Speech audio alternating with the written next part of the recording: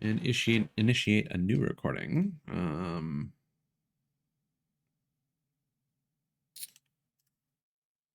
to my phones.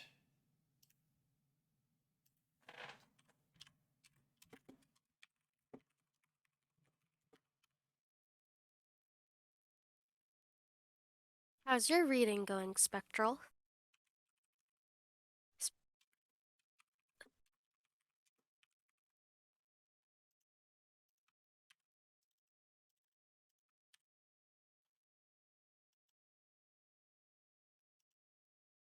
Ooh, fun.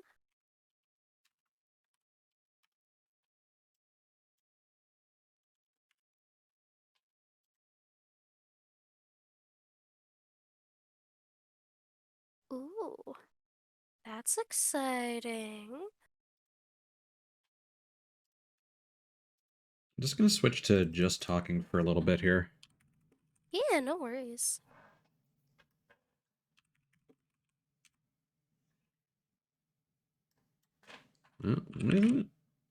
Just chatting, sorry. There we go.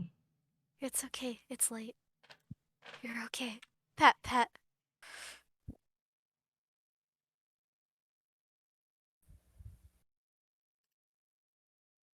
There we go. I just kind of want to kick back for a second and just look at a few things. Stretch. Yeah, Hydrate. let's do that.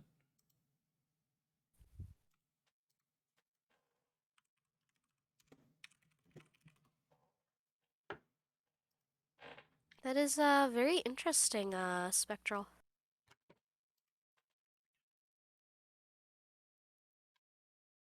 Yeah, solo leveling is like super famous right now. I've never heard of it. I live under a rock. Yeah, like literally on Reddit when new chapters come out, it makes it to like the front page. It's ridiculous. I I'm not on Reddit. I don't use Reddit. Yeah, no worries. It's just a common like social network, so I feel it's relatable for some people. Whew. All right. So I'm just gonna quickly take a look. Oh man, I got a bunch of Steam trading cards. What do we get? Oh hell yeah. So we got two Chais, we got 808, we got Kale and Corsica. Ooh, nice.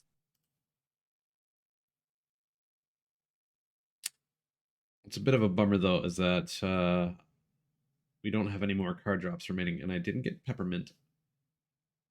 So that's a bummer.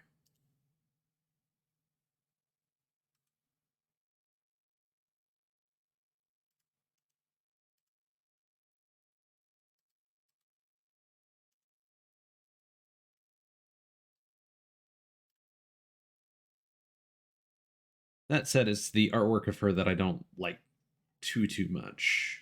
So that's fine. So yeah, the upgrade pack is pretty expensive, all things considered. But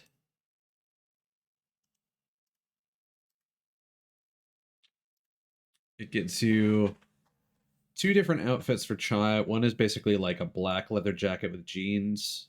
Um, and the other is like a jersey, like a yellow school jersey. I don't like that one quite as much. It's the t-shirts I'm more interested in. But you get like a pizza shirt, and that's exciting. They also just give you like 20,000 gears, which is not a lot. It's kind of weird. You also get an 808 themed guitar skin, Ooh, and an alternate skin for 808 that gives her a crown and like a little fancy necklace from the look of things. But yeah, for me, the, nice. the t-shirt is the interesting aspect. The pizza. I was kind of hoping that would come with like a soundtrack sampler or something. You're doing great, Spectral. Oh, apparently each outfit includes a hairstyle, scarf, jacket, and trousers and shoes that can be mixed and matched with every other piece. That's actually pretty cool.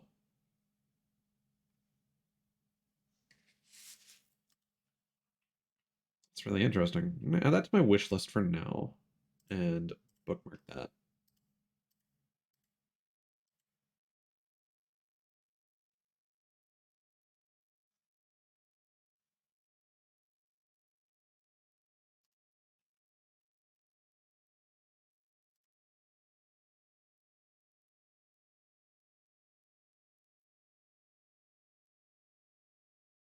You gotta carry the chat to victory, Spectral.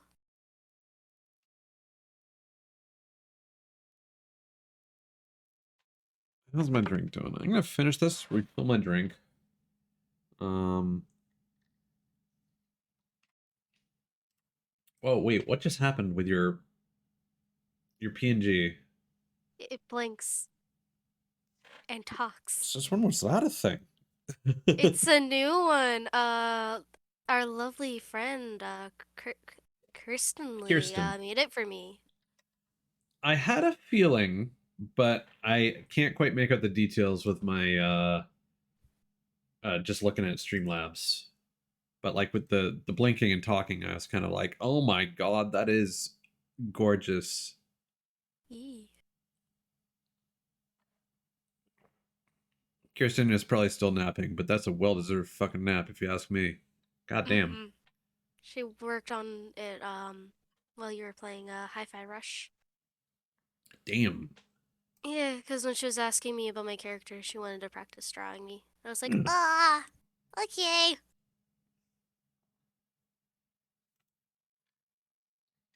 I got pretty artwork. I'm happy, man. I'm so happy.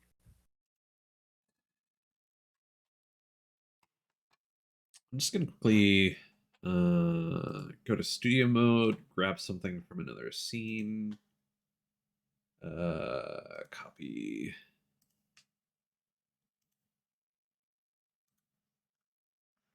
Paste duplicate.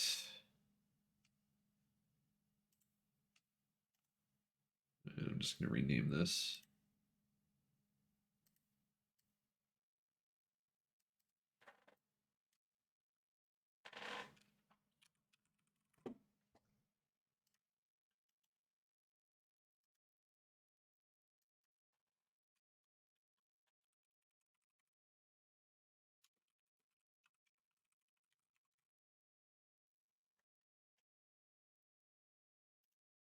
All right. So I'm just gonna quickly refill my water.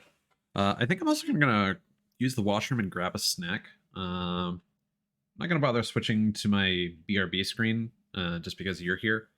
Um, I will entertain chat.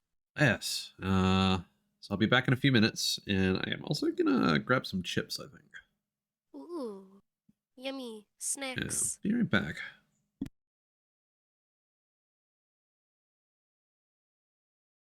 Well, chat, how is everyone doing tonight? I hope everyone is doing well. Uh, it's time for the Anna takeover special. Yes, yes. Um, yes, yes. To Narnia, to Narnia. Agreed, Spectral. Anna special episode. Oh my god, yes. um, I don't know what to talk about. I'm just here, man. Um, Becca, hello, hello. How is my snail mobby? How's your vacation going? I hope it's going well. I need to take a sip of my water.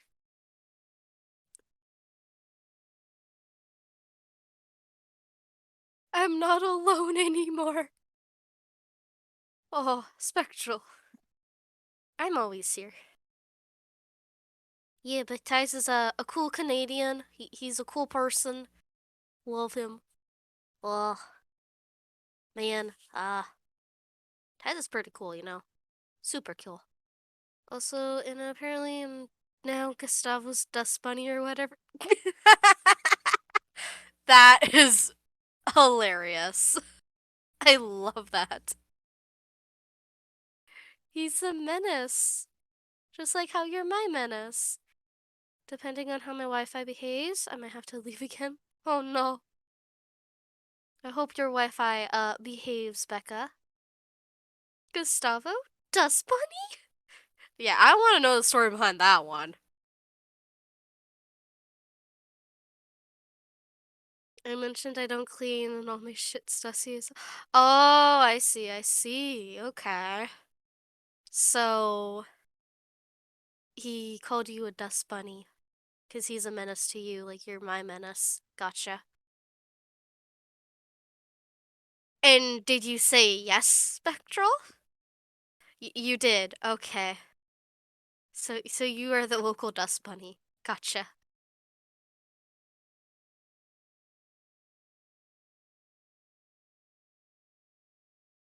Hey, yo, Becca. I need to draw Snail Mommy. I have yet to draw Snail Mommy. Becca, you should send me your ref once you get the chance. The the weirdest part is the converse started after I said I'm gonna jump out the window. Oh, oh.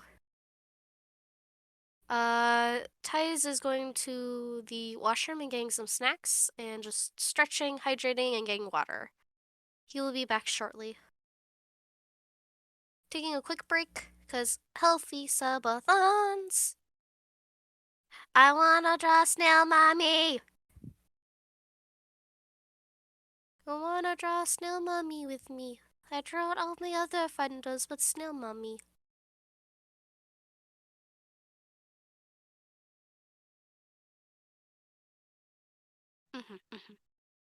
I mentioned that I didn't care if they just cleaned it. I see, I see.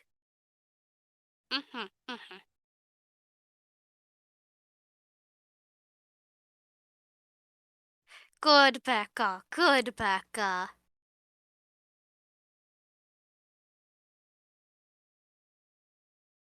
Damn. Damn, Spectral.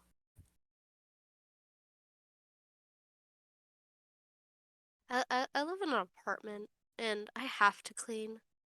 Because if I don't, my sanity goes crazy.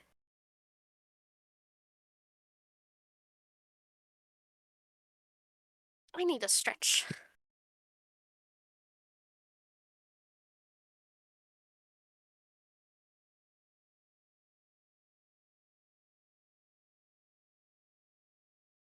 You don't cook for yourself? What? Oh, alright then.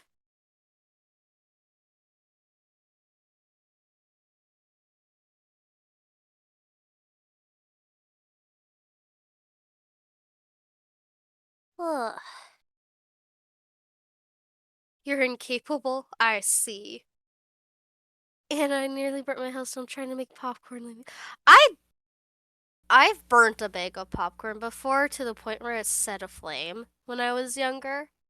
I almost caused a house fire, and I wasn't allowed to use the microwave until I was like 10, until I knew how to actually kind of cook. Hehehe. Got the Becca ref. Gotta save the image. Gotta put it with all my other little friends' references. Save. Oh,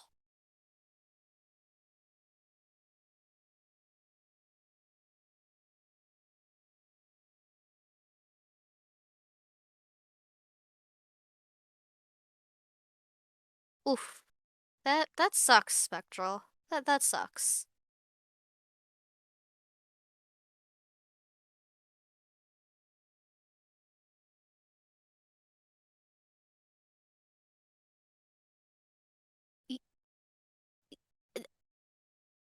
That is interesting.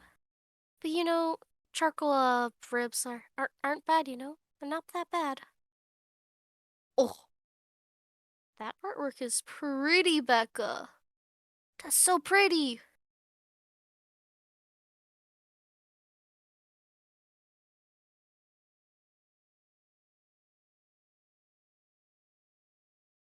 Oh, so pretty.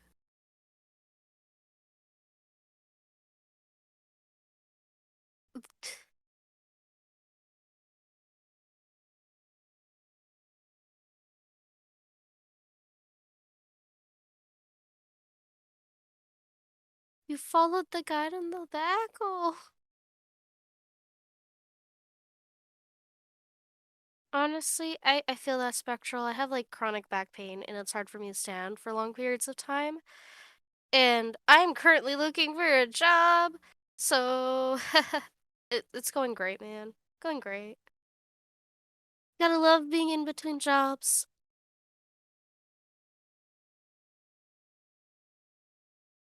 Ooh, I see, I see.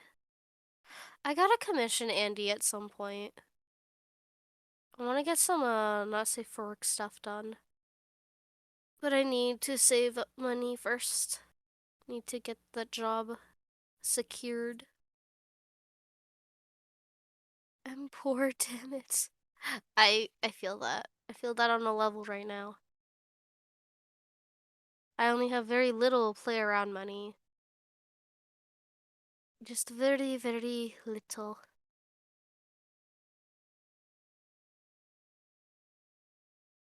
Hey yo.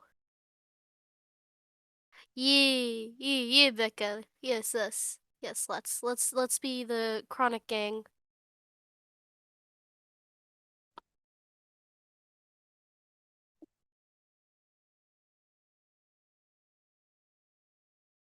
Oh, that sucks, Spectral. That really sucks.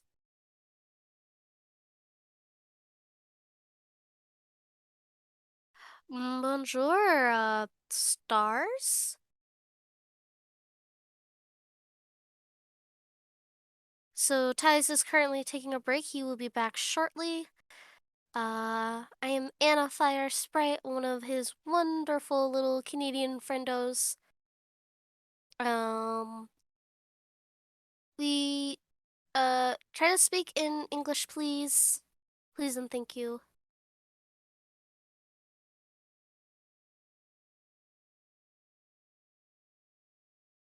Yes, yes. Yes, yes, I'm doing good.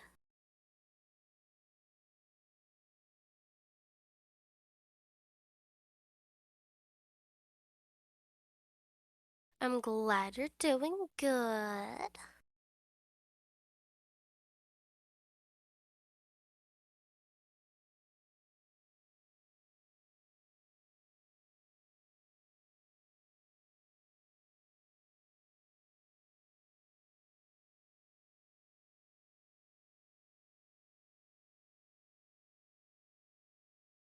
It's weird that I'm up right now because usually by 3 a.m. I am like cleaning up my stuff and going to bed. But now I took a nap earlier in the day, so now I'm up because me and Tyus are gonna be playing Sea of Thieves, and I'm excited. But I'm so used to like going to sleep at this time, so I'm just like brain tired, but like not tired. It's okay though.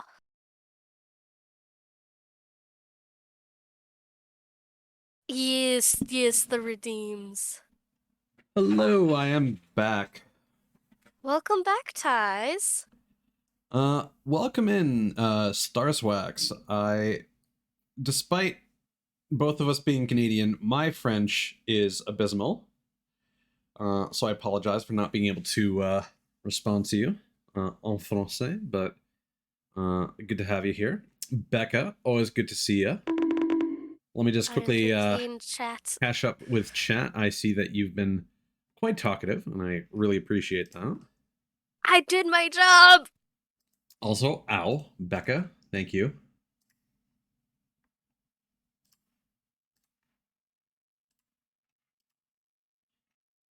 No, you did a great job. Thank you very much. It's a lot of responsibility keeping manning the stream while the host is away.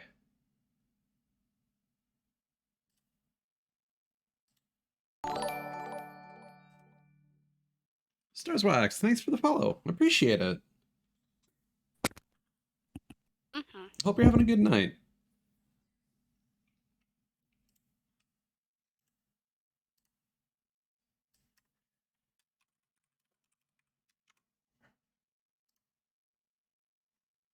Uh, so I'm No, gonna, gonna Guys, what? what? I see what you did.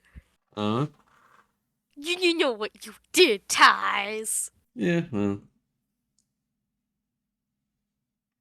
Thank you. you're welcome. I mean, you've been helping out a lot recently, so it all makes sense. Just for reference, what I did is I just switched Anna from VIP to mod. So, I just like hopped over to the chat and all I see is Ties made you a moderator for this channel. I'm like, what? yeah. Anna screams. And also,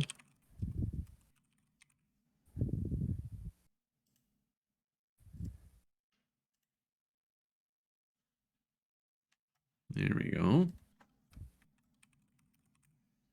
I'll catch up with chat in a second. Snack time, you There's a mean lot. Anna time?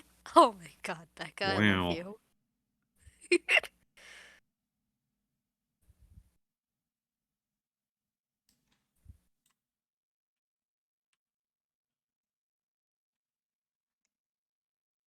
The sky looks black right now because it's dark. It is very dark. I'm Oh not man, gonna abuse my mod powers, Spectral. I'm a responsible mod. Mod in too many places. But it's okay.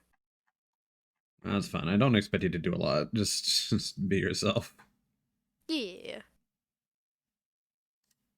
Oh, All right. Just going down the list here. Uh, I mean, Spectral, I am a Twitch mom to many, many people. Or parent. don't know what spectral means by being Gustavo's dust bunny. Uh,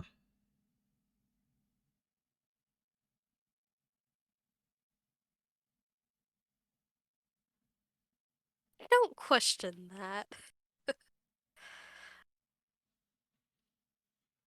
yes, Becca. Earlier, we were streaming the first chapter of Undertale. Deltarune. Sorry, very similar, but Deltarune is what I meant to say. And then we played Hi-Fi Rush, which is immediately before the end of January, like a contender for Game of the Year 2023. And like immediately one of my favorite video games. Just like it's up there. It was a good time. But don't want to just blast through the whole game in one shot. I'm very satisfied with my performance in game because that's the thing. This might be a little silly to some people, but like I've talked on stream before and during my debut about how I take pride in my general gaming skill, um, and then I can typically transition from one genre to another, excluding battle royale games, and of course genres that I'm not familiar with that I avoid on purpose, like RTS games, sports games, etc. Um, Battle royales are a pain point for me because I am normally like above average at most shooters, but like battle royales, there's just something about them. I just can't deal with the mix between long range combat and like just the verticality of things. I guess something like that. I don't know. Like Fortnite, I can handle just fine. Apex is a train wreck for me. So I'm very self critical of myself when I play stuff like that. Likewise,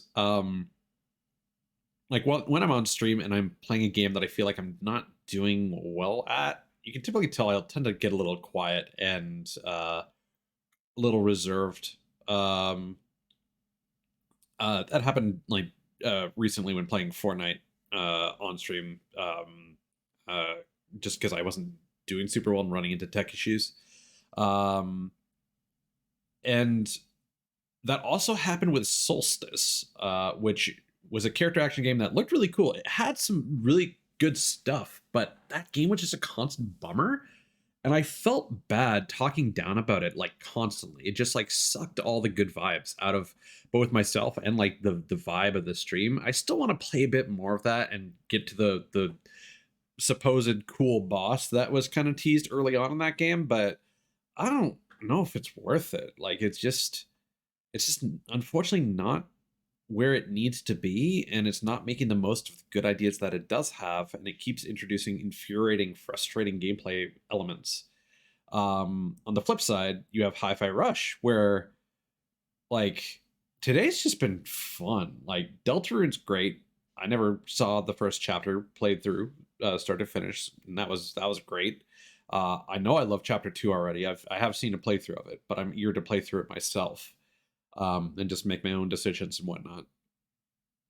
But like Hi-Fi Rush is like not only like this immaculate experience that came out of nowhere and has almost no reason to be as good as it is, except for like the sheer talent and care and love that the developers had for this project. Um, uh, just the fact that I'm also like good at it. And this is where I get back to the thing where I said it sounds silly, but it feels good to be good at a game on stream and like be constantly nailing those A ranks. Like, sure, I'm not hitting S, but S is the maximum rank in that game. Unlike like Devil May Cry, where you can go up to triple S. Like, don't get me wrong, I'm sure I'll be hitting S ranks eventually, probably off stream. But the fact that I'm consistently doing like the second highest rank in the game feels really fucking good, you know?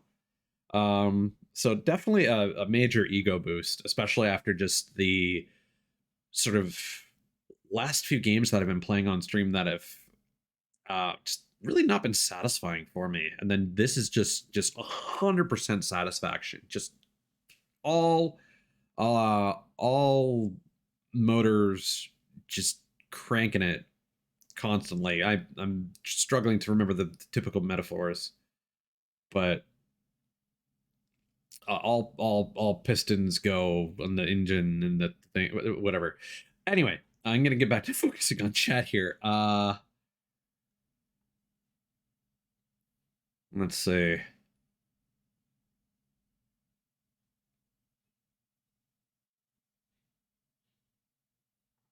Becca, were you talking about new artwork that you commissioned, or the piece that you already shared before?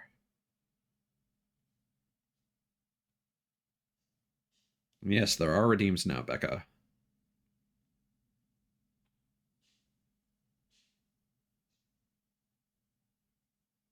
With some Easter eggs.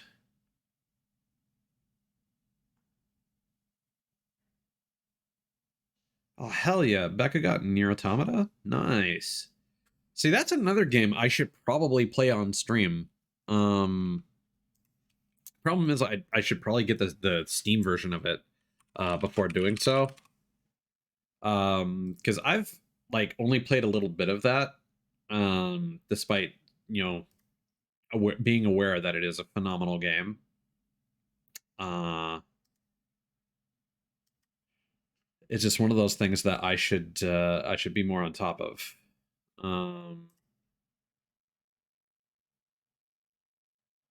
and yeah, any 004, I don't know what that comment is a reference to, but it is dark outside. It is 4 a.m. here, so it could not be any darker.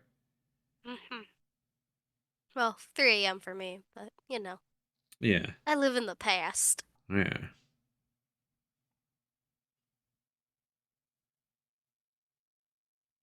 Um, well, the thing is, Becca, again, when it comes to Solstice, that's a game that I thought had a lot of potential, just based on the games that I'm into. It's a character action game. It's a pretty niche genre that pertains to very particular interests. Um, and it was also special to me because I played it like right after it was shown off at I think Gamescom.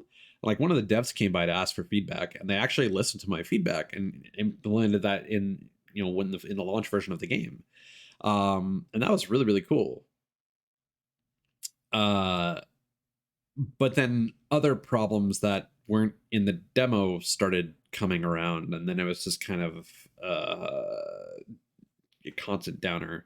Like I was the person that was like, oh, this game should be so sick, it looks so cool, it's got some stuff in it, But at the same time, as much as I wanted to hype it up, I kept running into things that made me be like, this ain't it, Chief. It ain't it. Uh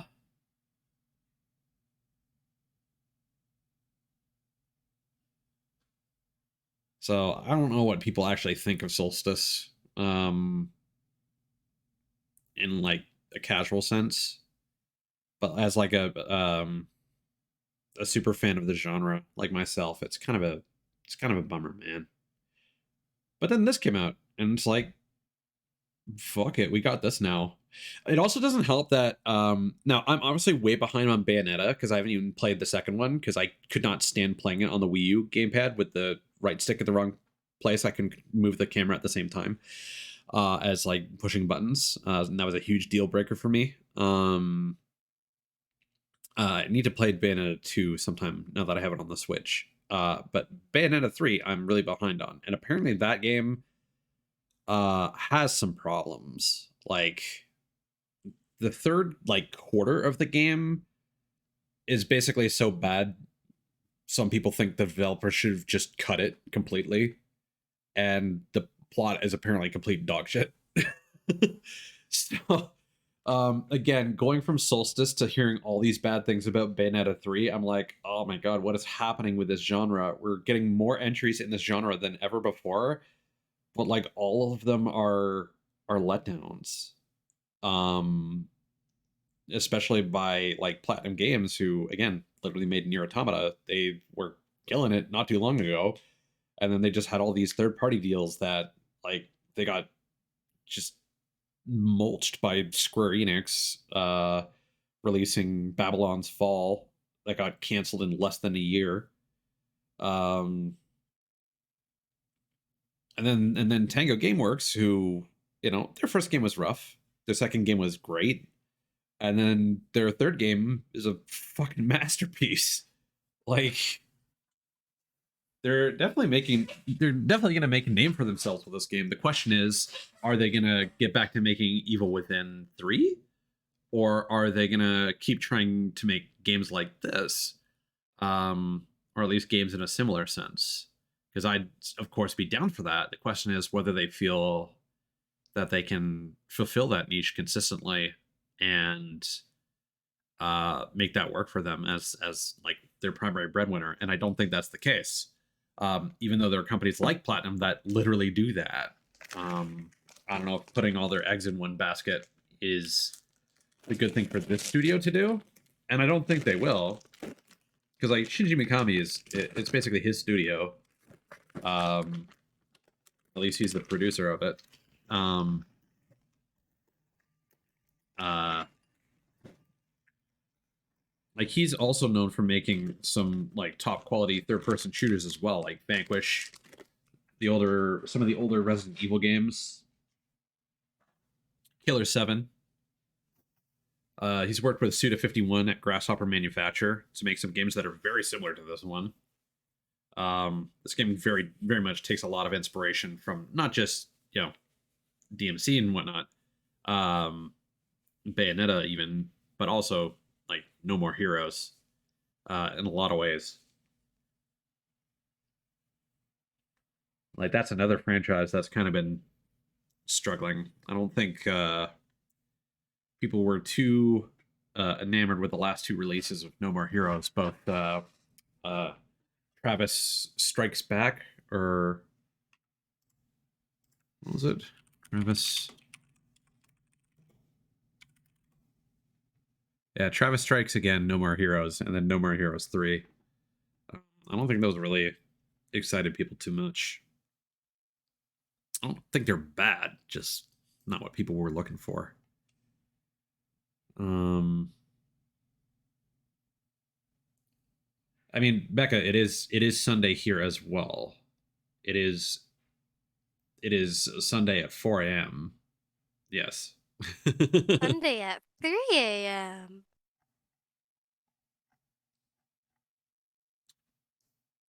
Oh, Yeah. Hmm? Becca's Wi-Fi has died. Ah, They're no longer in chat. I see. They just messaged me. They wanted me to tell you. Well, that's cool.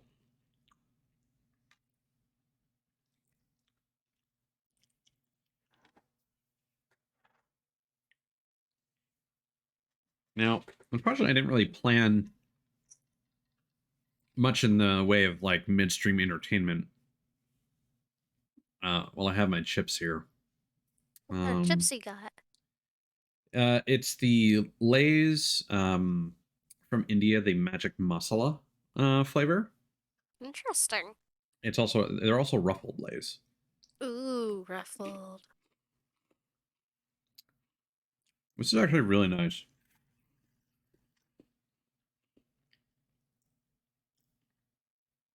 It's also got some spice to it. It's not like crazy or anything. It's not what I would advertise as like a spicy chip, like your flaming hot, whatever. Ruffles, Doritos, Cheetos, etc. Um, but it's definitely got like that Indian spice to it. Nice. It's very weak. It's very downplayed, but it builds.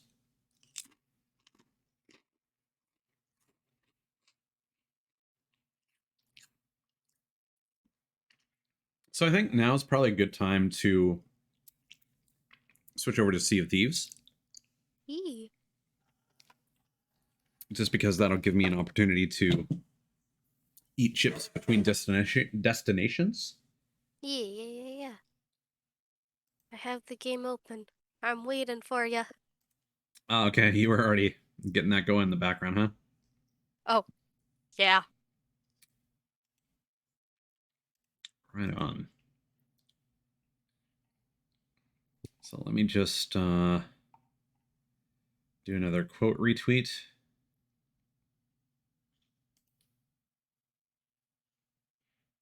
Ready to sail the seas with ties again. It's been a while, man. It has been a while for me too. I only ever play this game with you and Ditto.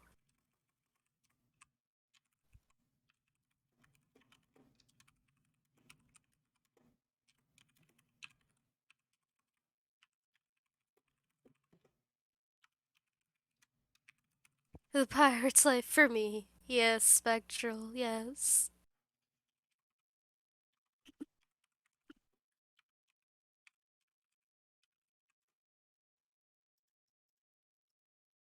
I'm so glad I took that nap earlier.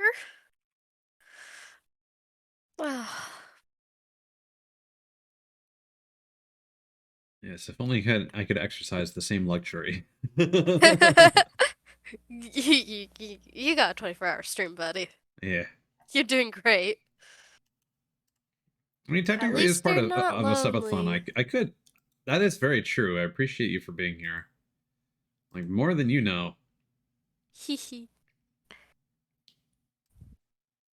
All right. You woke up at 1 a.m., Spectral?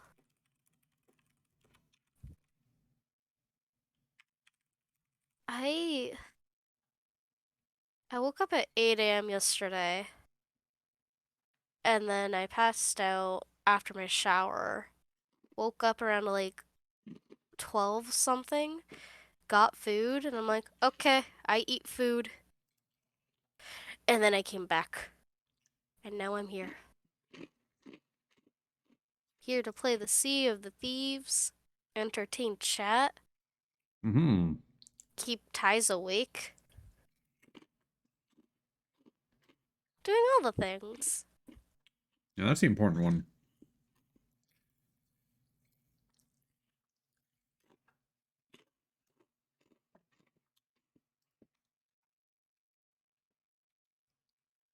I'm just glad I don't work anymore, man. I can fuck up my sleep schedule all I want. That It is. was fixed for a while, and then I fucked it up again. I'm like, well, this Hmm. is fine. Because I've been religiously going to sleep at 3 a.m. and waking up at 8 a.m.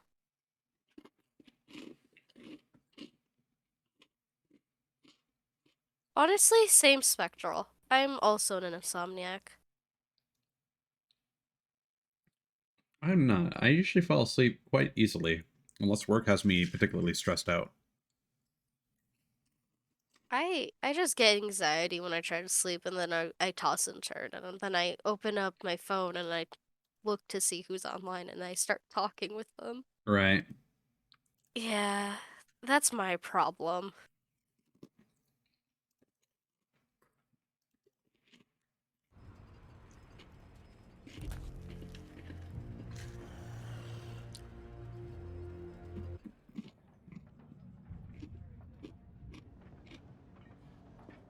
Welcome back, Becca. Welcome back, Becca.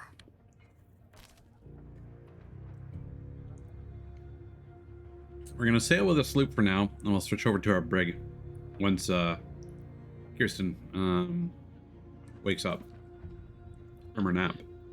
Gotcha.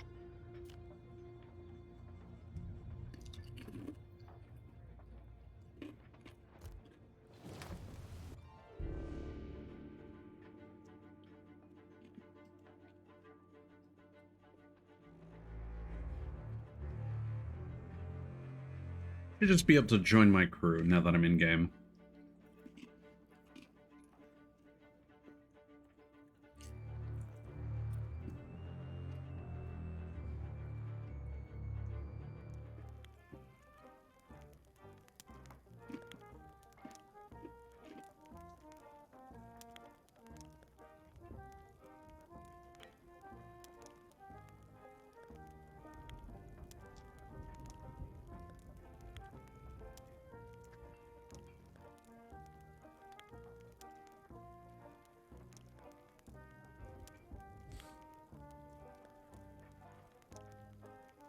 Just I making a am loading note in. of what I want to do on stream with Sea of Thieves.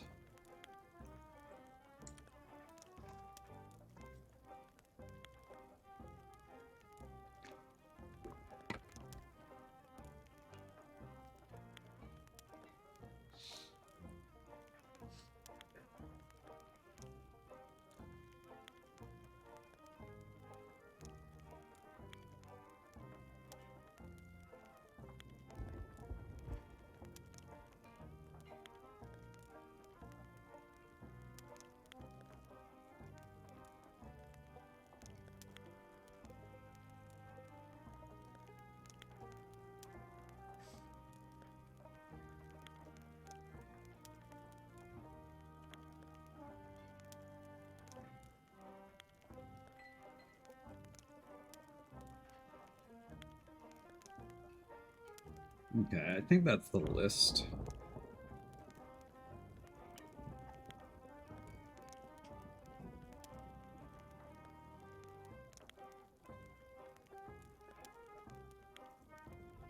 I'm gonna pin this.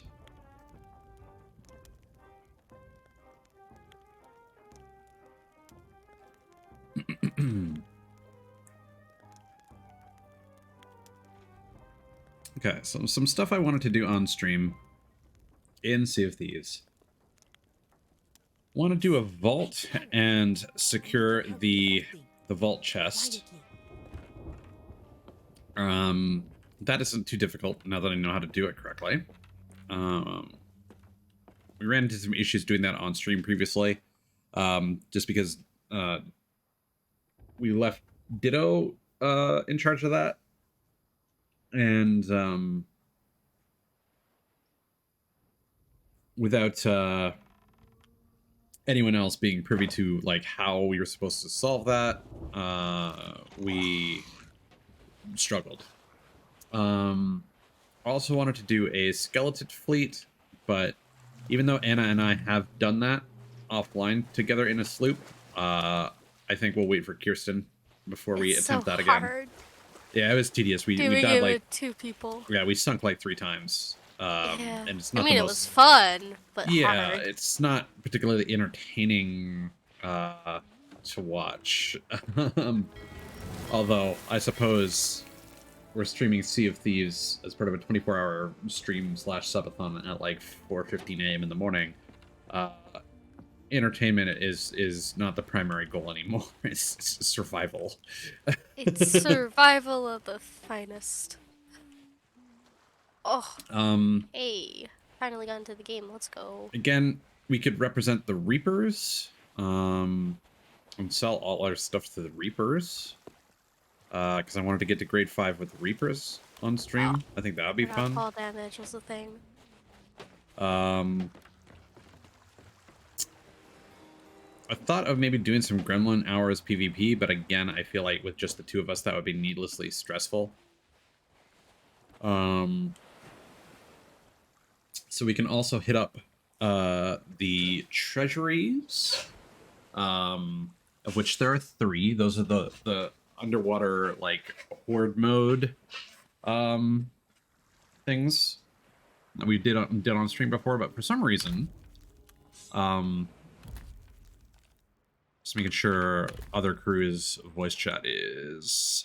Why does that keep turning? For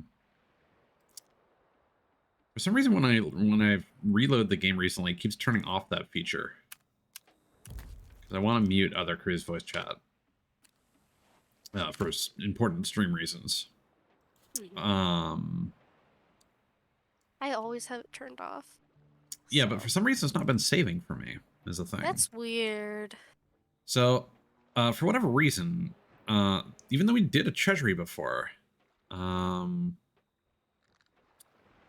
it didn't track any of them. So I thought we would do that. We could also hit up the various sea forts. I don't know if we've done a sea fort together, Anna. I'm not sure. Oh, that's how you do it. Okay. Yeah, to sword dash, you block with the right click. Wait, you're on Xbox, aren't you? Yeah. Okay, so left trigger, I guess. Uh-huh. And then you use right trigger to charge up your sword slash, and then as you start moving forward, you jump. Yeah. So I think what we're gonna do, we're gonna be cheeky and we're gonna raise an alliance flag, but we're gonna rep the Reapers. Oh, okay. And that's gonna look really weird to anyone who comes by us. Be like, what are you doing? What's your plan here, guys? Oh.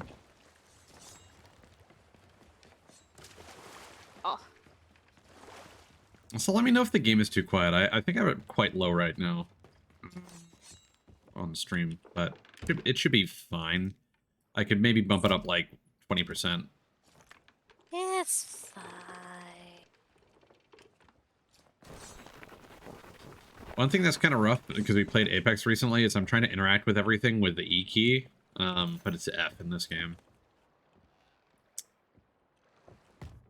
I think that was because of Apex, at least.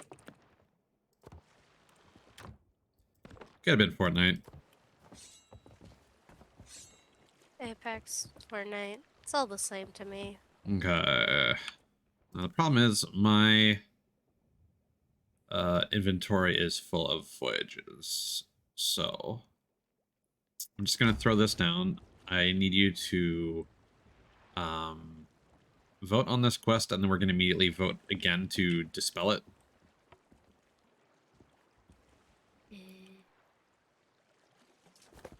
Nope. That's not what I wanted. I didn't mean to pick that up. Okay, and then we're going to cancel. All right. And we can check out the Devil's Ridge, because that's something else that I'm working on the side. But I think first we're going to start out nice and easy with a vault. So Anna, if you could come over here. Yep, I'm coming. I'm going to represent the Reapers. Fell into the water. I'm not good at jumping.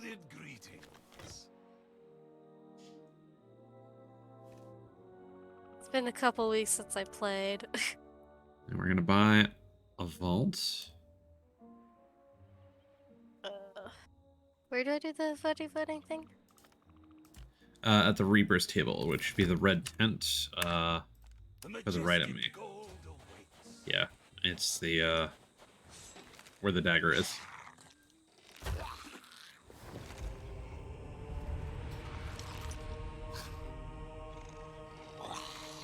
Also, this isn't the greatest thing for a stream, but I think my toasts aren't working again. But there's also some weird stuff with like achievement tracking and whatnot in game. Oh no. I'm not gonna worry about it, but like I've definitely become an emissary for the Reapers before, but for some reason it's just giving me that for the first time.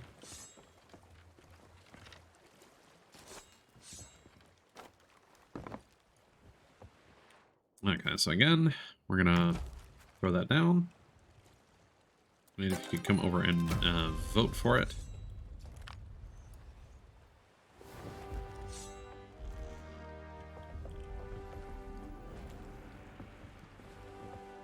Okay, so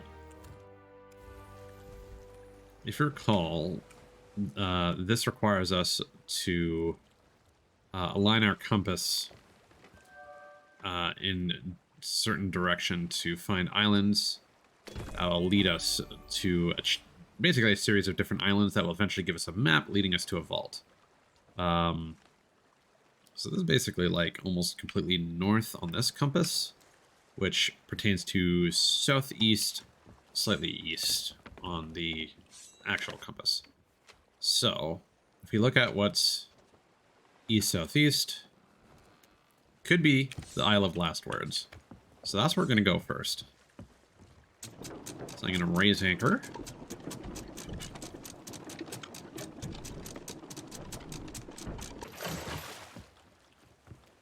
And then we got to lower the sails just a little bit to get around this piece of the dock. And then I believe the Isle of Last Words is just nested inside those rocks over there. Okay.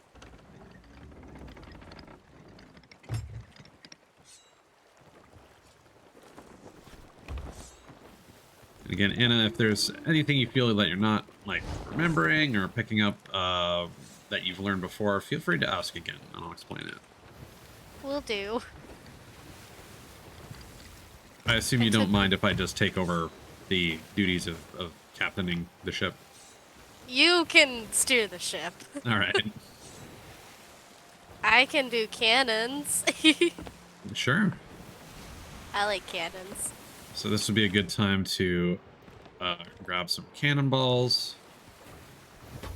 Oh, no, don't. Jump into the cannon and then just load them.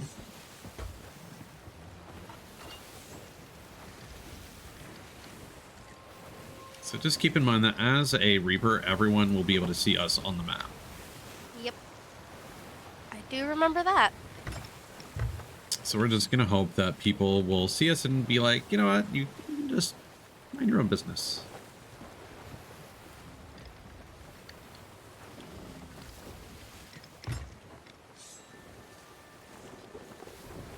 I'm going to quickly raise the sails. Isle of Last Words. Is this our island? Yeah, the compass needle is wiggling. There's some ghosty boys on there. Except if you want to come with me, Anna, it's really not necessary. This is very quick to do. So I'm basically just going to sword dash over stay on here. the boat. Get my compass out. Try to follow this to a certain location on the island where the compass will start spinning. Alright.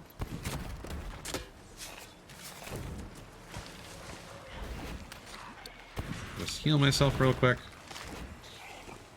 Go, Tice, go. You got this. Ah, screwed up. Oh, wait, no, I didn't. We're good.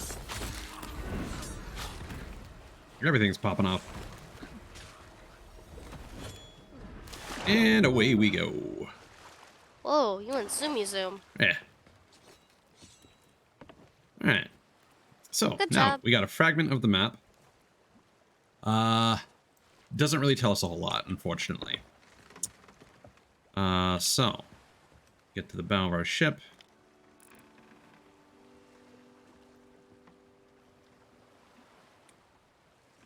So it's about this way.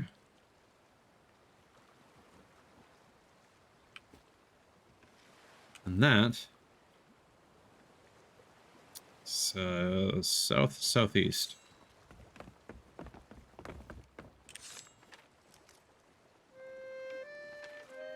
So that could be Crooked Masts or someplace on the other side.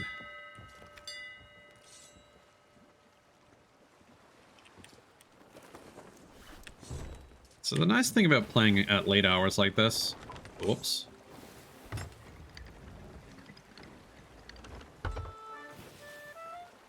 We're good. Just a gentle tap. Is that because it generally tries to put you on local servers? So that could be a lot of people playing at this time of night. Which means doing this thing as Reapers is, you know, really the only thing that's going to be a little strange is that instead of like offloading our stuff to the gold hoarders, we're going to be offloading them at the Reapers hideout every single time. Okay. And the idea there is basically, since you have to go to a central location and everyone knows, A, that you're a Reaper because you're appearing on the map, and B, if you are approaching the Reaper's hideout, it probably means you're offloading loot. That's basically kind of a signal for people that are looking for combat to come in and ruin your day. I see. So this is Crooked Masts.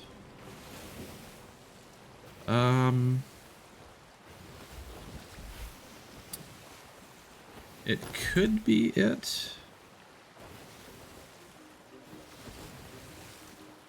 Also, I just got a title for streaming Sea of Thieves. Let's go. Oh, yeah, it is this island, I think. Let me just quickly see what that cosmetic is. So, Seeker of Tales.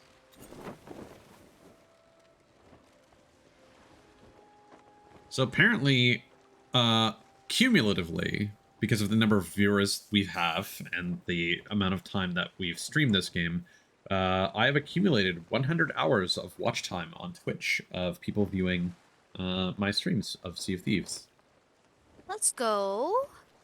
Which means the only title I think I'm missing from streaming is streaming for 20 hours, which is Tail Whisper Grade 5.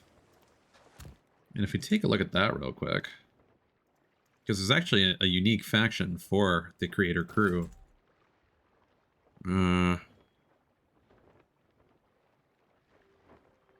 Yeah, so we've only streamed between 5 and 10 hours.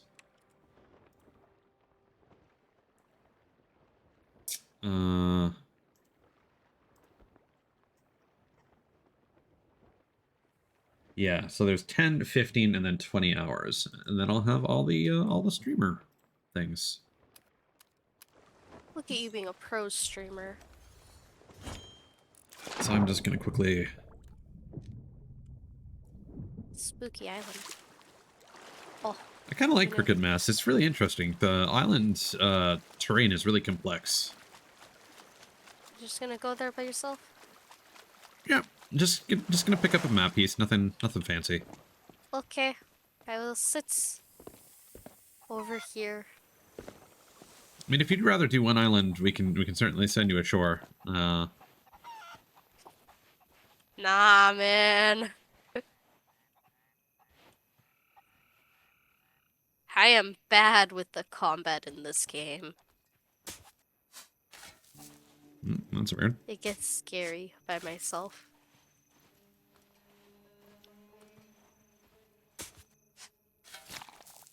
It's being really finicky for some reason.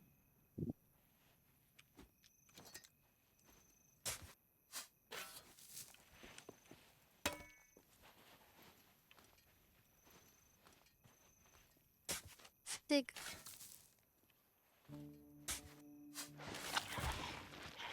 Really? Oh boy. All right.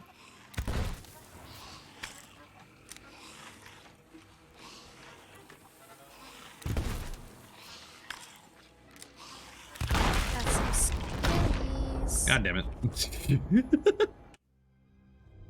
That's quite the chain reaction. Commendation unlocked. Skeleton. I see a chicken on the island. Yep. There be chickens. I just zoom in. Ooh. These are some interesting clouds I'm looking at.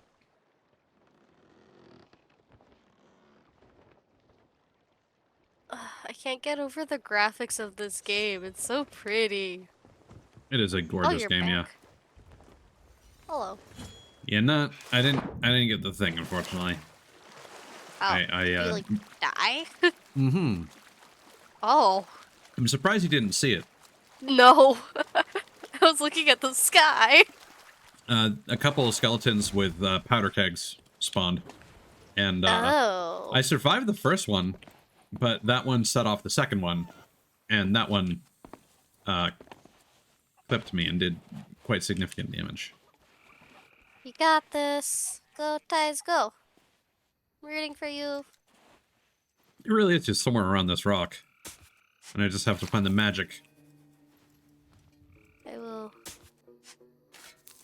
warn you if enemies spawn behind you. Or try to.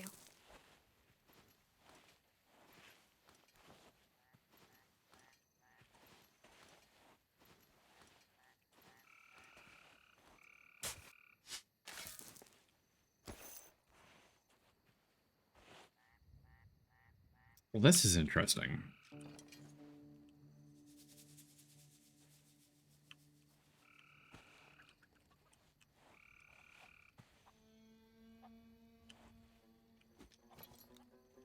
I need help digging. Oh my god. Yeah, honestly, if you could come over, that would be appreciated. Okay. Oh my god. Not again, not again! Ah! I failed the sword dash. Oh well. I will just swim over.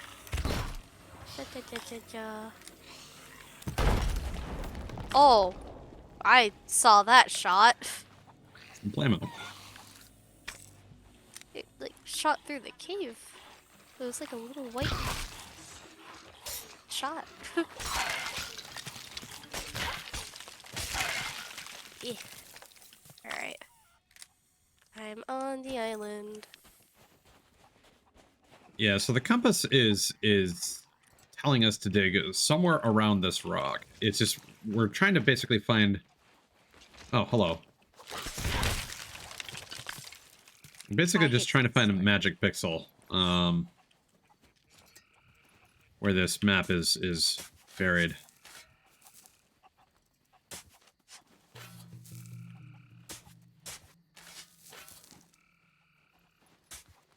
Part of me is wondering if it's like bugged and it's like under this rock. Can't hit the rock. Yeah. Because normally it's a little...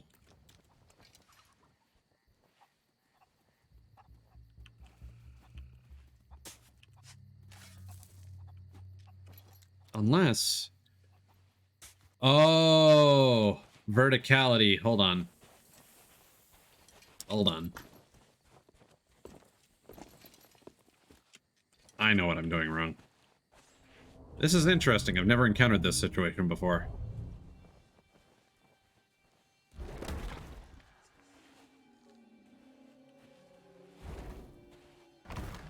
I don't like these noises I'm hearing, Ties. They're just some ghosts. Oh, they're spawning behind us. Yeah, I'll do that. Alright, while we're here, grab some pomegranates, some coconuts. Ow. You mind?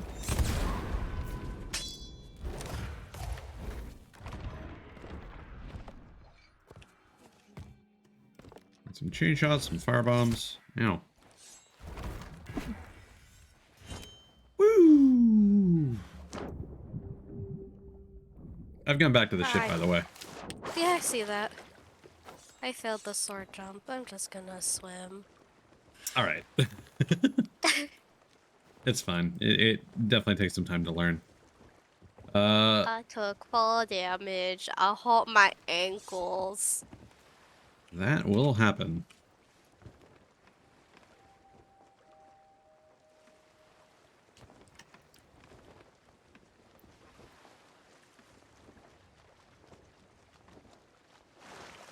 So it's basically back the way we came from. So northeast, east. Uh,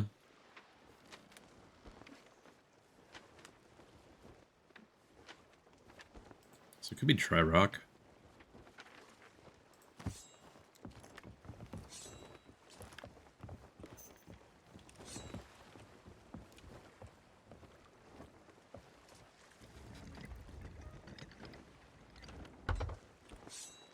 Can you help me raise anchor?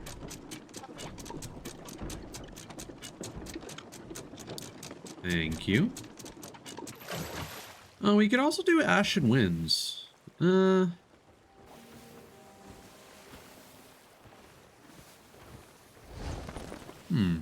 That's an idea. After we do the vault, we could actually do that. I fish.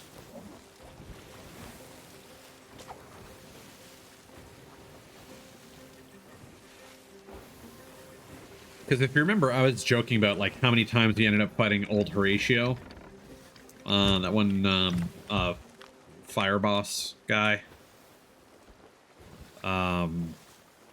Turns out for a cosmetic I want, I actually need to fight him and defeat him 5 times.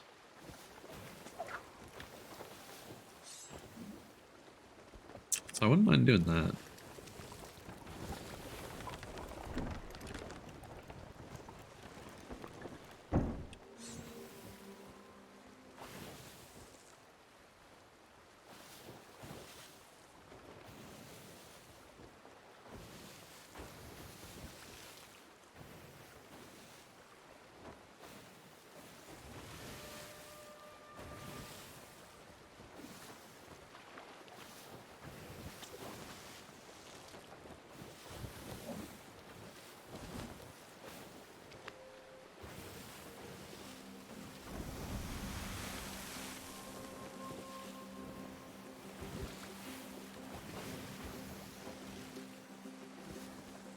I think that's a solid list of activities. Until Kirsten wakes up.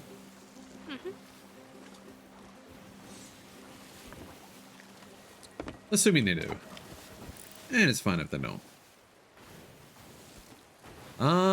There is a player brig ahead of us. Oh no. Spooky.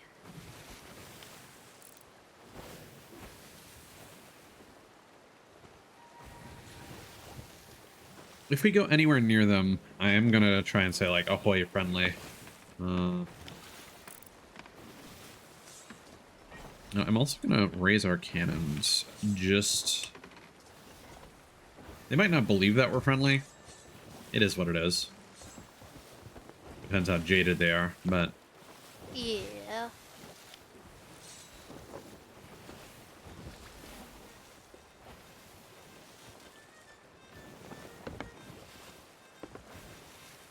they're probably fighting that skeleton galleon. Or they're just completely sailing past. You'll never know.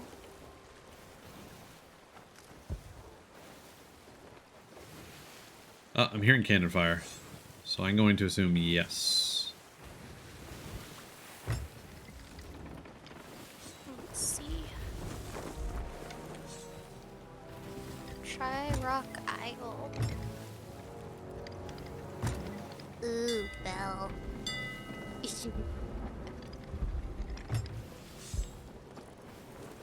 It does seem to be that they're fighting over there. Yeah. So we'll be fine. Mm-hmm.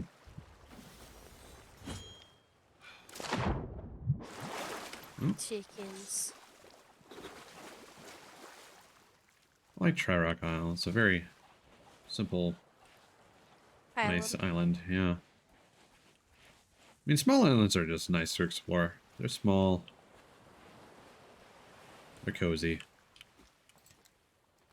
Will you be able to catch up to the ship? Question marks. Wait, is the ship still... Did I not raise the sails all the way? Uh, just kind of drifting a little bit, but I think it'll be fine. Now we're good.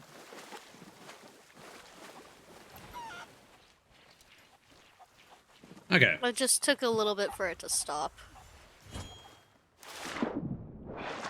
They are very close to us. They might be considering...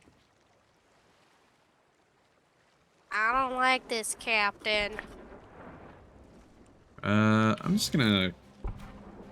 Oh, we've aggroed the skeletons. I'm gonna go ahoy friendly.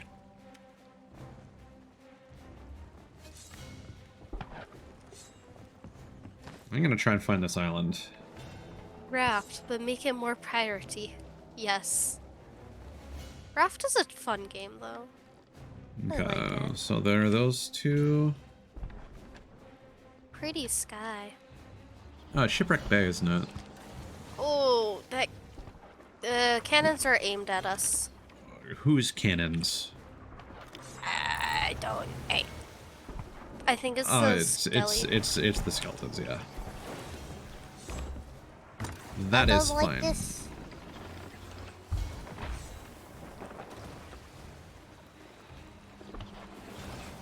They keep missing, though. Yeah, they'll do that. They're way far away from us. Okay, we just need to go straight west.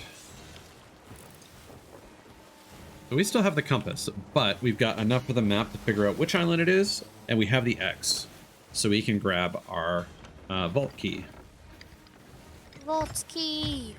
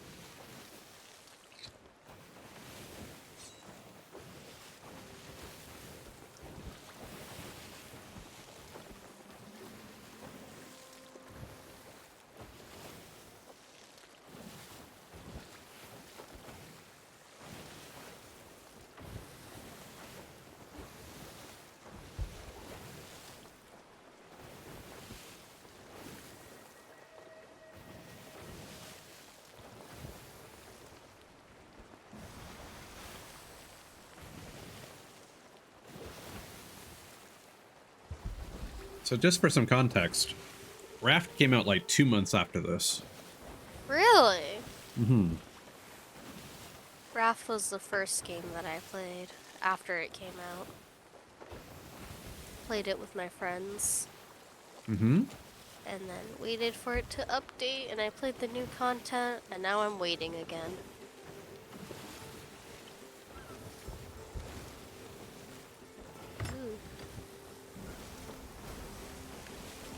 Ooh.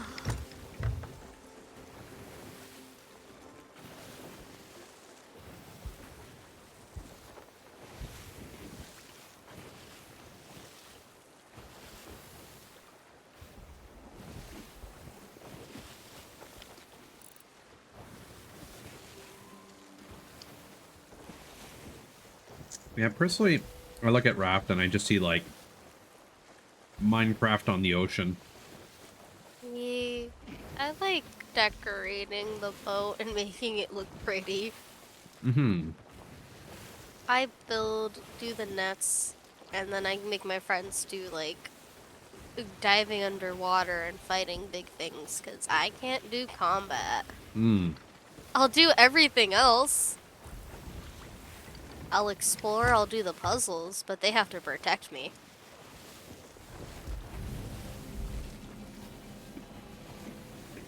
The crooked masts. That's a interesting looking island.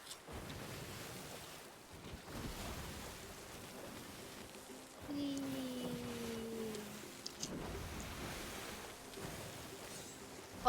So I don't recall if I ever drew attention to this on stream, but as long as you position your map correctly on the sloop, you can just walk behind the capstan and just look at your map from up above. Huh. I never knew that. Yeah, I felt really stupid when I learned that. It makes so much sense, though. Yeah, and then Ditto was there, and it's like, oh yeah, that. I'm like, you never. You never told me? Ooh, Belle.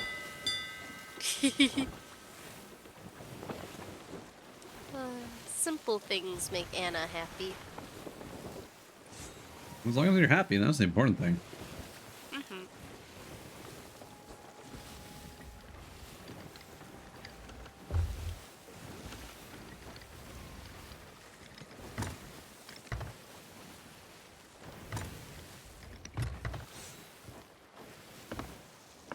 I don't think there's anything immediately in our path. I just see rocks up ahead, but they're kind of to the sides.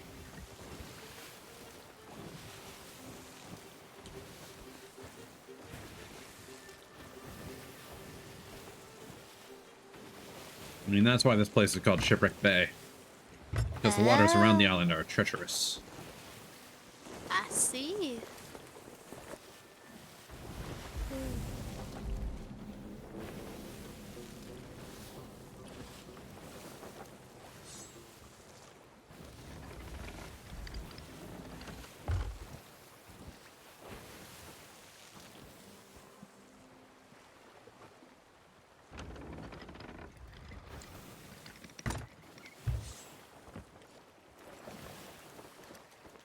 Alrighty.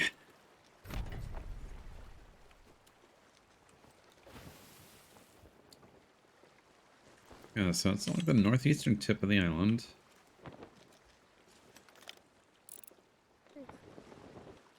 It's silly, but I'm doing it. Destination? Yeah. We can probably dock better, though.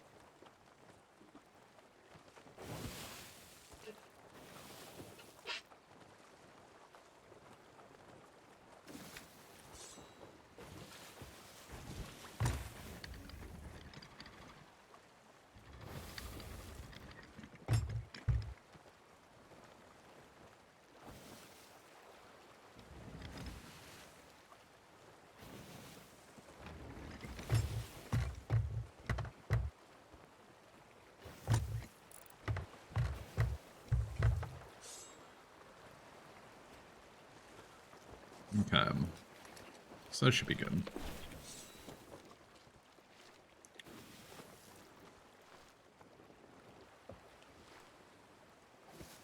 So I think that's the structure that we're just passing here.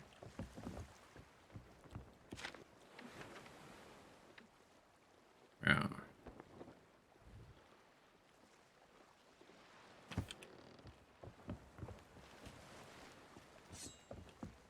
Did I pull up the sails all the way? Yes, I did. Okay. So.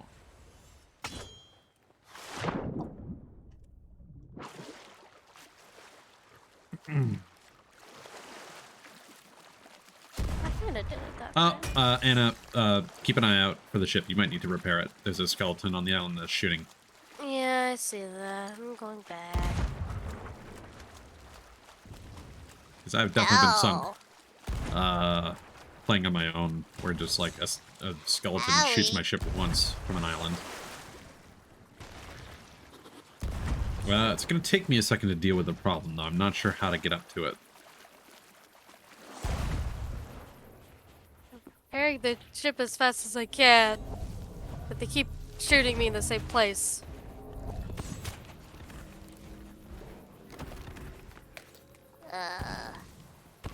Oh, God.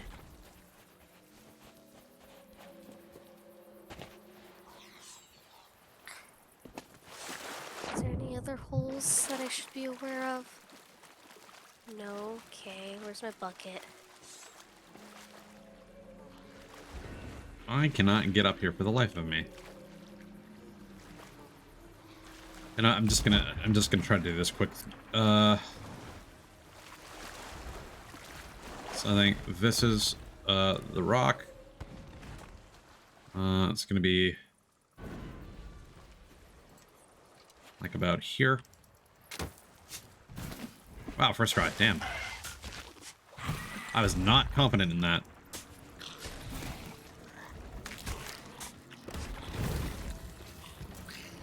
And away I go.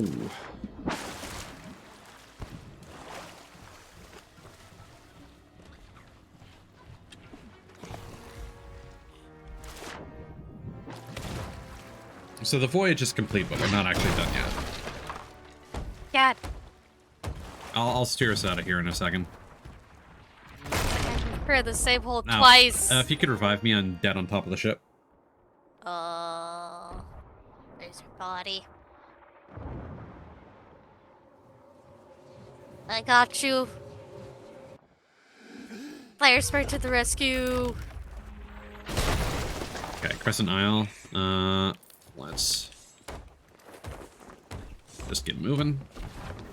I've repaired the same spot so many times. That'll happen. I grab more wood. Okay. Where is Crescent Isle?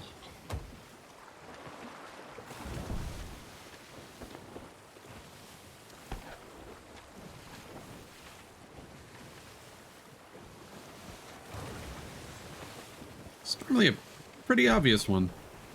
How am I missing it?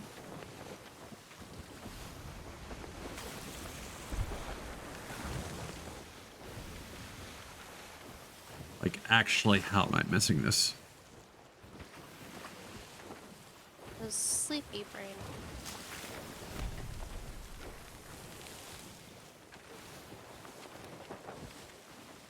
Oh god, it's way west. Alright.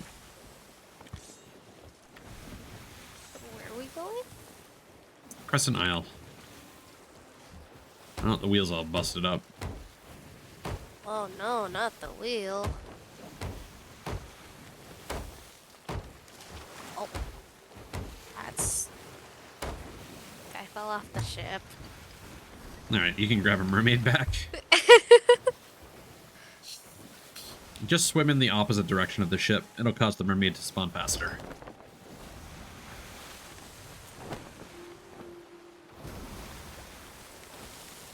Okay, and we just go like straight west.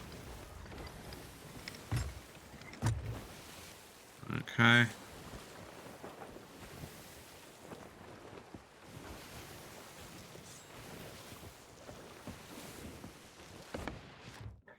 I am back.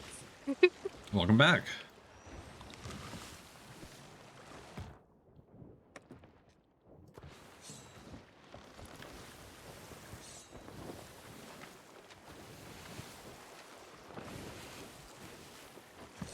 Okay, want to straighten out.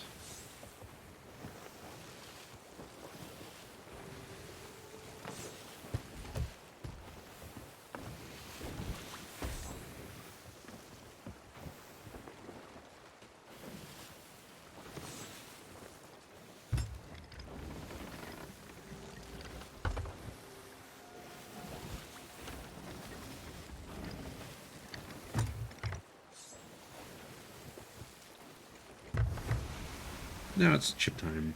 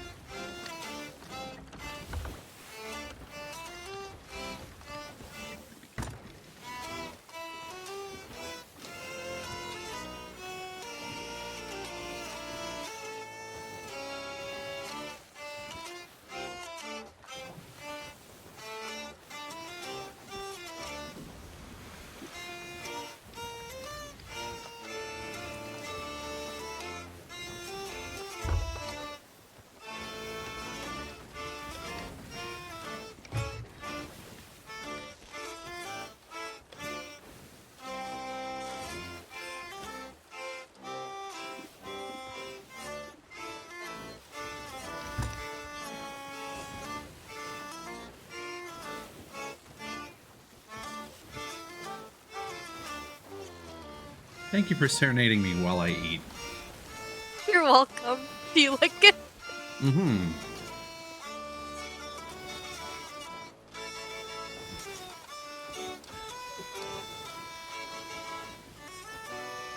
That cloud over there looks like a ghost.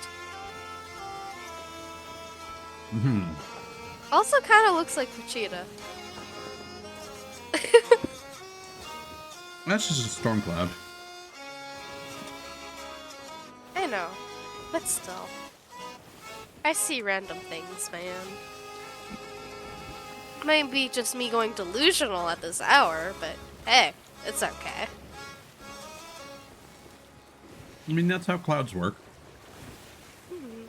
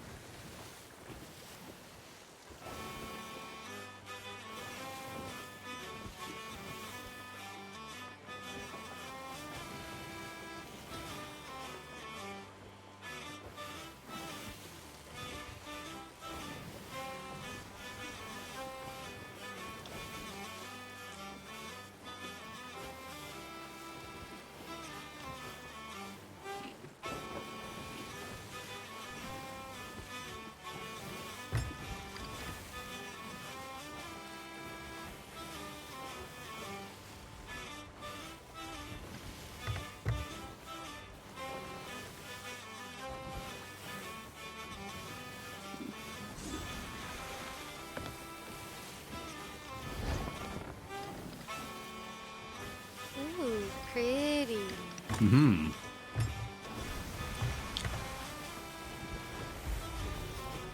Now, the ocean at sunset is one of my favorite views.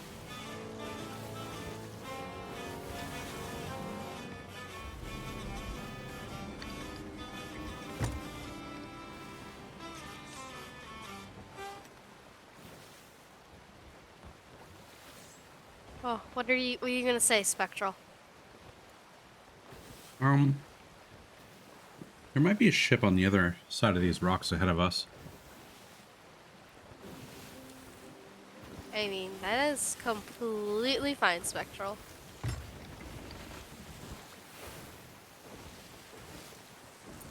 That is very valid. I know the struggle. I've worked with clay before. It was very hard to Those are use. Athena's. They are not going to be friendly to us, unfortunately. Athena's? Yeah, once you become a pirate legend by being rank 50 with 3 different factions, you unlock the Athena's Fortune faction, which is basically really grindy endgame content. It caps out at 30 instead of 50. And they're probably holding on to some valuable loot because they are repping an emissary flag. Let's see. This is not the island. We're gonna need to steer around it.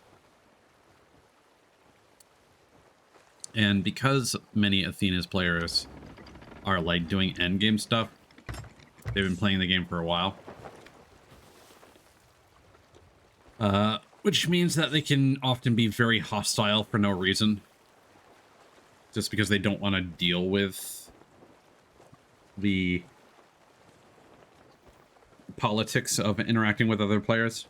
They'd rather just shoot first, attempt to sink. Gotcha. I'm sorry that I have a complex design, Spectral. You wanted the fairy ref. I could have gave you the human one, but you didn't want that one. Fairy designs are awesome. Thank you.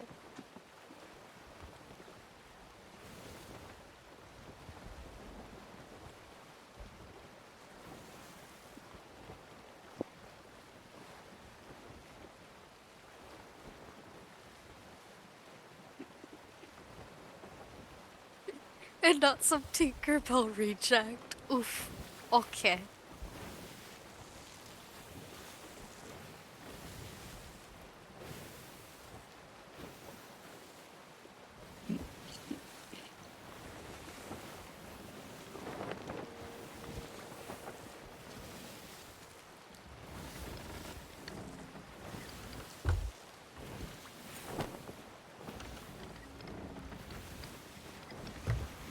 Is New Golden Sands between us and... Oh, I guess it is, yeah.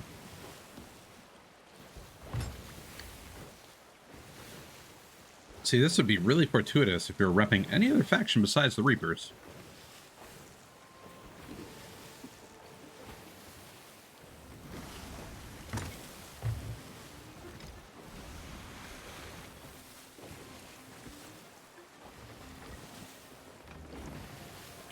We would literally be one island distance away from being able to offload all of our loot. But instead we're going to have to go like halfway across the map.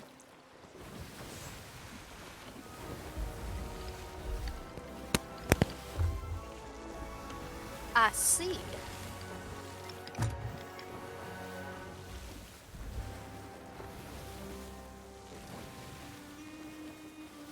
Just do your best, Spectral. It doesn't have to be perfect.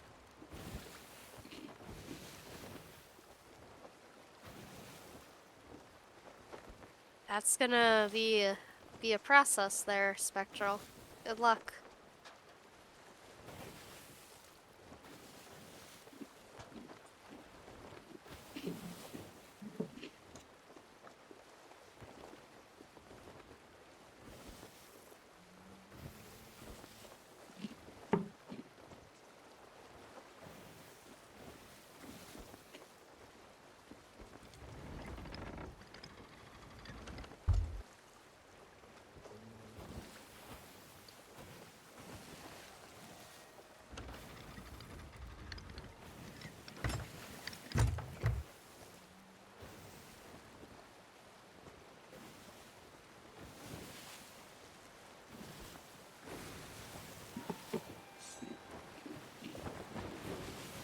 Oh, that's wrong.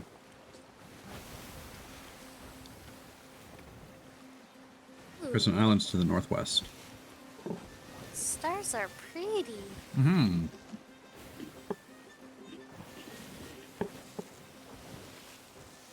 Only if you could see the stars this well in the actual city. Hmm.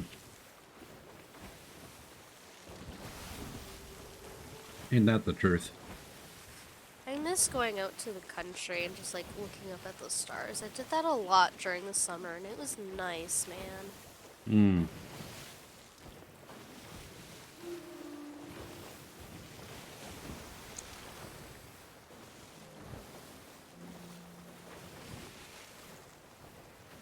Ooh.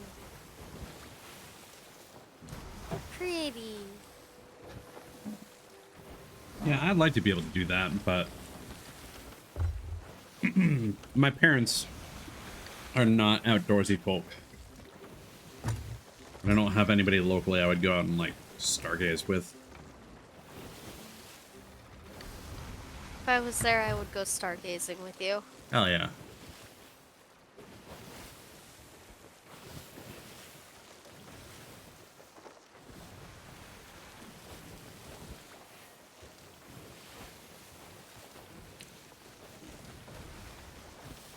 Stargaze party. Hell yeah.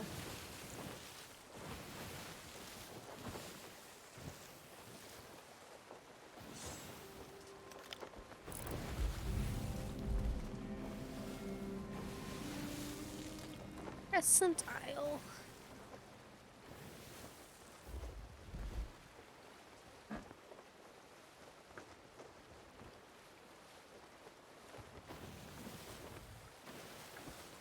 Like, I've never been an outdoorsy person, but I am definitely one to romanticize the outdoors. Like, I would love to go camping sometime with someone special. That person being quite obvious. Hana. Yeah, but alternatively, like staying in like a wood cabin, you know, something quaint like that. Mm-hmm.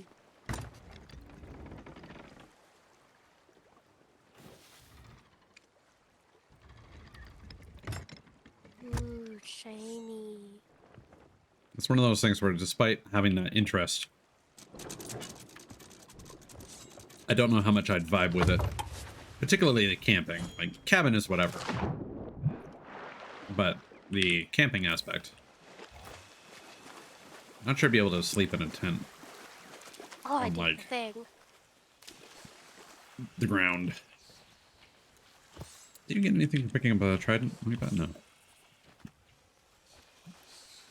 Trident.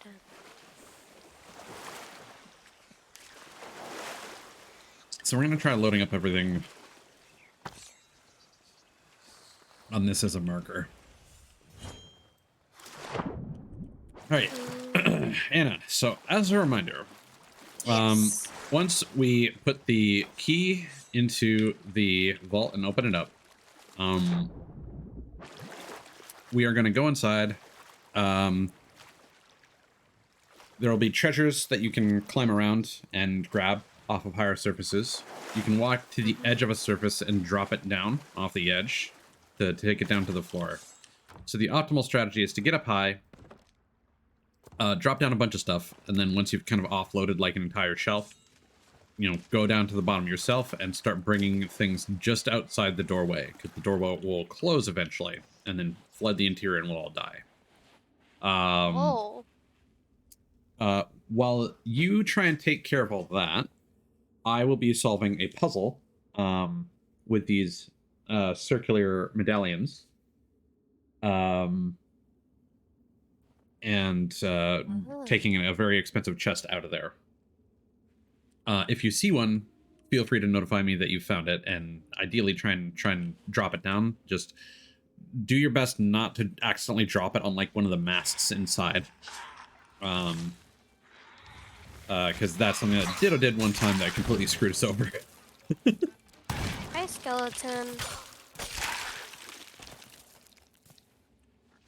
So just be wary of when you're dropping things. Once it starts flooding in, that's your opportunity to start... Oh my god, ghosts now? Really? Yeah, there's ghosts now. Once it starts flooding in, that's your opportunity to start grabbing the gold. But don't bother grabbing gold until you've... until we've already dealt with the chests inside. Because that's the important stuff, getting that out so that we can cart it out once we're done. So I've opened the vault.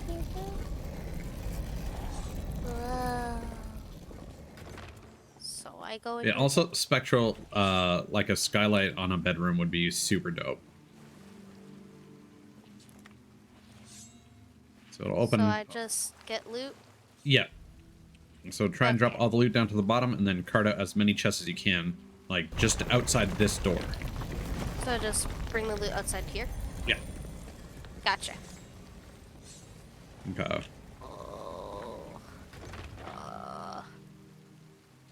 Nope. I found a medallion over here. A moon? Yeah, so come over here and you can slot it into this thing. Where does it go? Right in the front of this structure here.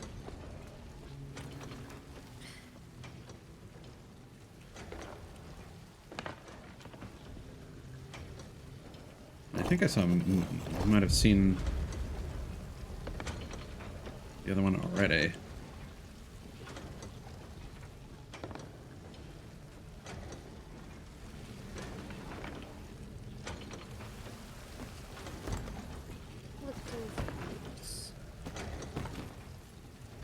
Oh. Test.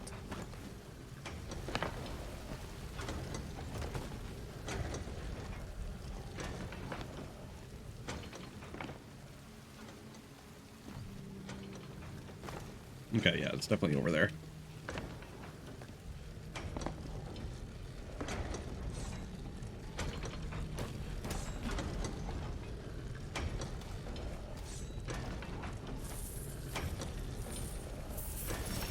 Or maybe not. I got bamboozled. Oh, it's over there, maybe? Yeah, okay. Alright, so I'm explaining this to stream, just ignore me, what I'm doing. So there are these three things in the water here. We got a chest, a vertical chain, and then a lock and key. So chest, vertical chain, lock and key, chest, vertical chain, lock and key, button, So the fourth totem just has to be a combination of all the symbols. All right. So now we just grab all the chests we want. And just try and I fell. make like bandits.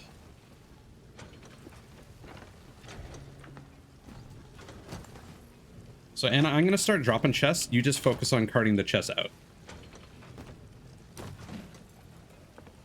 Okay, I'll do that now. Because I'm already like way up here.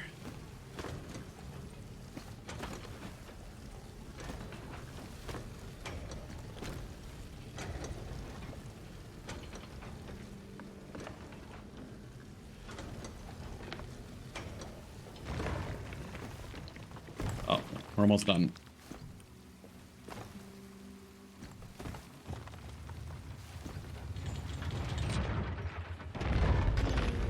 All right, now it's gold time. So just start grabbing all the gold piles you can.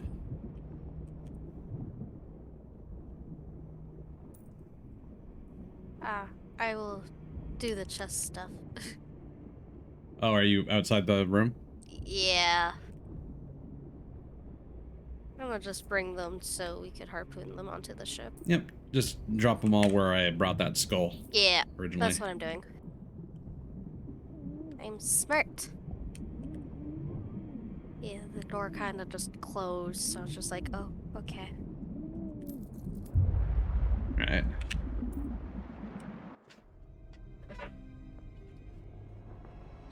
I'm just being a little taxi.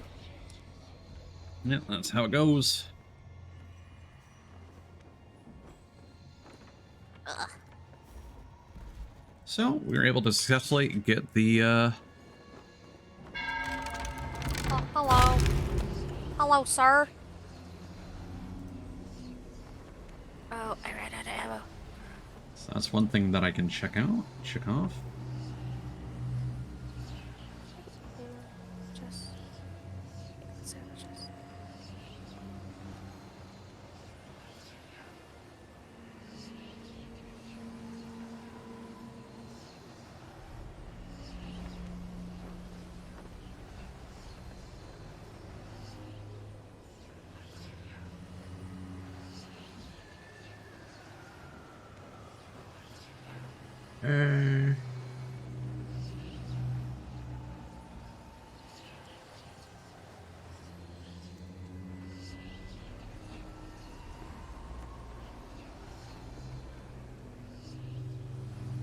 Okay.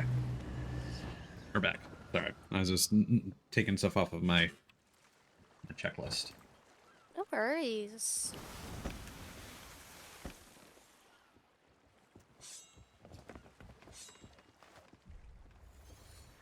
Oof.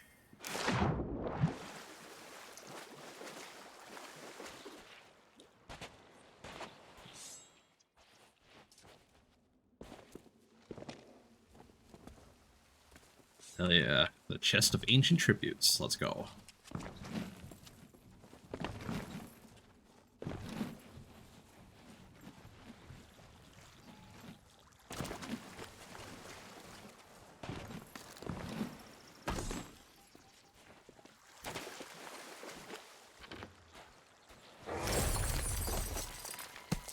Oh, Anna, come here. Help me with this. Yes. Okay, that has happened twice to me now, and apparently in my buddy Russell's entire time playing this, he has only encountered 2 of those himself, and he's played since launch. What was that? So that was an ancient coin skeleton. So basically, there is a very low, very random chance that when you're just minding your own business, you'll hear a music sting, and then you'll hear a bunch of jingling, and this gold-covered skeleton with a bunch of ancient coins in his backpack will pop up. And if you defeat him before he runs away and disappears, you will obtain ancient coins, which are the game's premium currency that you normally need to buy with actual real money. Yeah. I'm gonna clip that, because he's gonna find that really interesting.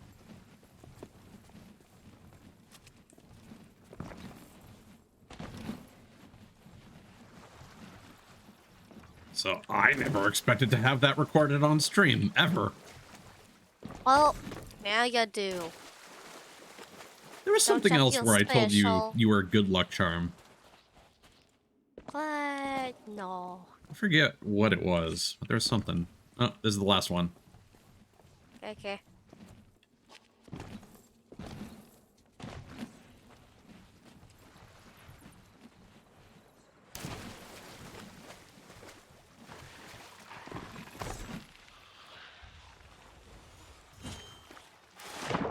Oh, I didn't do it right.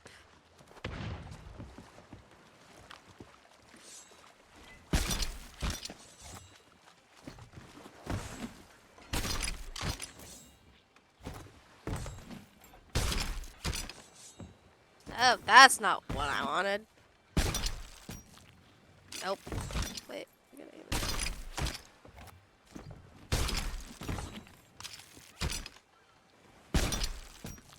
I can't do this. I don't want to be out here. I don't know why I clicked Then you it. grab the chests.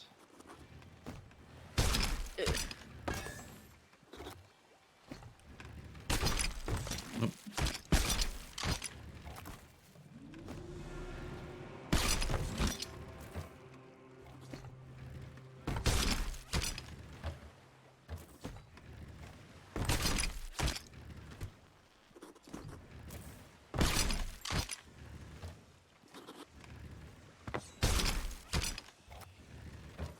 Weedy little thing.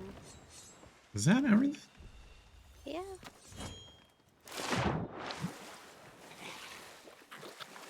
That There's was some everything. stuff behind in the water.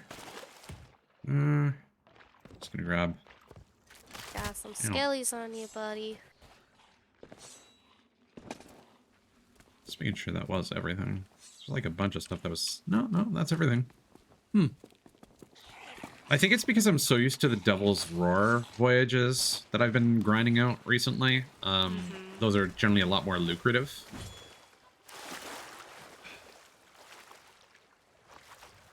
All right. So now we got to try and sell all this shit, which is actually the tricky part, because now gotta make it. Oh, there's a grade 1 Reaper. Okay, so southeast.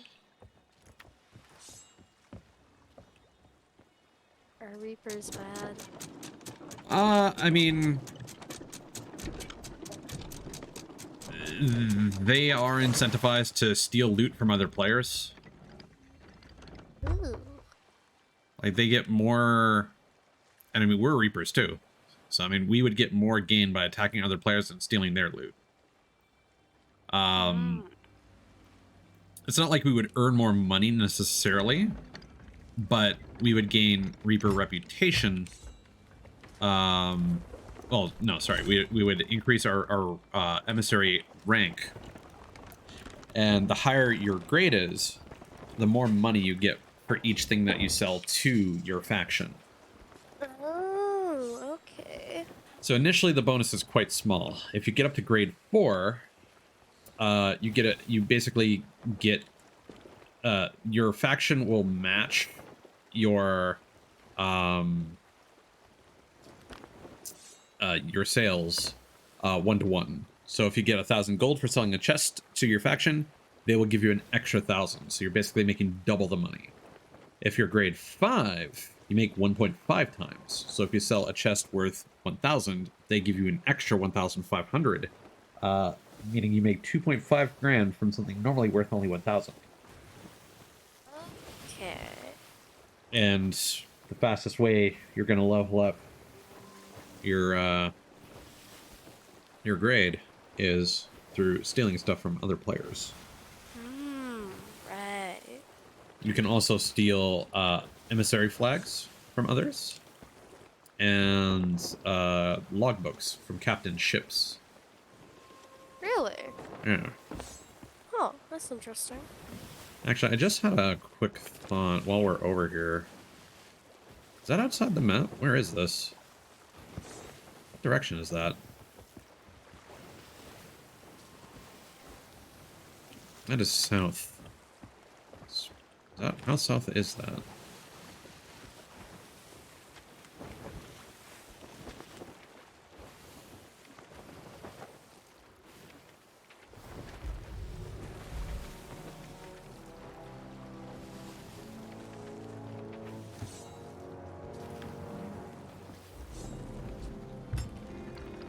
feel like I didn't read that correctly.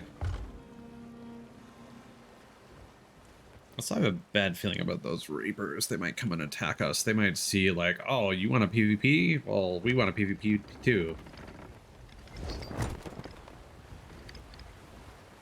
This So is skull normally... cloud.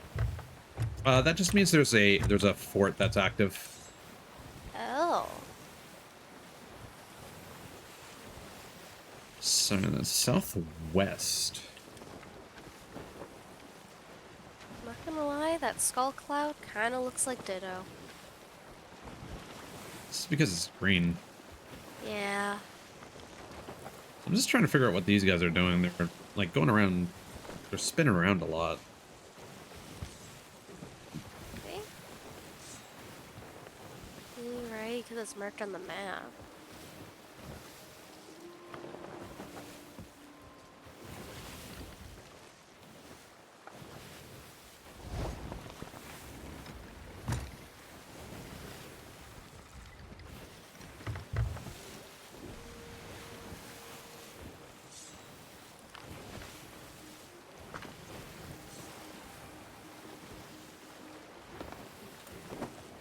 So something I would have liked to do on stream would have been grabbing a Reaper chest. But for some reason that's like off the map, and I don't know. Because like once you go off the map, you enter what's called the Red Sea, and you start taking damage. Oh. Like your That's ship no just starts to fall bueno. apart. You can have red Reaper chests and yellow Reaper chests. And basically, they're just things that are designed to be sold to the Reapers specifically. That's all. Gotcha. But they always project a skull emblem on the map.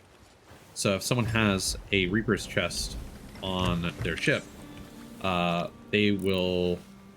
You'll just be able to see that chest moving around the ocean, and you're like, oh, there's a ship there that's holding onto a Reaper's chest for whatever reason.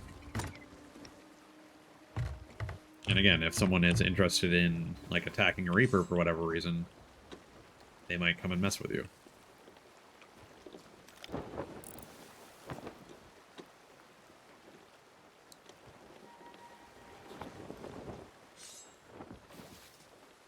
And again, the goal here is just to get to grade 5 with the Reapers. Just to say that we did. Because, I mean, as far as in-game PvP is concerned, I feel like forcing it in the open world is not particularly interesting. Like, it is what it is. Like, you can just do the dedicated PvP, and we've already done that on stream. I'd like to do it in a better state, where we're more prepared, or at a time of night where there aren't quite as many cracked players playing. Because like off stream did when I have had some really fun matches. But like on stream it was just like people that were really skilled at the game, or possibly hacking. There was one guy who might have had wall hacks. And like their username was like baiting out like streamers. I don't think they had any way of knowing that I was streaming at the time. But their username was basically like, hey, what's up, chat? Or whatever. It's just like, ah, I see what they're doing. They're just knowingly playing with hacks enabled and then being like, we're just going to waste your time. These guys are just like sailing around the Port of the Damned for some reason. They've been there for like the last 5 minutes. Wonder what they're doing. I wonder as well. Part of me wonders if they're just biding their time waiting for us to start offloading shit. But I don't know.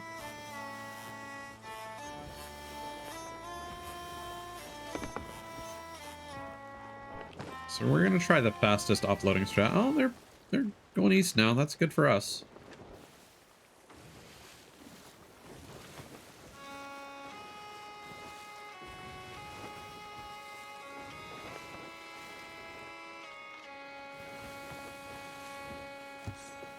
So I'm not sure what else we should do to maximize our reputation gain right now. It's like anything will do it. It's just Now that there's another Reaper on the map, I don't know if we should be going and doing treasuries, because those will occupy us for a good chunk of time.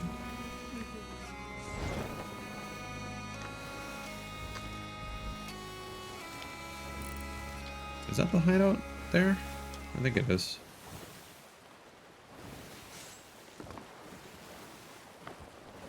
Yeah.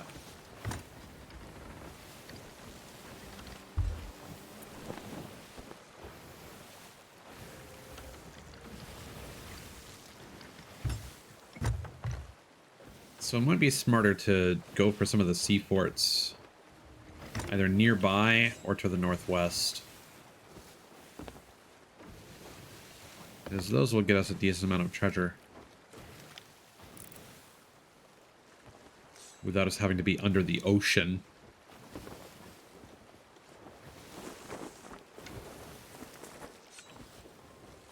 Is this the right side to come from for the fast offloading strat?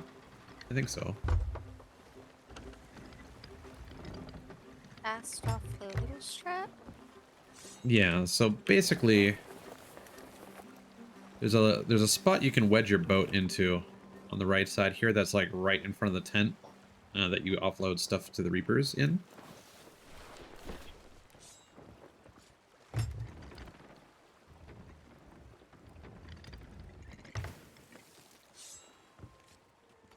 It's a little finicky.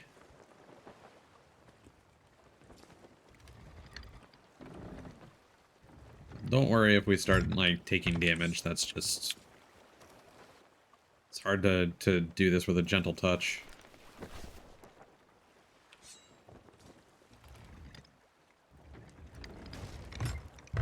Yeah, okay. Anchor.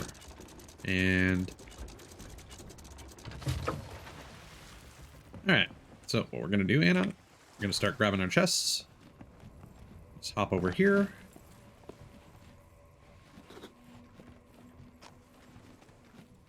And just sell everything to this fellow. Oh,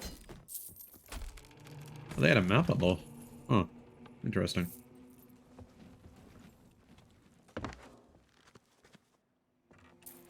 I'm gonna put that on our ship.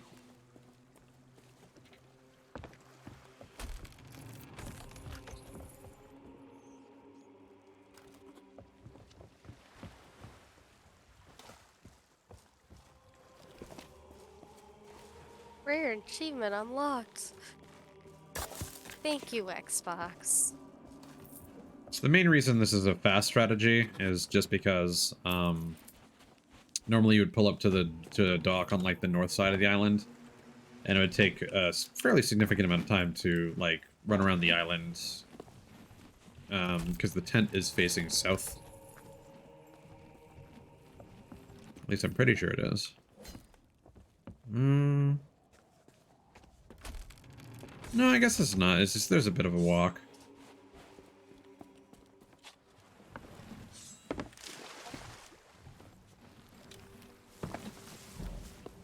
But this will give you a bit of cover of your offload as you're offloading.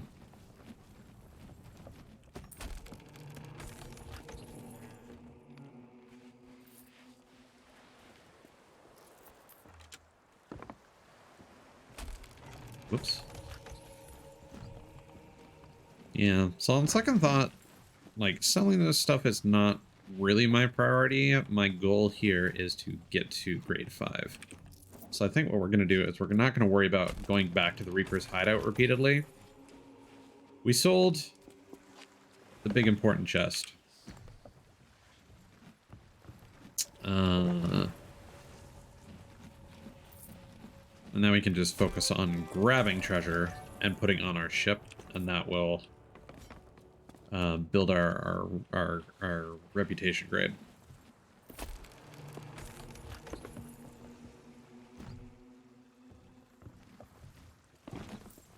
There's just one more thing on the ship. It's the skull. I'll get it. Whee!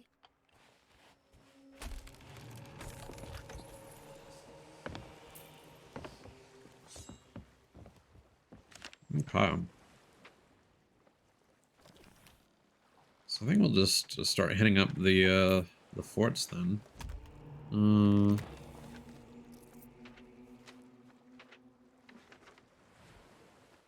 Well, specifically fortresses is what we want.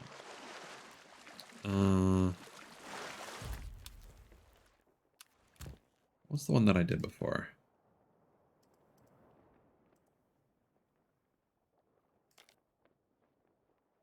Royal Crest. So that's the one, like, that's that one. Okay. So I guess we'll go to do Imperial Crown. Ancient Gold.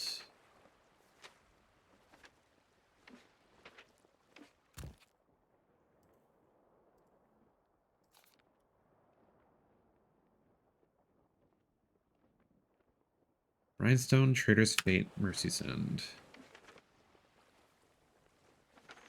Rhinestone. Mercy's End. And Trader's Fate. So basically we'll go counterclockwise around the map. Gotcha.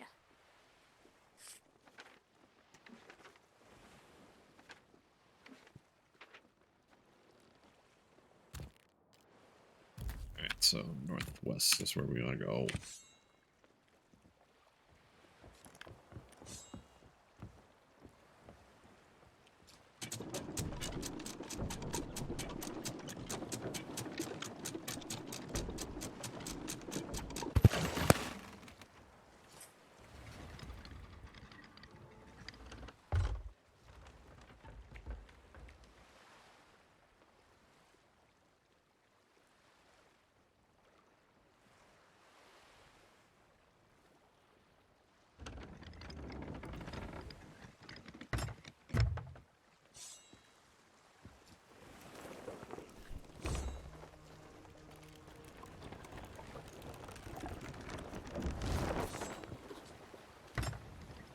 Once I have us on a good heading, I'm gonna grab the chicken tomato chips that I have. Sounds interesting. Yeah, it's the one of the Chinese Lay's flavors Ooh, okay. that they've brought over to Canada, just for whatever reason. I mean, Canada has a very high Chinese and Indian population as well. That's true.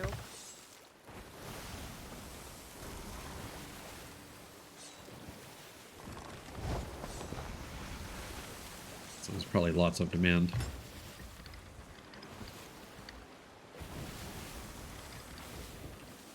Or not necessarily demand, but Lay's very clearly saw a marketing opportunity. Okay, so once we are past this, we can basically just go straight west.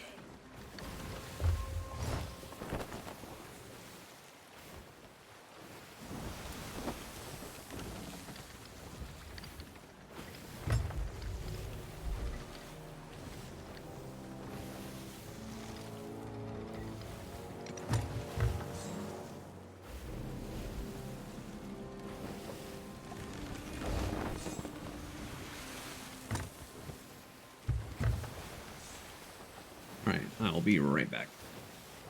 Yeah.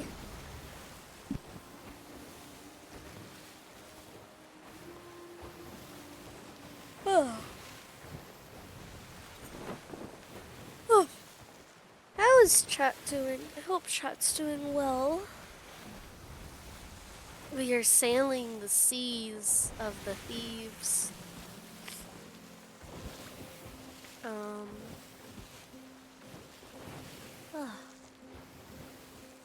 Anna's a little bit tired. Just a little.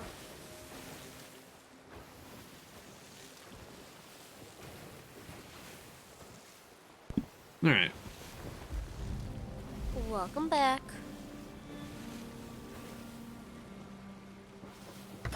Oh, might hit the beach a little bit.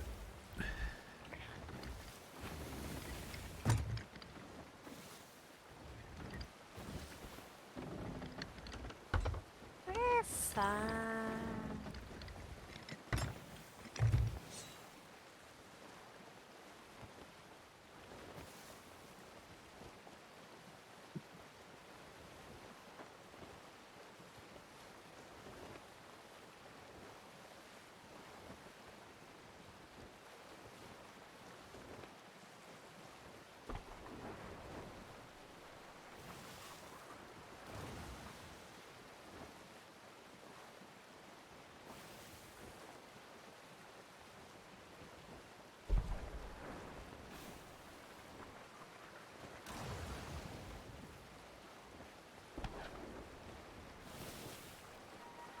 I'm just trying to look up information about the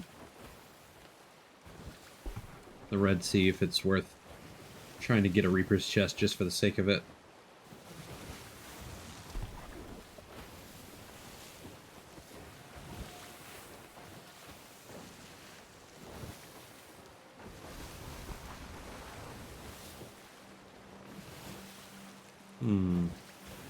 We could give that a try, I suppose. Also, we just recently passed the 12-hour mark. We're halfway there. Whoa! Whoa! Living on a prayer. Hell yeah.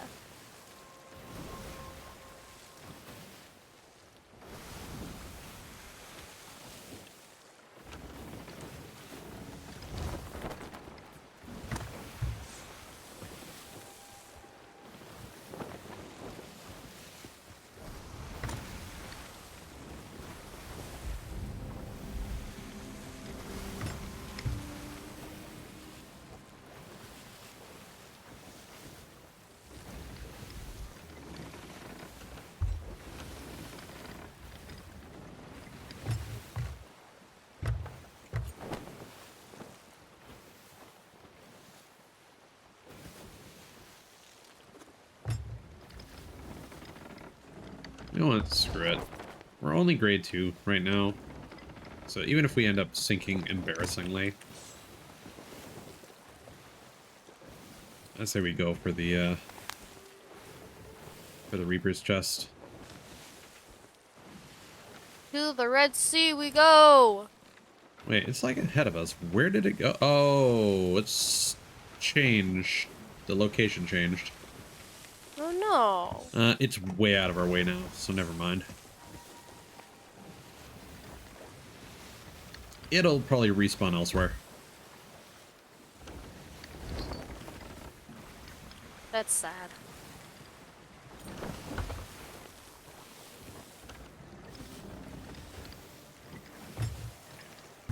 I didn't know it did respawn.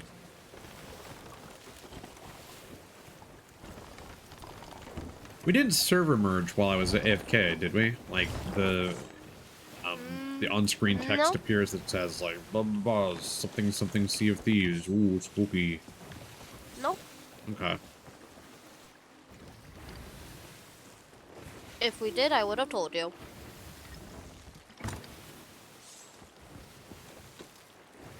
Just keep in mind that as we approach the fortress, it will, I believe it will start firing at us.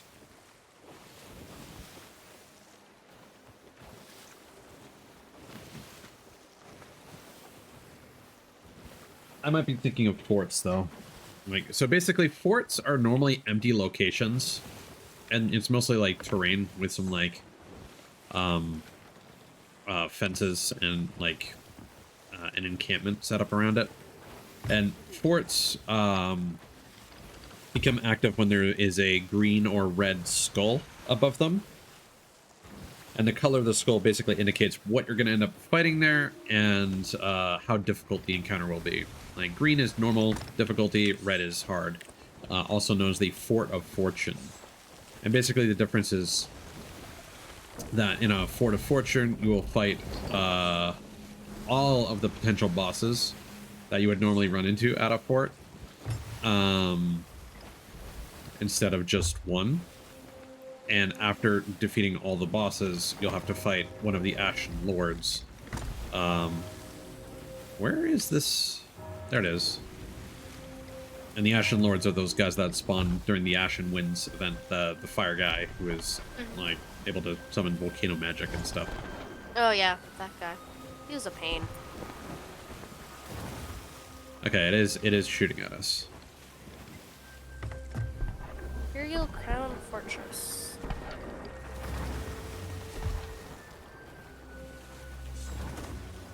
Well, I'll get ready to patch holes if needed.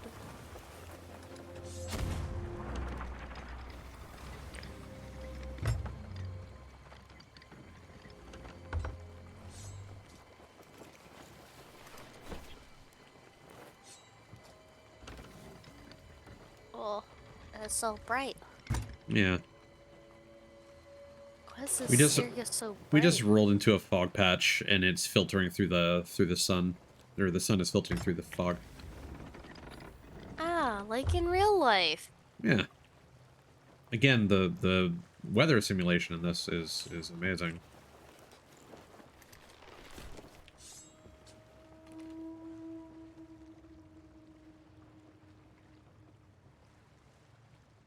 So the important thing is this gate right here, because this we're gonna offload all our loot at the end.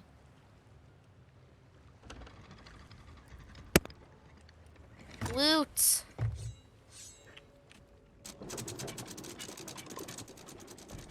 Oh. Yeah, that should work. All right. Come with me onto the island and basically just start fighting any ghosties. I failed to get on the island. Failed to do the jump. Well, climb back on when you can. It's gonna take me a bit. I'm not good at So jumping. we have two tasks here. One is just to fight all these ghosts. You'll hear bells chime as you continue. That signals like different waves coming and going. And while you're on the island, there are various cabinets and whatnot that you can open up, and you're looking for. There are also like drawers, and you are looking for a key inside one of them. So if you open anything, make sure you fully check the contents of the thing and don't close it, so I know that you've already like examined it. Gotcha. Alternatively, you can cover me and I'll try to investigate all the stuff myself.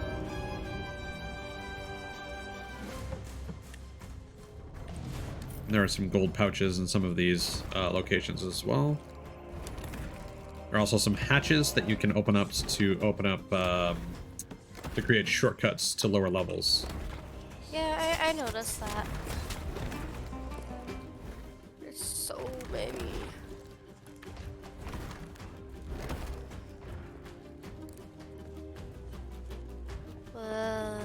There's also a pulley we can use to open the back door to the fortress as just a quick avenue of escaping. Oh, I got stabbed. Also a quick way of getting back in here. They hurt. Yeah, they do. The ghosts are actually surprisingly resilient as well as evasive and just kind of a nuisance to deal with. We got a foul bounty skull. I'm just gonna heal up a little bit.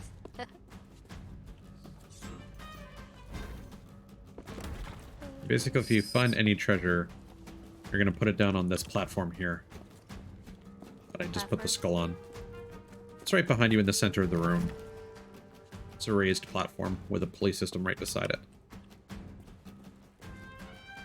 There are also some crates outside as well. And in case I didn't say it out loud and just thought to myself, so the reason I'm exploring all these things is that there is a key inside one of these chests that will open an extra treasury. Okay. Oh, hello. Excuse you. Owie. Hello? Excuse me, I'm just trying to explore, man. They don't like me exploring their home. Yeah, no. Oh. Oh. Oh. I'll get you in a sec. Reviving. Thank you.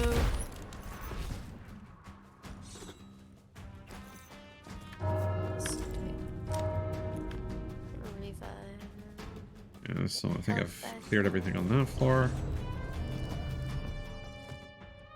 Nope. Oh, actually. Pomegranate. There's higher floors. Oh, yeah. There's like 4. Oh. Ow. At least. Ma'am. Sir, ma'am. Sir, ma'am. Leave me alone. I'm just trying to explore and, you know, steal your shit. I don't think they appreciate it. I mean, would you? Yes, actually. Well, this guy's taunting me. Interesting. I was looking through there, but then I got attacked. Ah! Yes, I will Now. take an ammo pouch.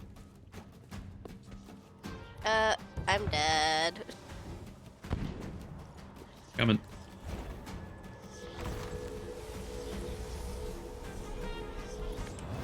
Oh! I saw the surface. I saw the light ties. There's an empty chest up here, which is weird. Barrel. There's food in here. Oh no. No, sir, please don't touch me. I don't want to be touched. No, thank you. Ooh, barrel. Yes. I got punched. That was weird. Okay, well, I basically explored all the floors and came up empty. So there's a container that I've missed somewhere. Or it could be outside. Always a possibility. Ah. Excuse me, sir. I did not ask to be touched. They're touching me. They're touching me. Take some fall damage. It's fine. It's fine. Hi, Ties. Hello.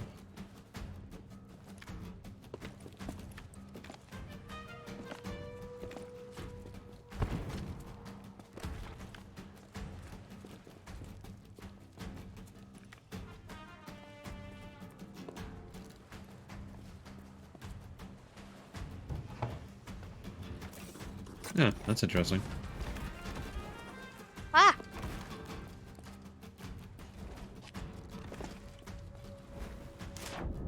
I don't want to be in here, boy. I don't want to be at this place. It's scary. Can I go hide in my corner now?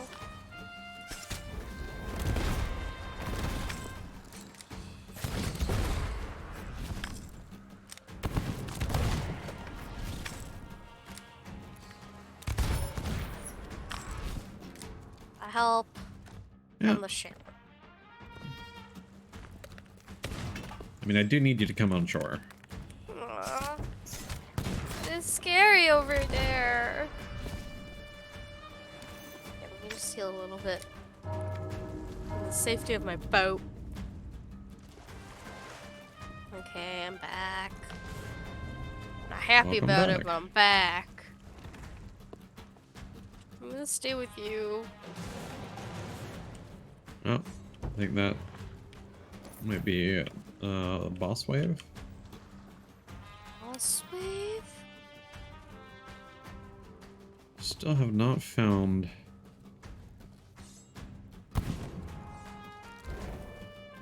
Oh boy.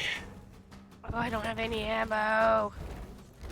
Look at their on ground. The ghosts drop plenty ammo as you kill them. Ah, There's also found an one ammo more. chest right here. Ah, you found. I fell. Where the whoa. Fell in water.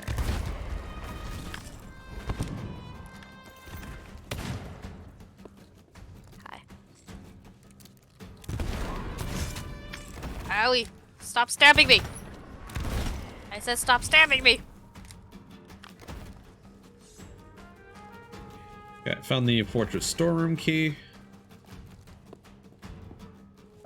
And I believe that opens the door up top, or is it the bottom one? Yeah, it's the door up top. The door up top? So I got some chests of the damned.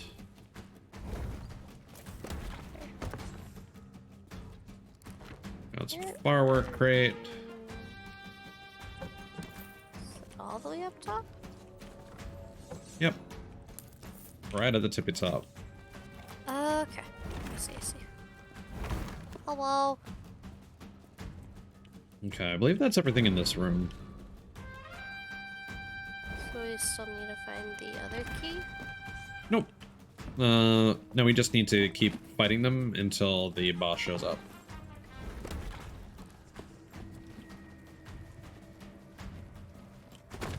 Oh, I see.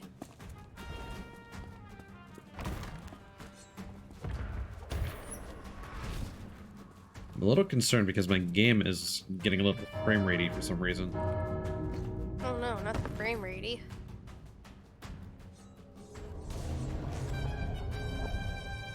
There should be a hole in the floor. Oh yeah, the boss is here. Ow. I don't think it likes rendering these chests of the damned. I'm down.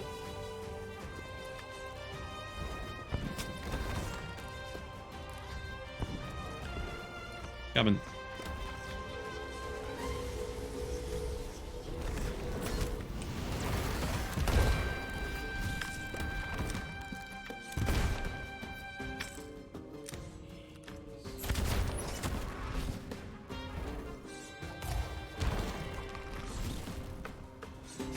Okay, now we just stun lock him. Ow.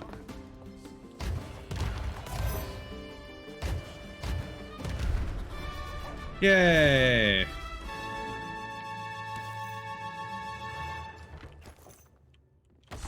Oh, there's the fortress treasure key. Grab this firework crate.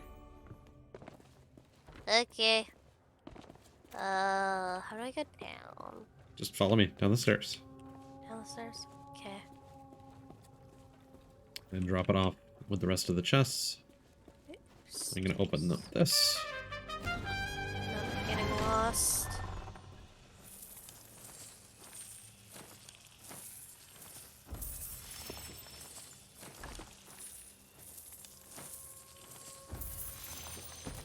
Oh.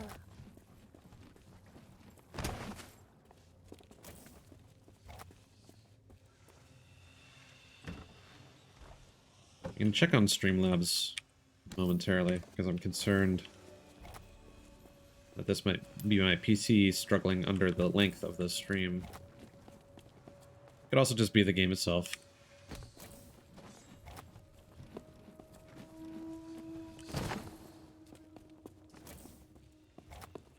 I think it just doesn't like the Chest of the Damned and their visual effects. It is very visually fucky. It hurts my head looking at them. Ooh, that skull looks Grade 3, pretty let's cool. go.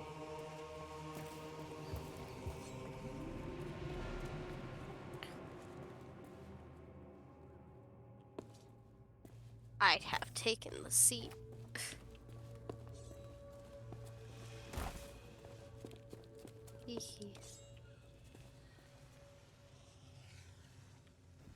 That's not what I wanted. I want to grab the Skull of the Damned. You get everything in this room? Nope. There's a silvered cup on the table.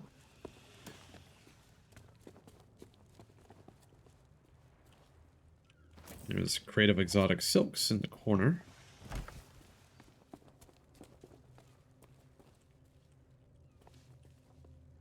And there's a pile of gold on the ground. That, I think, is everything. Okay.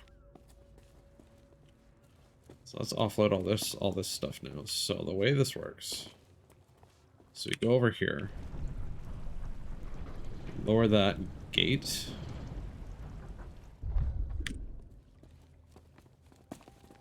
Then we go over here. Use this play system. Whoa.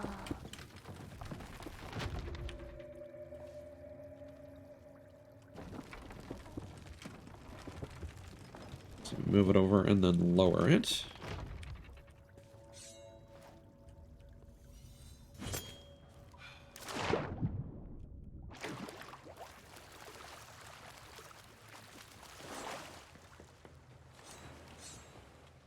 And if you can help me offload stuff here, I'm gonna check on Streamlabs.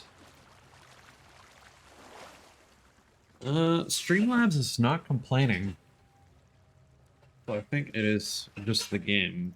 Hopefully when we get out of here, it might not like the rendering of the fog as well.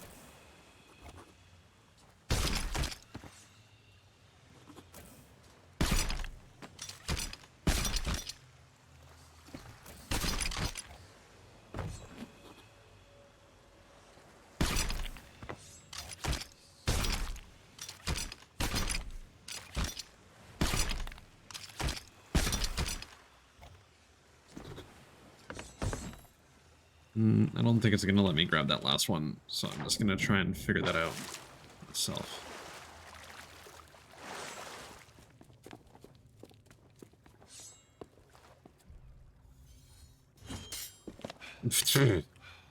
All right.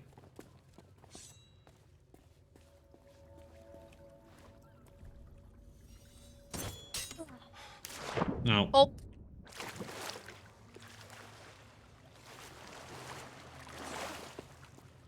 And I'm just gonna bring it over here.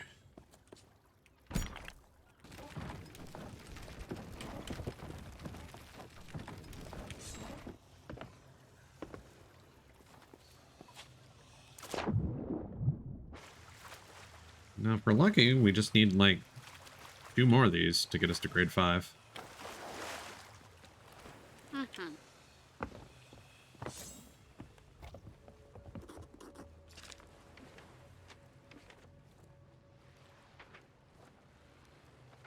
Okay.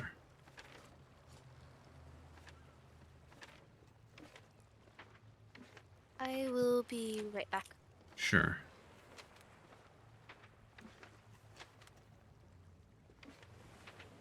Southeast.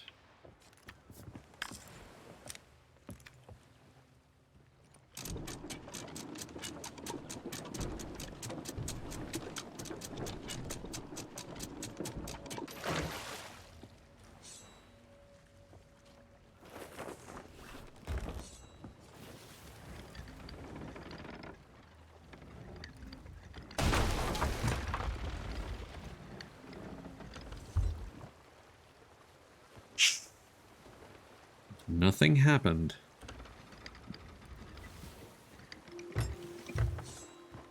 Everything is fine.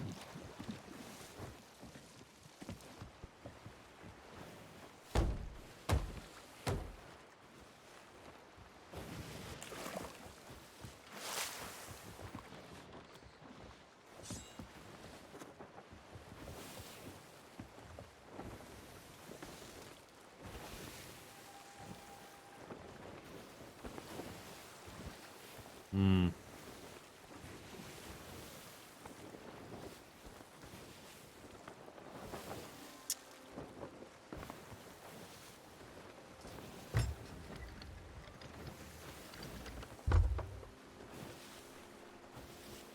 I'm gonna lower my settings in a second.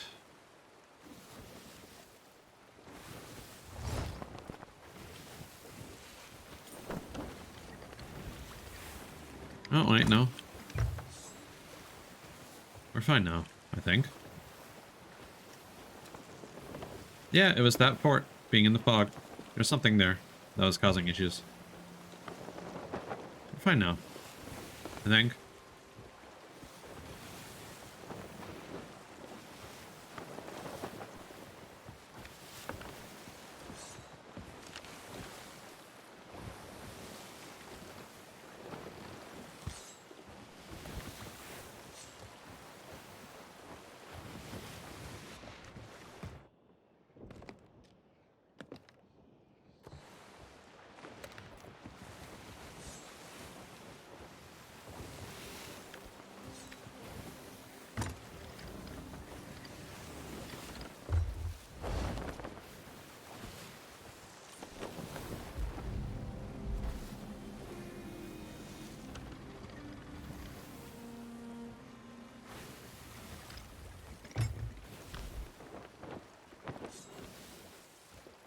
I need to leave the map in a good position.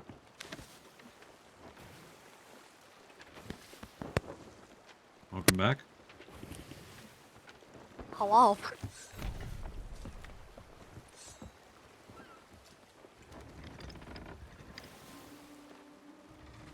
I use backs. So pulling away from the fort did resolve the issue. That's good.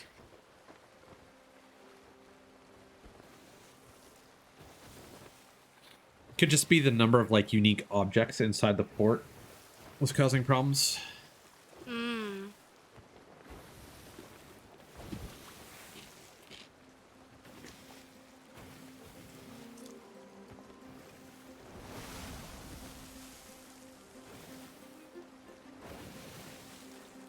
So yeah, these chicken tomato chips. What they taste like tomato soup, but in chip form. Hmm. Interesting.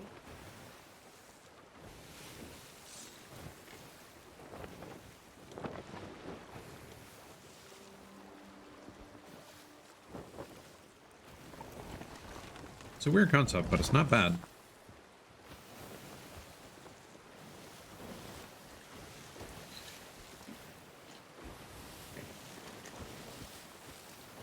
I will say I'm gonna be going in an hour. That's fine. If I can get some actual sleep.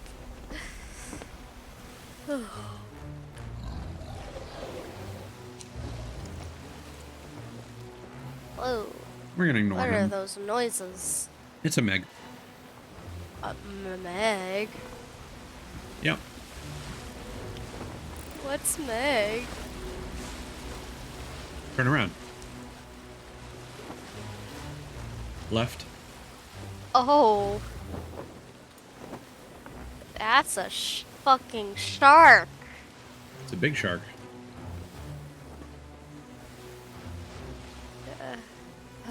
Getting raft flashbacks. Oh, it's trying to eat us. Ties is trying to eat us. Well, you can try. It's already gone.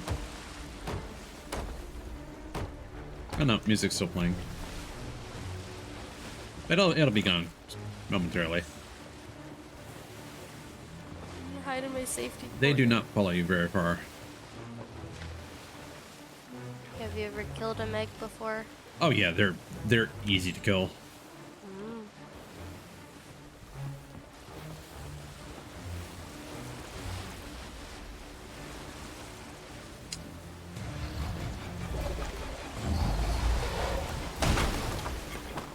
Rude.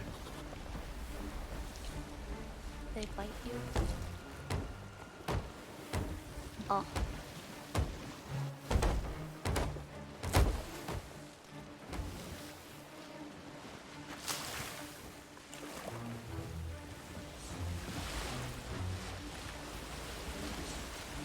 How dare the shark bite us?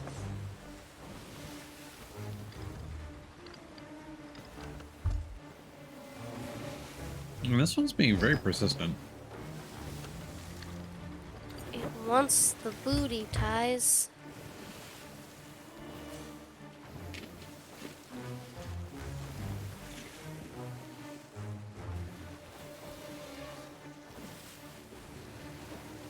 Insert gif of spanking Tinkerbell. Hey. Hey. You're funny.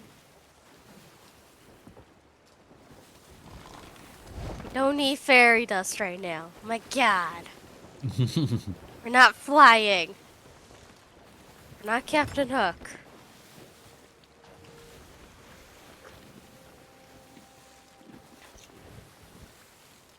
You don't look like you got a hook hand to me.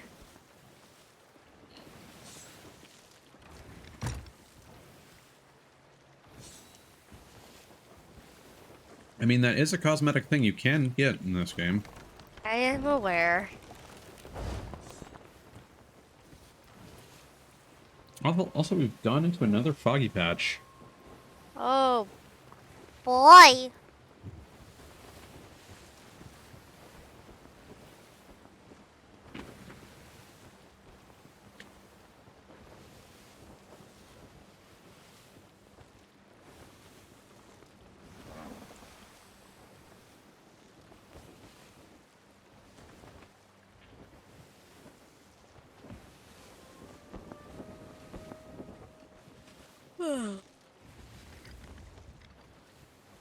Yeah, we should hopefully be able to hit grade 5 within the next hour.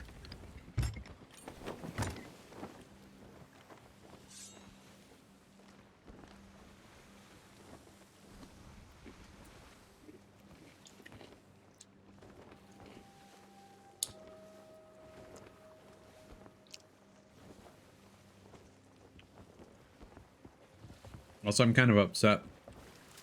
Oh, I recently no. realized that Sumeru is not actually finished in Genshin. They're gonna add one more region. Oh, no.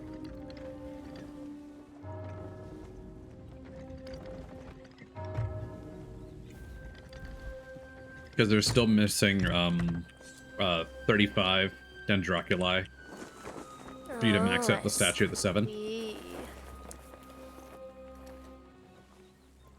It's so foggy here.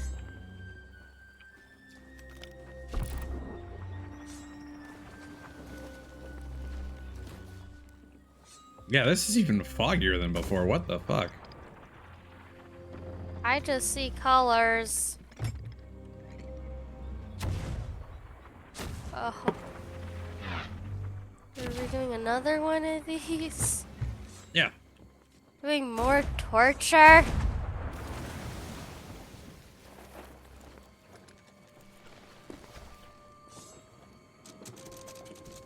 I'm gonna die. There we go. Perfect. My gun reloaded. It is reloaded. Well, this is a nice lush island, though. It's pretty cool.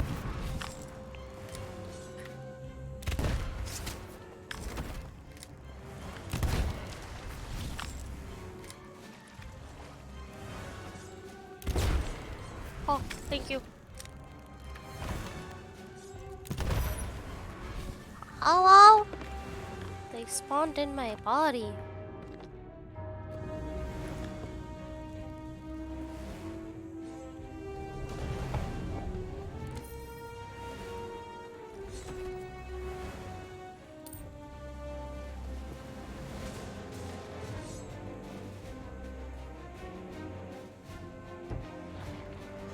Ooh.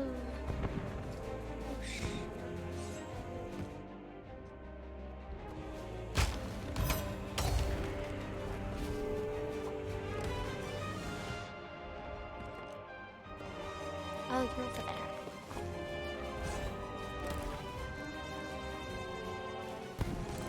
Oh, the interior layout is different from each one as well. Yeah. I was looking around. I was like, whoa, this is different. But cool. Interesting, that's not actually a chest.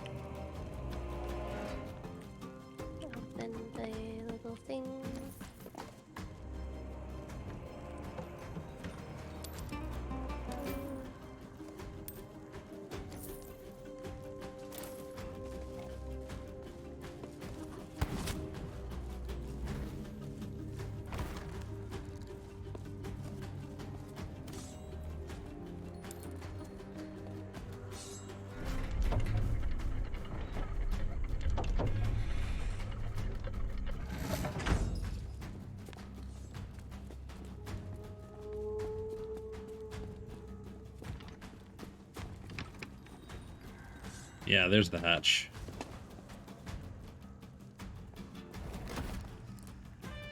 Opened like poo. Make sure you keep these lids open. After you've, Yeah, that's what I've been doing. maybe I closed one by accident.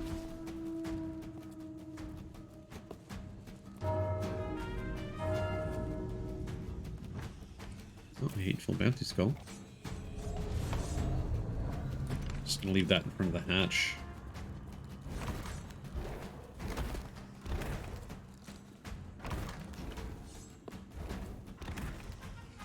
Oh, I got some pirates on me.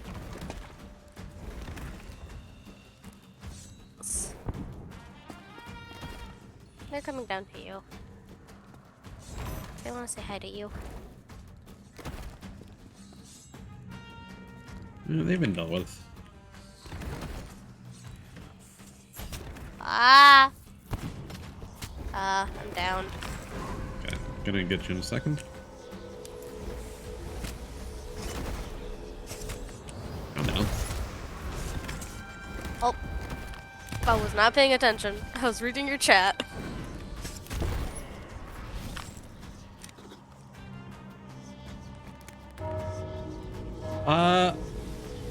I would, but I think it also really depends on your personality and how you tend to play sort of aimless games. Oh my god, sir, leave me alone! Leave me alone! And how many friends you might have to play this with, because playing it solo can be kind of miserable sometimes. You can randomly match up with other players, but your mileage can vary quite a bit. Sometimes it does go on sale for like 20-25 bucks, depending on where you live. And for that price, I would definitely recommend it. Whether you would want to pay more for it is, again, kind of up to, you know, your particular tastes in games. But I love this game a lot. In like the span of like 2 months, one of my good friends, I matched their playtime in this game. And I believe I now have more achievements in it than they do. And they had owned the game for like at least a year or two. So for me, Pirate, I'm just trying to fucking kill. it's definitely worth the price. But thanks for asking, Sammy Toad Jr. Hope you're having a good evening, good morning, good times though. Enjoy your stay with the tigers.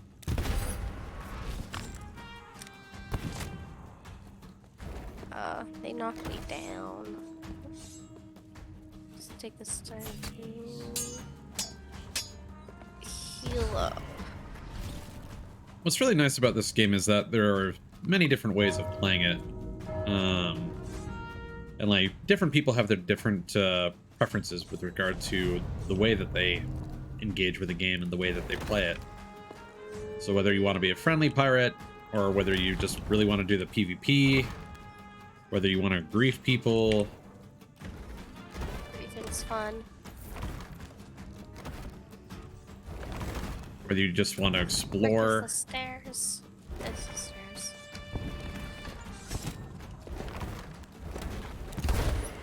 Prioritize. Ooh, that was cool. I got a collateral.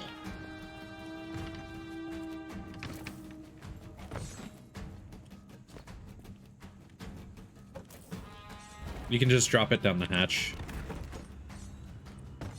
Gotcha. I kind of just, you know, full force just went through the hatch. Owie! Being stabbed in the back.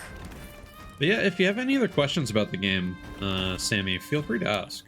I don't mind talking about it. It's just we're kind of preoccupied right now, so if you ask a more direct question about the content of the game, I can talk about that more specifically. Otherwise, I'm just going to be running around like a chicken with my head cut off here. Should be another hatch on this floor, but I'm not finding it.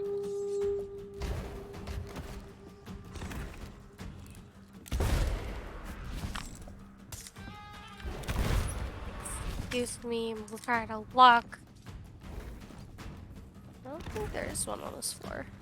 Yeah, there might not be.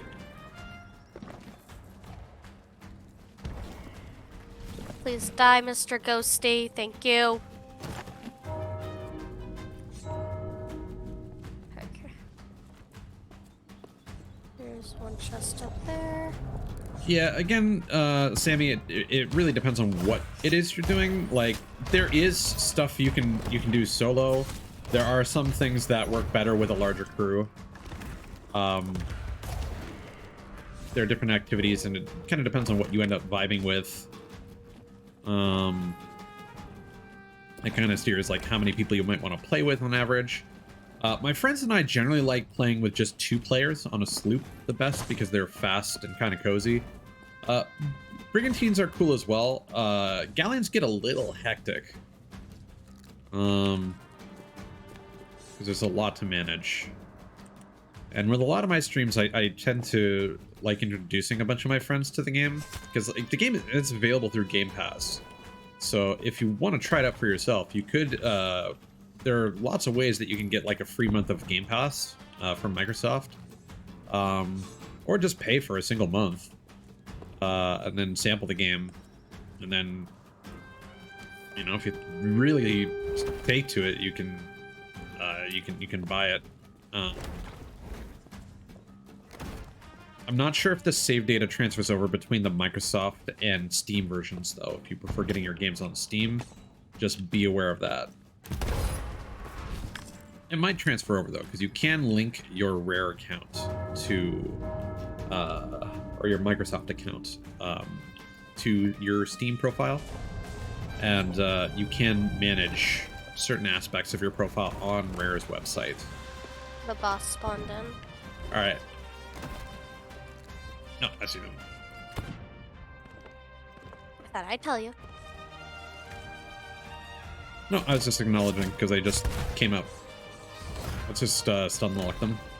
Oh, wait. Let's deal with these fellows. Well, slash. Hell yeah. Let's go. I did good. Yeah, you did great. You know, just screaming and yelling and dying. Like, honestly, I'll just play this game by myself after work some days. Just sail the seas. Just do some simple objectives. While, like, listening to a podcast or something. It's a good time for me. I enjoy the sailing. Not everyone does. Some people find the sailing a little nerve-wracking. Some people really like the combat. Some people really don't like the PvP aspect of the game, and they'd rather it just be a PvE game.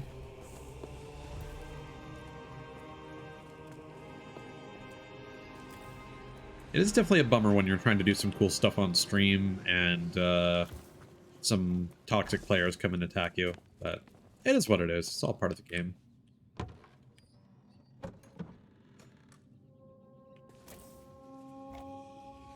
Ooh, that's a good question. Well, quite frankly, there really is no wrong way to play this game, which is what's nice about it. I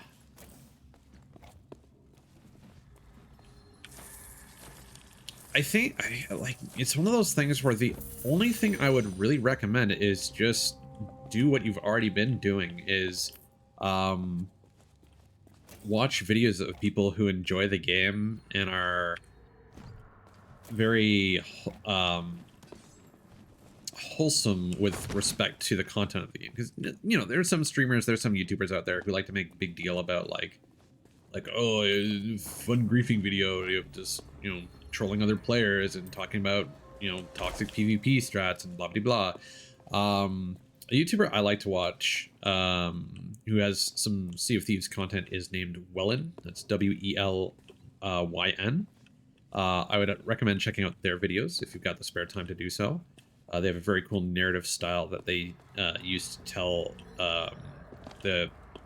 what kind of happened during one of their adventures, one of their streams. and they do a decent job of explaining some of the mechanics.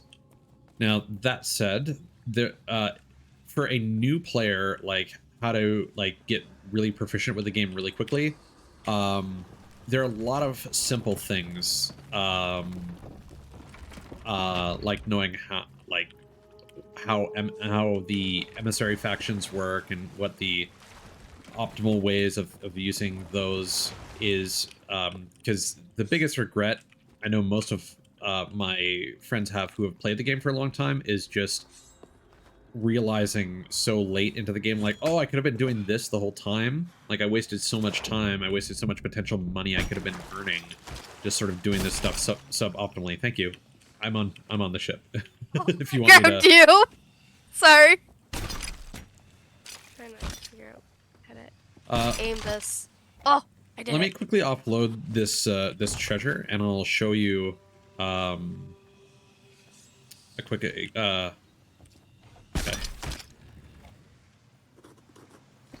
So if you are planning on getting it on PC specifically, one quick example of like a major time saver is mouse versus keyboard. Which seems like a weird sentence, but again, I'll elaborate. So when you're using like the harpoon, for example, or the cannons, if Whoa. you're using your mouse, what's up? It's a weird glitch. If you're using your mouse, this is as fast as it goes. It's pretty slow. But if you use your keyboard, you move basically twice, if not like 3 times as fast. It's like a controller speed. Yeah. So, that can really help you speed things up a lot. You want to do your macro movements with the WSD keys, and then when you want to like fine-tune your aim, you want to use the mouse. And again, this only really applies to cannons and harpoons. Normally the default sensitivity, in my opinion, is quite nice, even though it might be really high for some people. Because I was a console gamer for the longest time. I only recently got into PC gaming. This game has actually been very helpful for adjusting to decently high sensitivities and just getting used to mouse and keyboard in general.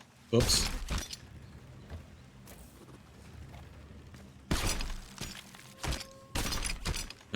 And then, like I said, I'll show you one more quick example of a very important sort of unintended mechanic that has become like really core to the game. And if you've watched videos on this, you've probably seen people do this plenty of times, and that is sword dashing.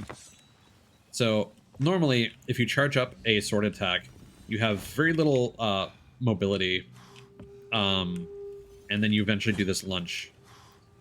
If you block and then sword dash, for whatever reason, you retain almost all of your mobility. Most importantly, so I'm going to sword dash and then mash space. So it took me a while to jump there.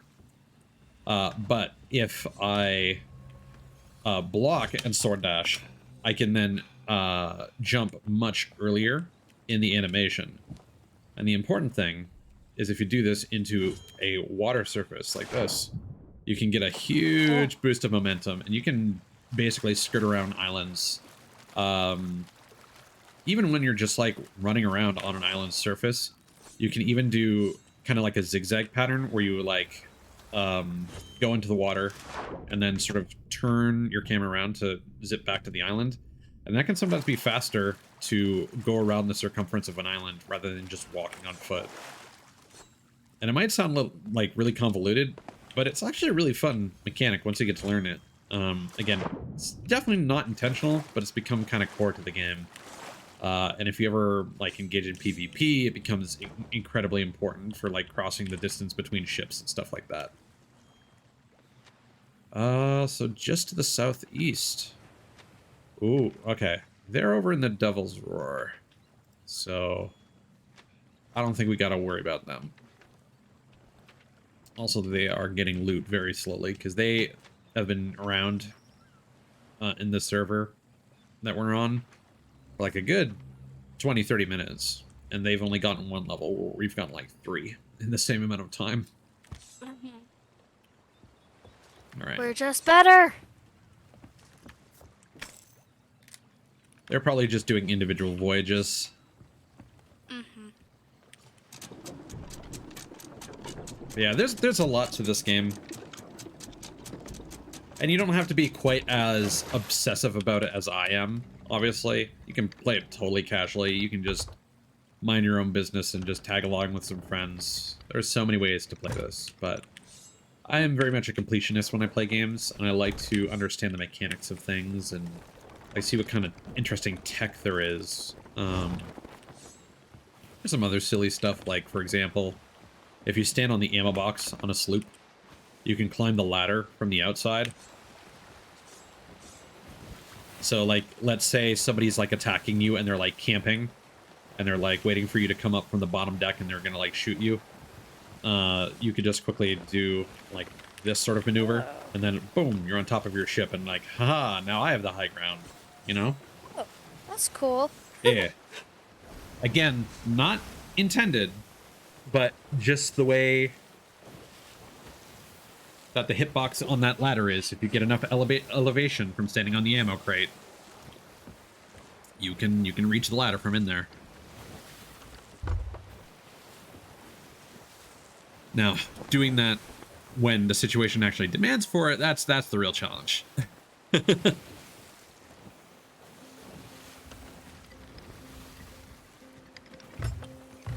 But when I first started playing this, I didn't really have any particular goals in mind, but very quickly I had two goals.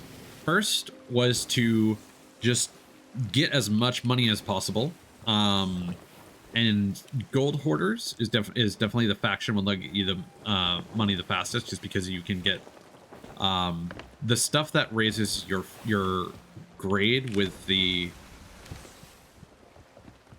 Gold Hoarders is the easiest to come by, and that's just basically any chest or any, like, jewelry you find will level that up. And skulls, which are for the Order of Souls faction, are much less common. You know, merchants' goods, again, much less common than just treasure chests. And that's important because the more things you're doing for your faction and getting on your ship, the higher your emissary grade becomes.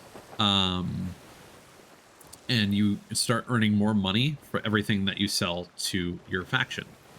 At least until you lower your flag at the end of each session.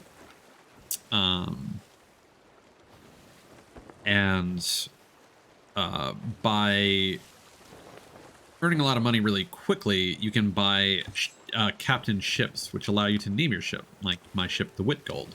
I also have a brigantine and a galleon. And the reason why I wanted a captain ship is because on each outpost, there is a group of people known as the Sovereigns. Normally, let's say you went on an adventure, got some different treasure, and you come back to an island. You will have to take all your treasure chests to the Gold Hoarders, all your skulls to the Order of Souls, and all your merchants' goods to the merchants. Separate people. Every single time. If you have a captain ship, though, the Sovereigns will basically fence and sell all your goods for you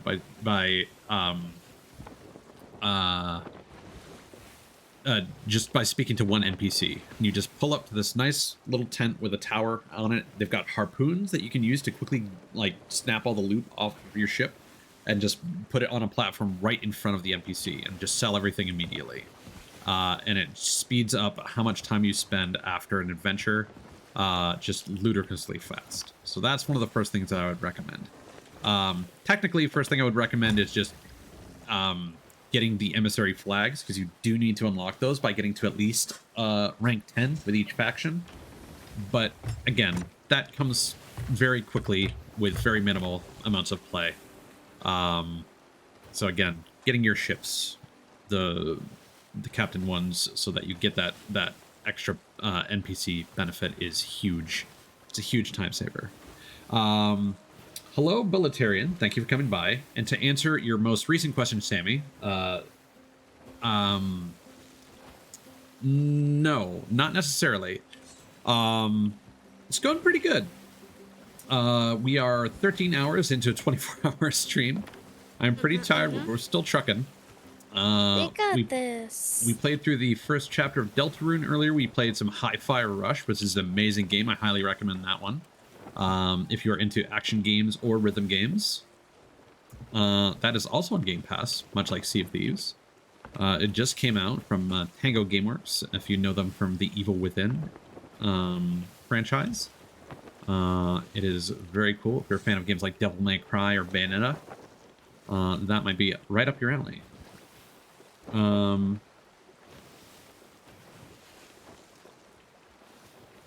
What happened next, Auro? Welcome on in to the tiger's den. Ah, the old power cycle. I mean, that honestly happens to the best of us. Like, there was one time I contacted Elgato to try and troubleshoot my capture card, and literally I just needed to turn my HDMI splitter off and on, and that fixed the issue I was having. It was real embarrassing. Okay, Ties, everyone has those moments. But sorry, to get back to Sammy's question. So again, each faction has certain items, and as you increase your grade as an emissary with a particular faction, you will gain a multiplier for whatever you sell to that faction. So gold hoarders, again, chests, order of souls, skulls, merchants, goods. Reapers generally give you a multiplier for stolen goods, but I think they can also give you a multiplier for everything else. We'll find out momentarily if you stay tuned for like the next 15 minutes. Because we're going to be selling everything in a second. But basically, if you're a gold hoarder's emissary, you will not earn a bonus on any goods or skulls that you turn in, no matter what NPC you turn it into. And when you're like grade 4 or grade 5, you earn a 1-to-1 bonus. So let's say you sell a chest to the gold hoarders or the sovereigns, that handy NPC I mentioned. When your gold hoarder's grade 4, and let's say that chest is worth 1,000, they will give you an extra 1,000. They will match the cost, and you'll basically make double the money. If you're at grade 5, you'll get 1.5 times. So you'll get 1.5k plus the base 1,000. So you basically make 2.5 times the money total. So that's why the emissary grade matters. So yes, technically the Reapers can make the most money if you are correct and they earn that bonus on everything. I'm not 100% on that. It might just be on like flags and captains logbooks.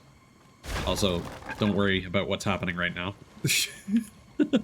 We're good. We're just touching the cliff. It's okay. Anna, if you could be a deer and repair the ship, Yeah, while I ship. Yeah. I got while you. I position us. That should be fine. Okay. Now the thing about being a Reaper is that as soon as you rep the Reaper's emissary, you are on the map. Everyone can see you. And the thing about the Reapers is if you are selling things to the Reapers, again, if you go to the Sovereigns, they will only deal with the Gold Hoarders, Order of Souls, Merchants, and the Athena's Fortune, which is basically like the endgame faction that you unlock later. They do not deal with the Reapers. You have to go to the Reapers hideout at the center of the map, right here. And so if someone sees your ship on the map and they see like, oh, there's a ship and then they're going like all the way through the ocean over to Reaper's hideout, they know you're selling stuff. There's no other reason you would go to the hideout except to sell stuff. So anyone seeing you making that journey can come by and say like, hey, I'm going to mess you up and steal all your stuff because you probably have a bunch of stuff that you're trying to sell to the Reapers right now. So yes, in theory, you can get a lot of reward by getting, you know, bonus money on like everything that you sell.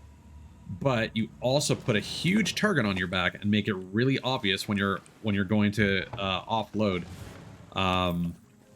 your inventory.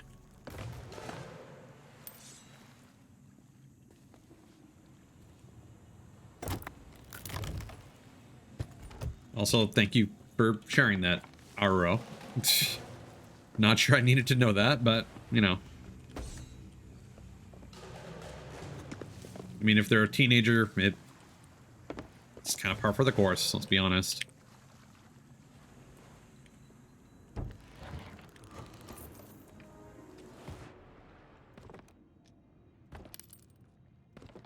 Alright, so I'm going to take a break from just rambling my head off here and try to focus on this.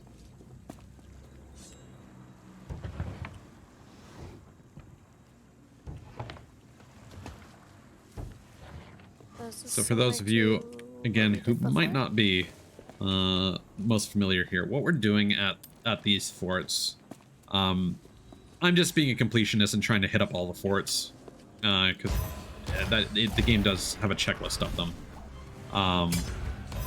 But basically we're just fighting waves of these ghosts, and eventually a boss spawns, and they drop a key that we can use to open a treasury in here.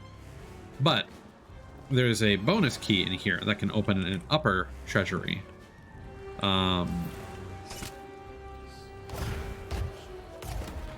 it will always be hidden in these various openable containers. So that's why we're just kind of like going all over the place, opening up everything we can get our hands on. Oh, the skull. I'm gonna go take that over here. Whoa. Okay, fun fact, that hatch drops you right into the water. I see that. Ow, I got hit by a ghosty ghost. Excuse me, sir. Don't want to be hit right now. Thank you.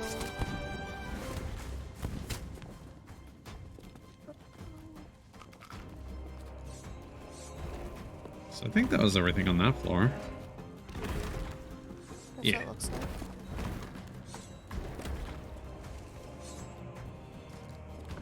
Oh, die.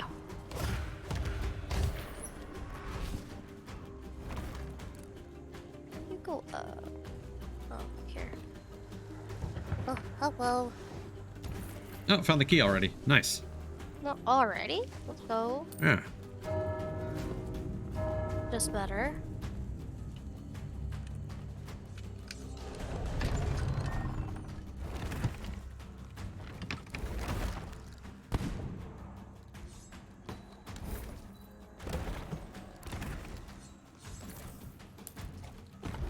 Got a mermaid gem. Hell yeah. Oh, they're hitting me, ties. Hatch. Oh, there was a hatch. I'm not crazy. Cool. Oh my god! Stop hitting me!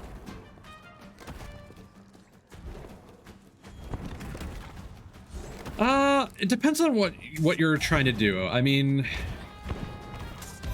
like early on when like your reputation with every other faction is I am like on the bottom floor. I'll come back in a sec, but I think you might I might have to respawn. It's okay.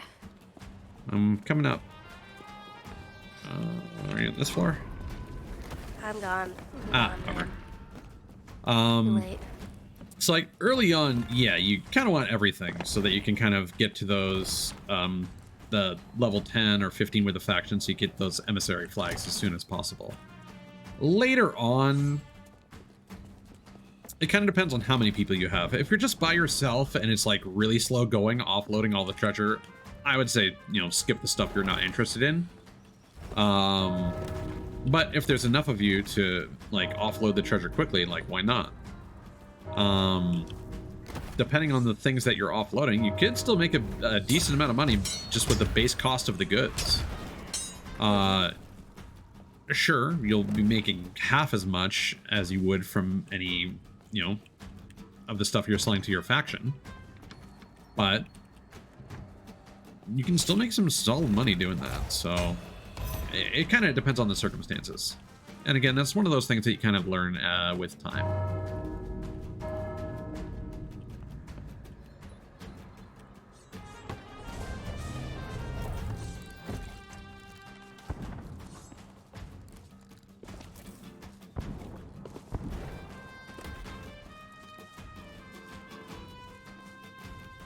Hi, Tez. Hello.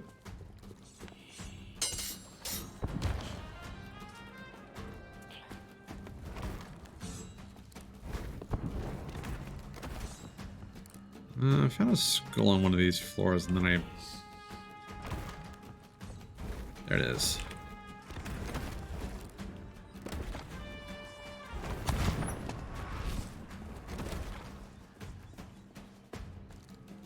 Yeah, like, this is one of those games that's kind of like, you know, Minecraft or Raft, where, for the most part, it's pretty aimless. There are objectives you can make for yourself. Just like how in Minecraft, you technically don't have to do anything. You could go for achievements, you could go to build a cool house, you could go to just, you know, kit yourself with some cool armor. You know, this game is more about, like, unlocking cosmetics, both for your pirate and for your ship, and completing commendations and just exploring the world. And if that sounds like a fun time for you, I definitely recommend it. But, again, if you're on the fence, I always advocate buying smart. So, again, game goes on sale with relative frequency. You can use steamdb.com to, like, keep an eye out for like, historical pricing in your particular country.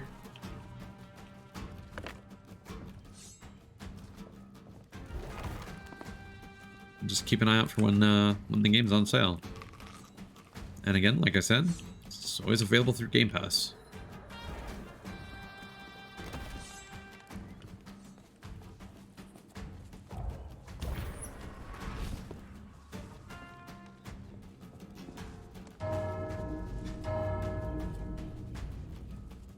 Yeah, personally, I think that puts you like square in like one of the demographics for this game for sure. Personally, I'm not a big fan of like games with like permadeath on a player-by-player basis. Now that said, I haven't played Tarkov or Marauders. I do want to try Marauders though. That looks really fun. Just the space aspect to it. I have played what is it called? The Cycle Frontier, something like that. Didn't have a lot of fun with that. Not a big fan of like battle royale games, where you're on like a big map with a bunch of players. Now, I realize that's kind of a hollow comparison, because, again, this is a game where you're on a crew with a bunch of people, and it's your ship's life that matters. You know, it's not over until your ship sinks, because you just respawn on your ship infinitely. It's only when your ship sinks do you lose your emissary status and lose all your treasure and have to start from square one, unless you try and, you know, chase back the person who sunk you and try and steal the treasure back from them. But I just like all the different activities that this game has compared to those games. But at the same time, this also has a lot of those elements that you enjoy from games like that. So, Jesus Christ. Oh. Oh, We're both all dead. Yeah, there was like 3... Yay! Yay, He blew death. himself up as far as I'm concerned.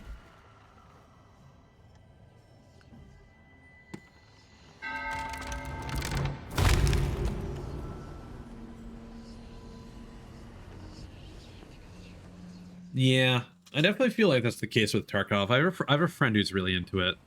But like, the thing with Tarkov, I don't like how it's on its own little platform. And how the developers monetizing that game with like extra storage and stuff like that. It feels kind of gross. Like, to me, it feels like a pay-to-win scheme, quite frankly. Like, he even tried recommending that to me, like, oh yeah, if you do decide to get into it, you know, get the base game and then consider upgrading later because it's like a huge upgrade. And it's like, well, yeah, but it's kind of gross that it is. So Marauders personally looks more my style. Okay, and we have our work cut out for us because I don't know where the boss was when it died. I know it was up here, but I don't know where the key is.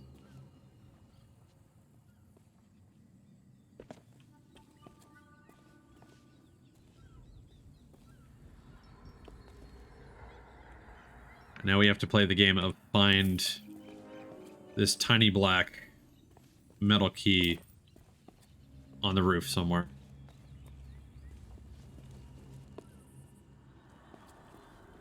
Because all of our loot is stuck behind a door that we cannot access right now.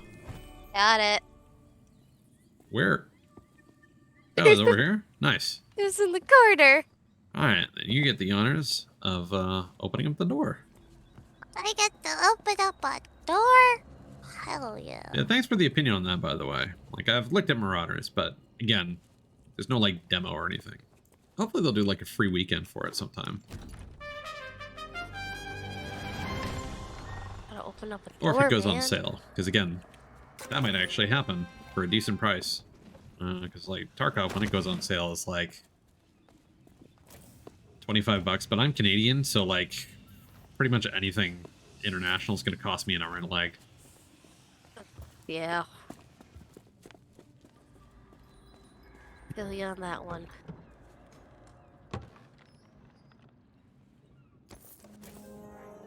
And again, the notion that I'm being sold extra inventory that's, like, incredibly valuable is like, ugh. Gross. We're almost there. Yeah, grade 5 as a Reaper. Hell yeah. We got to our goal. Our goal. Words are getting hard now. And we didn't have to fight a single player.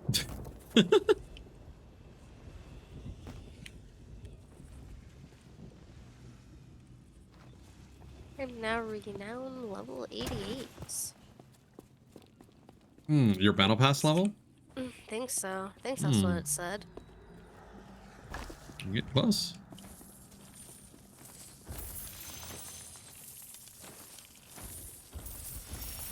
Gold. Is that everything in here? Looks like it. Oh wait. There you go. Nice. Always nice to talk to fellow Canadians. Canadians.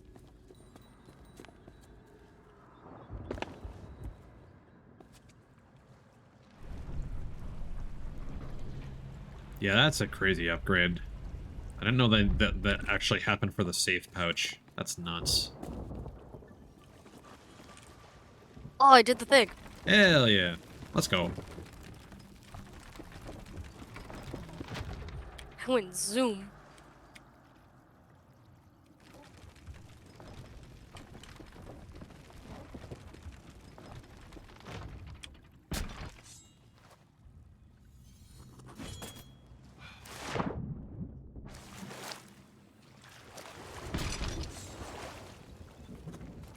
Okay, I'm gonna take a quick look at the map and just get our bearings.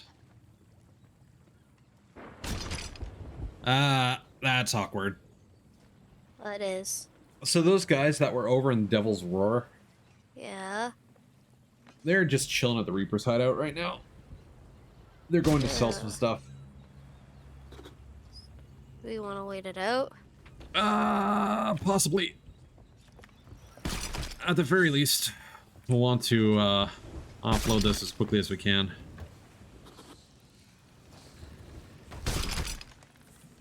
Which way is easier for you? Do I just leave it here, or? Okay, well. Oh. I wasn't trying to jump off.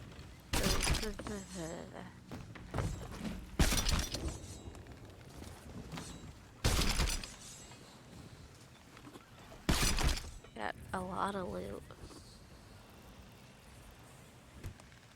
Oh, which one? Okay, got it. Looking at the pile of ghosty stuff is weird. Yeah. It kind of hurts my head. Like, looking at it at a distance, it looks normal, but up close, man, it's trippy.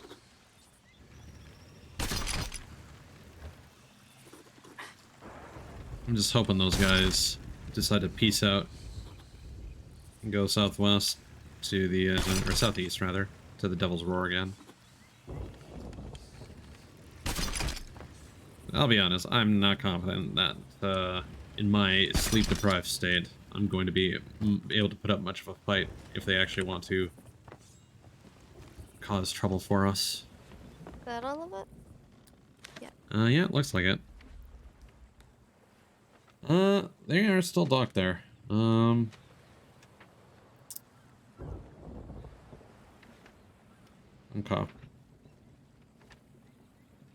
So what we're gonna do, we're gonna go west.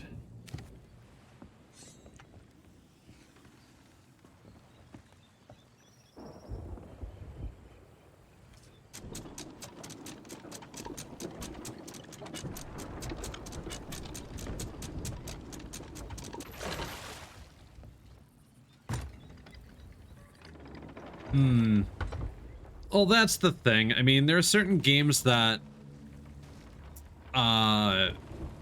give that feel of a simulator by trying to make everything extra weighty and kind of like tedious. I mean, this game as well has lots of minutia about like offloading all your cargo and stuff like that one by one. You know, Tarkov has a lot of little things you need to pay attention to.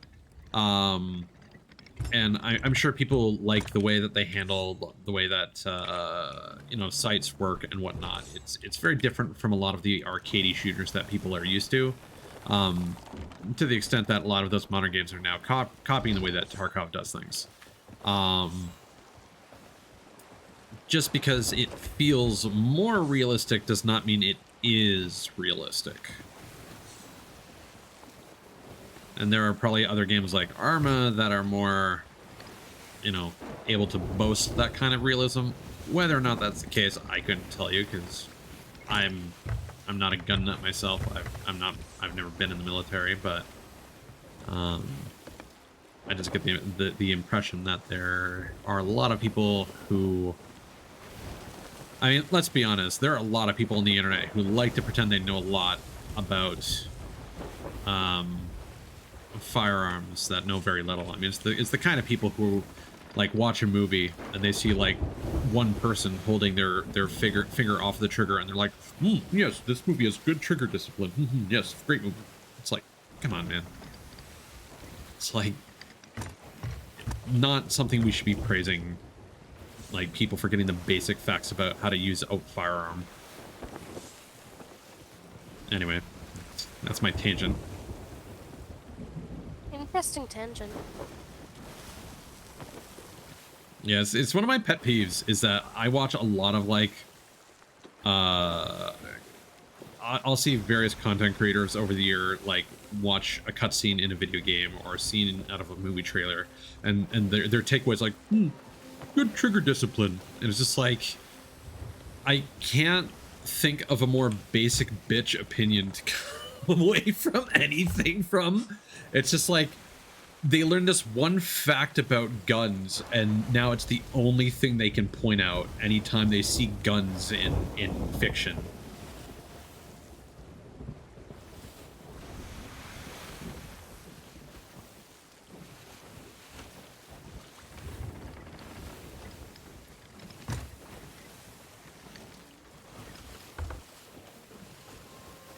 Yeah, Sammy, I think it's just a case of people confusing the minutia and nuance of Tarkov with realism.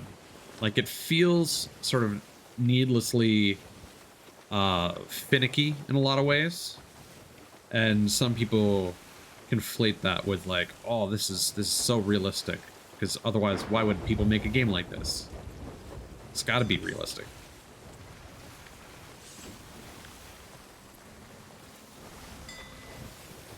Okay. This is your reminder, and I know you're emoting right now. Make sure you do not accidentally pull out your sword, because that will make you a prime target for a lightning strike. Exactly, Cyberventurer. Exactly. Ow. Yeah, I see. Were you literally just standing with your sword out just to see if it would light us on fire? No, I didn't mean to. I was trying to switch my thing. I see. And I was just too slow. Because I don't think that lightning even hit me. It hit me. Full I think force. it hit you, and you caught me on fire. And that's why they're called Anna Fire Sprite, everyone. Carnage!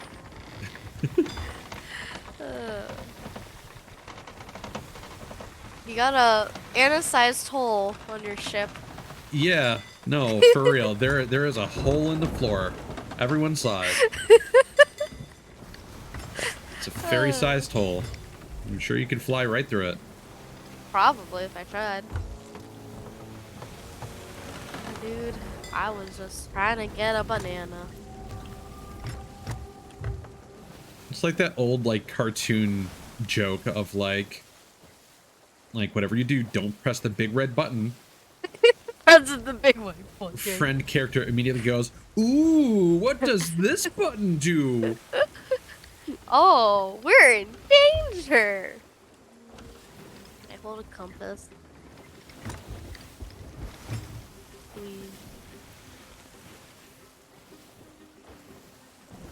At least the lightning didn't kill me.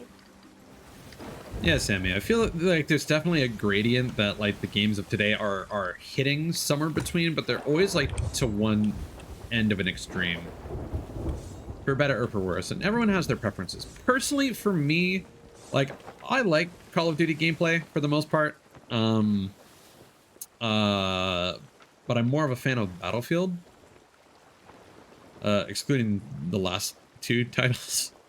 I haven't played it since Battlefield 1, but like, that's just my preference. I don't think that Battlefield is all realistic. It's just like how it feels.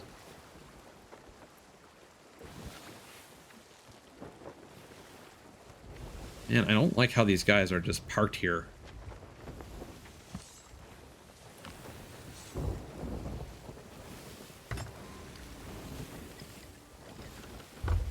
I don't want to go back into that storm.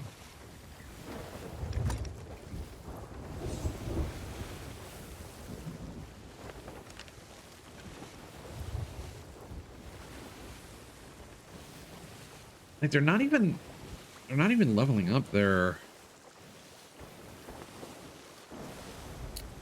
Well, the good news is they are parked, like, right at the obvious dock. And considering how slowly they've leveled up their emissary grade, they are most likely new players. So we could probably take them if we... I'm gonna keep sailing, because quite frankly, I don't care about the money. It would be nice to sell stuff as a grade 5 Reaper. Oh, are they turning? I'm just too impatient. Okay, just breathe, Ties. Just breathe. Oh, I'm fine. Oh, is it? It's knocking the wheel around again? Yeah. Posture check. Hydrate. Thanks for the follow, Sammy. Appreciate it. Enjoy your stay in the Tiger's Den.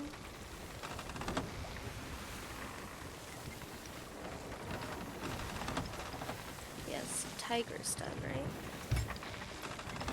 right? Yeah, that is the name of my community.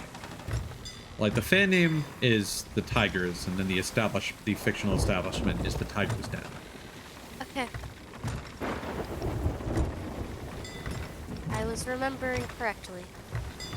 Yeah, Battlefield 4 I wasn't the biggest fan of just because I feel like the map balance leaned more heavily to... Ow! I had my sword out, didn't I? It wasn't me this time! It wasn't. I'm standing away from you. And I'm holding his telescope. But yeah, I feel like the map balance was way out of whack between vehicular combat and infantry combat. Like, I have a friend that's like way into can you fix that, Anna, please? Yep. I have a friend that's way into the vehicular combat in Battlefield. I prefer the infantry stuff myself. So Battlefield 4 was not for me. Also, I will hydrate right now. I will also straighten up. Thank you for that. Oh boy. That fort is right in front of us. I'll be honest, I have no idea where this storm is steering us right now. It's a struggle.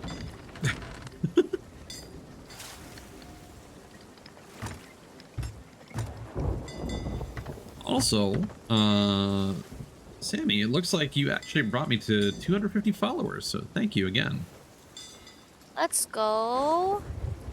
It's a hell of a milestone right there. Big hype. Let's go, Ties.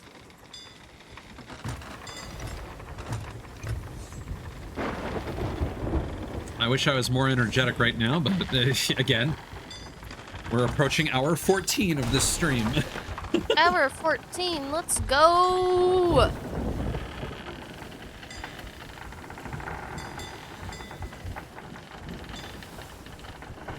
Part of our ship broke again, if you could tend to that.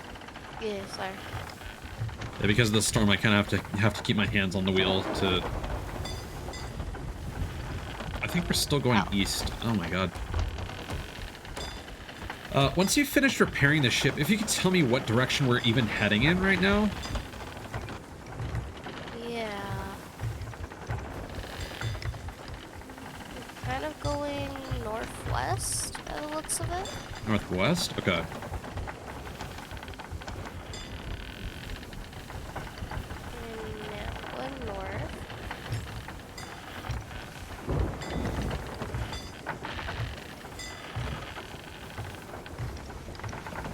Paracel Storm was fun. That was a map that I did enjoy.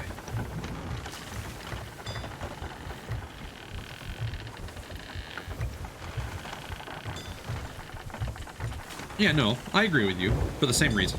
I did enjoy landing on those islands and then sieging those islands from both sea and on land.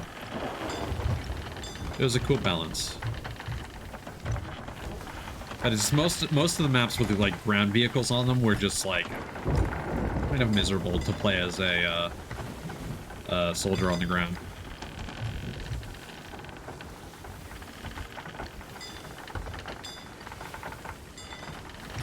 Oh my god.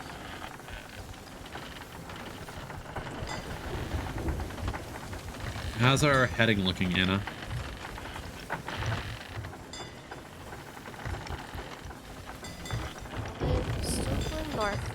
Okay.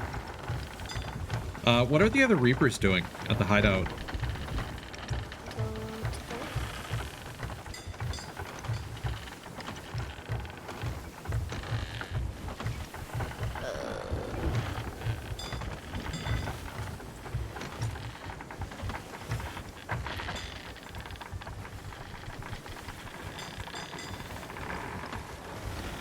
How do I know which one's theirs?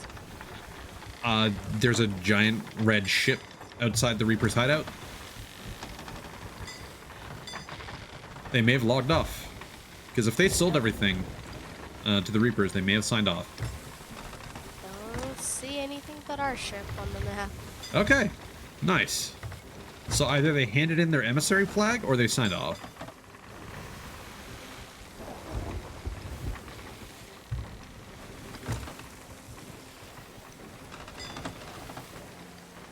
Yeah. Yeah, exactly.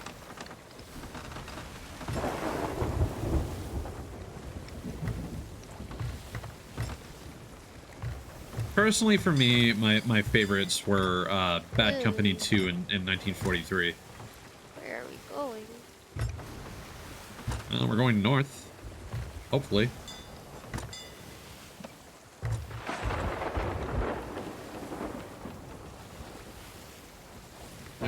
Now that they are still there. Are they?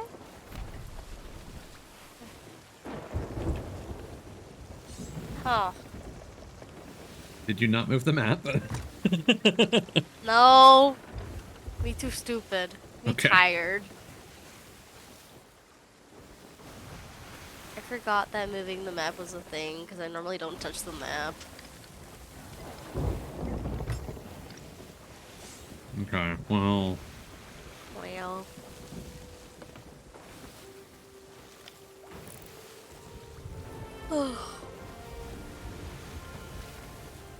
DJ Skulky.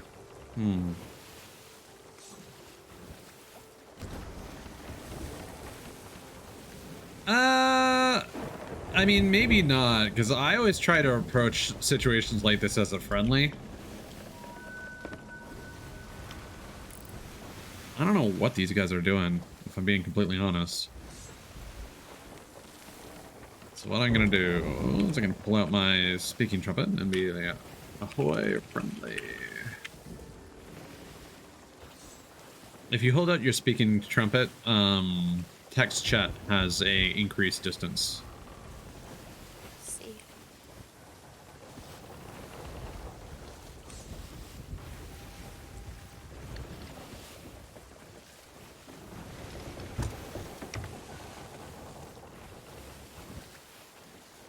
I don't know why they've literally been sitting in this island for like the better part of like 10-15 minutes. Yeah, they're just there.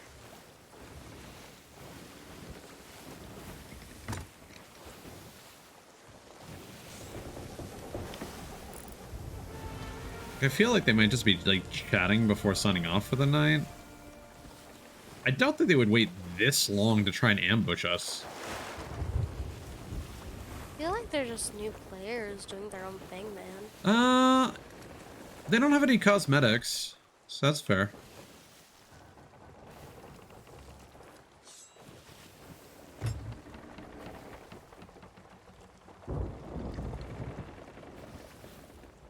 Do you want to maybe stay on the ship and make sure they don't, like, board us or try anything funny? Yeah. I don't trust them. Neither do I. Watch.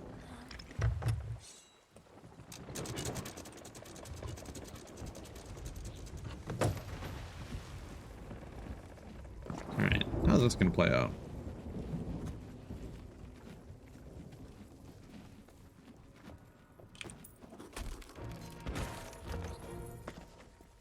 Yeah, we did get 1.5 times. Got hold off of they're on our ship. They attacked me. I'm just trying to do something, man.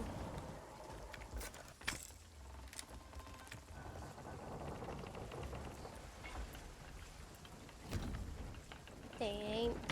They just been waiting around.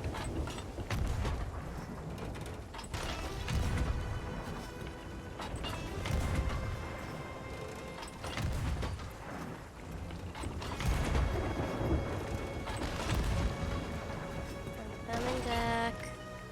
Yeah, you just defend the ship. Communicate to me at all times what they're doing. Our ship is flooded slightly, but I think it's just from the rain.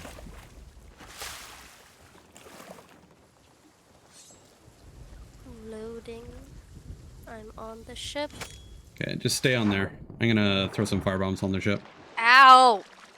They threw something at me and they bonked me off Are they my on the ship. ship, or did they shoot you? They're on the ship. They're on the ship. They set the ship on fire. They set me on fire. I need help. I can't do shit. Where are they? I don't know. Oh, they're coming out of the water, I think. Ow. I died.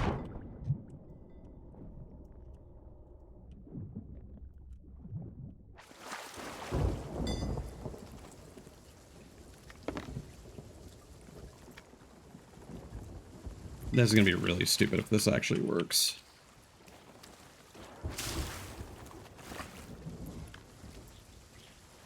Ah. Where are I they? just made eye contact with DJ Scully. Oh, he's dead? He died, and he just respawned.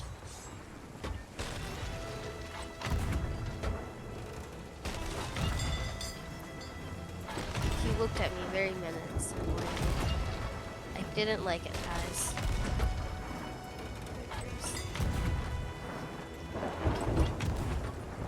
They're both okay. Are you back on the boat? Yeah, I'm back on the boat. Okay. He's probably gonna come back. You leave me alone?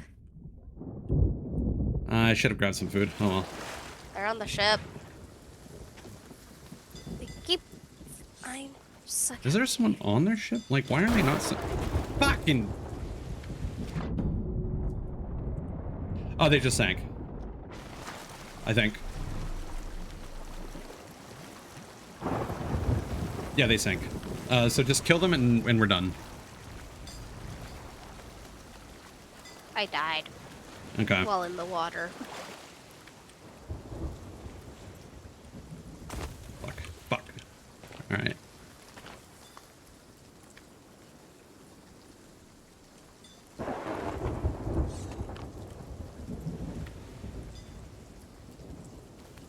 Just respawn as fast as possible. I need you to distract them.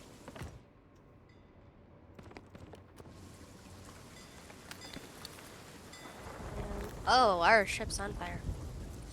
No, just focus on like bailing and whatnot. Alright. Yeah, they're on the top of the mast. Or the Christmas.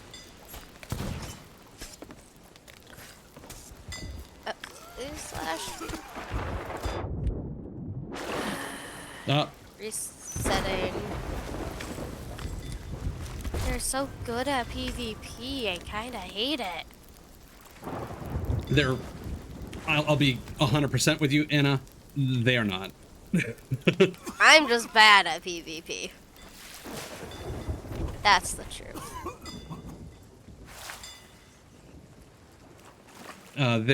They were very weird, and they were trying to, what they should have been doing is they should have been stealing our stuff and trying to actively sell it.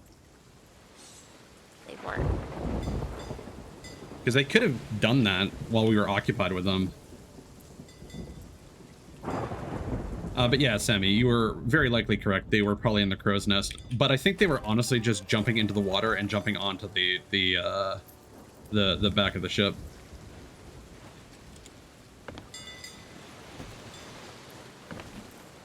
Now, there could very well be a second person here.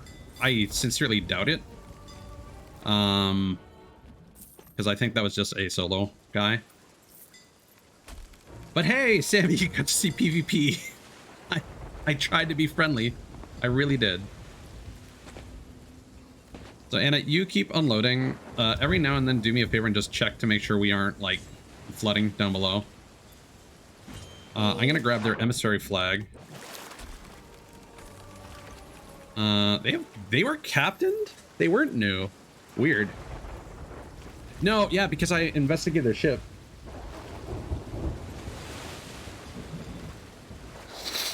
I mean, the sloop is the cheapest ship. It's only 150,000. And like, if you're a solo player, it makes the most sense to buy that first. Huh. Well, might get some good money. Grade 2 though, so nothing too crazy. Oh wait, never mind. I think that just sold for 6,348, and then we made an additional like 9.5K because of the grade 5 multiplier.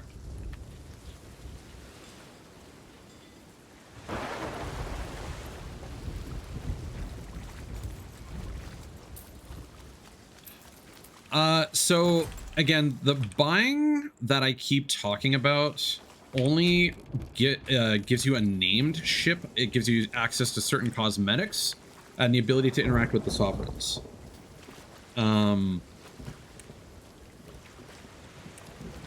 You can, when you load into the game, you have an option of loading in with a generic ship, or loading into one of your captain ships if you own one. So you can always just load in with a generic ship that anyone gets access, anyone can get access to. Or you can opt to join somebody by joining like a player whose crew is open. And you can potentially end up on a captain ship.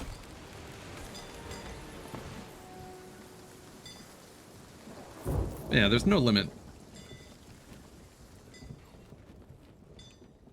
to the amount of ships that you can have. It's just a question of whether, and again, you never lose gold. The only way you can, you like lose gold is by spending it. And technically, you can like buy materials to get a head start on a session. Like you could buy some fruit, you could buy some cannonballs, some wood if you're planning on a long session and you know you're going to be going to a dangerous area or something. You might want to buy some supplies. Technically, if you sink and lose those supplies, you wasted that money. But those supplies are usually quite cheap, so that's never much of a concern. So, yeah, ostensibly you never lose money. Any money you earn is permanent. The thing is, though, cosmetics in this game can be super expensive, specifically ones for ships. They cost like hundreds of thousands for each cosmetic that you purchase. Sometimes like several hundreds of thousands.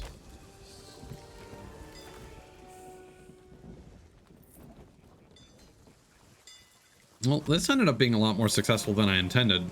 Sure, it wasn't a great like open sea battle or anything like that, but we were grade 5 Reapers and we had a battle. We did some PvP. So that's one of the things I wanted to do on stream with Sea of Thieves completed. You did it, Taz. Hell yeah.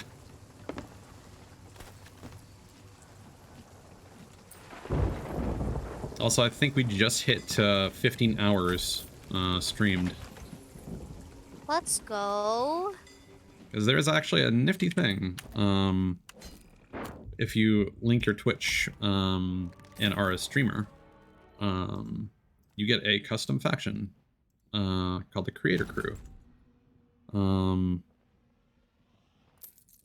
don't know, it still says I've only streamed for 10 hours. Weird. I did get one of those titles to pop up on screen, though. Maybe it's just taking a while to update. Possible. I'm gonna need another stretch after we offload all this stuff. Yeah.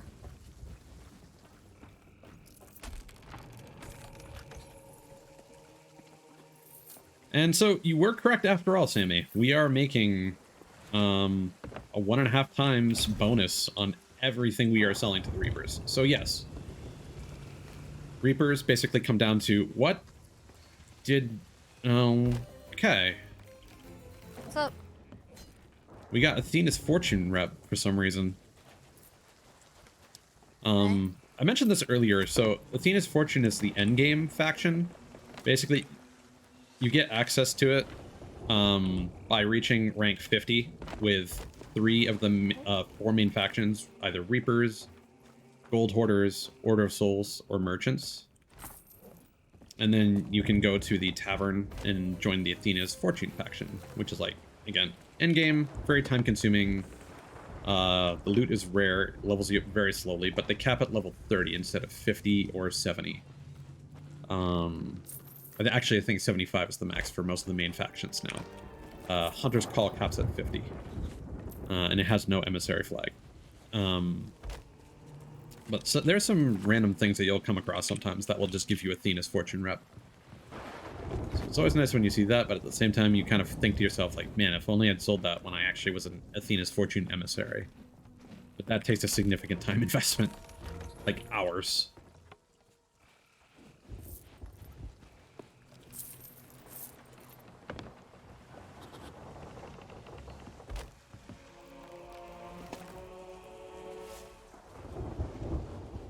Yeah, like I said, I don't have a lot of experience playing as a Reaper.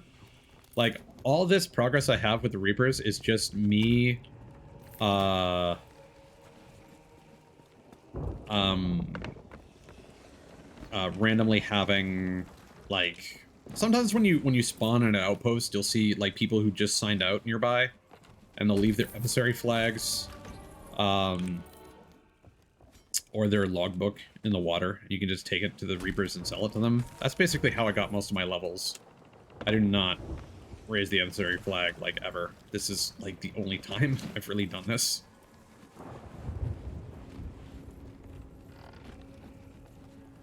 On that note, that's another advice for beginners, is when you are done a run, or you're done representing a faction as their emissary, you want to lower your flag, and you'll get a cash bonus based on the grade you were at.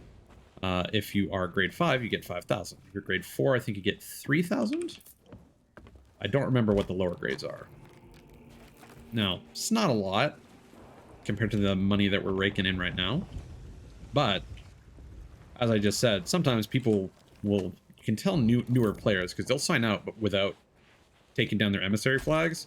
And you'll just sometimes come across just random, like, grade 5 emissary flag just chilling in the water.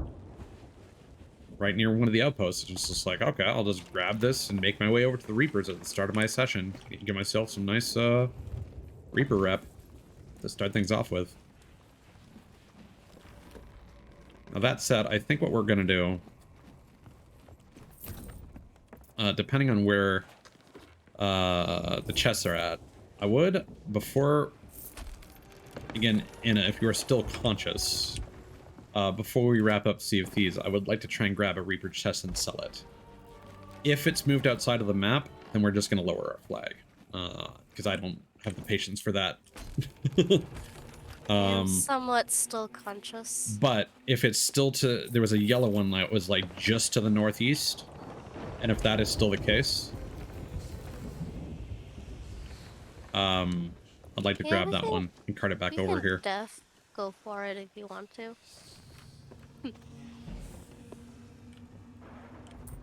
Well, something gave us a huge boost just now.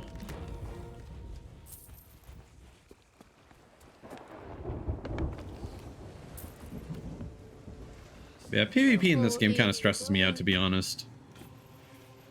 Because I just, again, I like to be a friendly person in-game.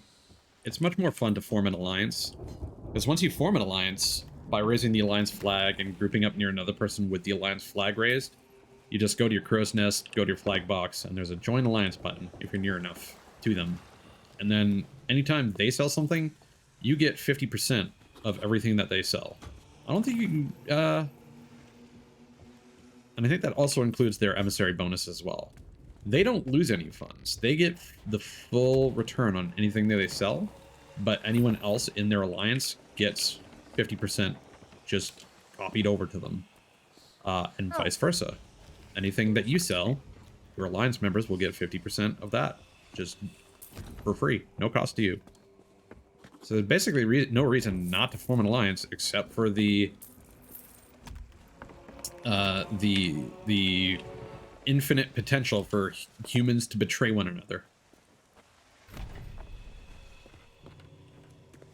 That is a permanent mode that was introduced this season. I have done it on stream and off stream. The matchmaking times at this time of night are horrendous. It like literally takes like between like 5 and 15 minutes sometimes to find a match. But it's also a good time if you want easy wins. I tried playing this in like peak hours, like around like 9 or 10 p.m. while streaming, and we got the most try-hardiest people. It was actually really demoralizing. And I think we also got a couple of hackers. Because there was one group that was kind of sus. They were shooting us with cannons like the instant the fight started from max distance with like repeated accuracy. And then there was another encounter we had where I was on the bottom. Oh, rainwater flooded us a bit. I was on like the bottom of the ship, like standing about here, right? Like behind this barrel, behind this pillar. And a guy who is like standing here was accurately shooting me. Now, I mean, to be fair, if you were using the Eye of Reach, you might be able to shoot through the stairs. But like, again, that shot seems super unlikely.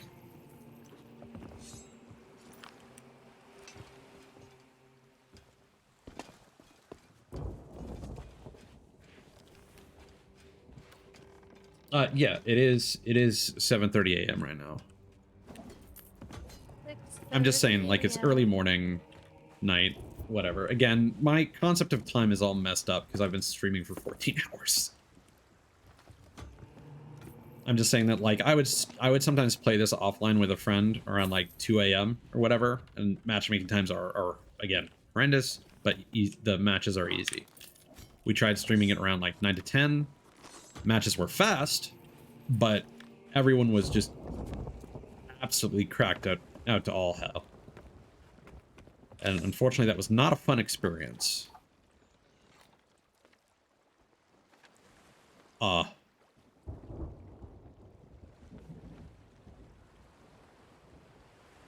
That chest is literally... Why is there... Did they draw something on our map?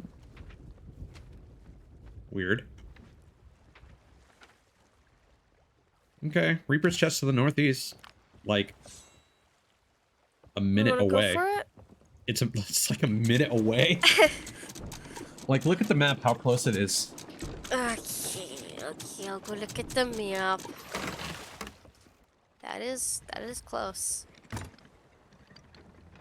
I'll stay conscious for a little bit longer.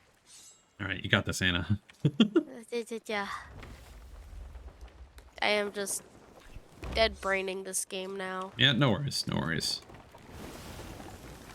As long as that isn't someone who brought it closer to us, that's my only concern. That was northeast, right? Yeah. I'm going southeast, that's why.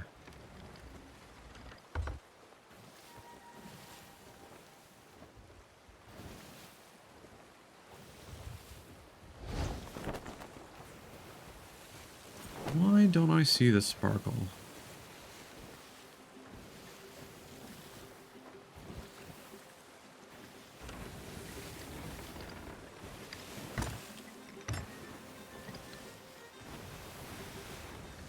Yeah, I don't mind. You can send me a Steam friend request.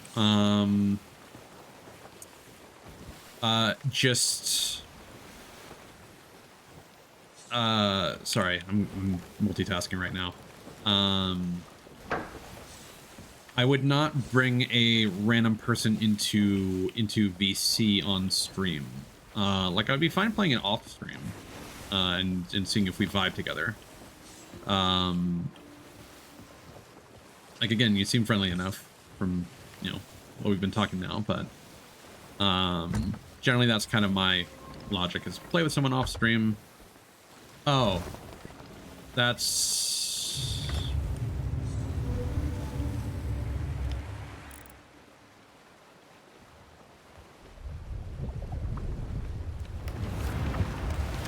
Oh. Oh, well, that's... Are we going into more PvP? No, this is not PvP. We have been attacked by random skeleton sloops. And I was correct in that that Reaper chest is on a ship. So what we're gonna do,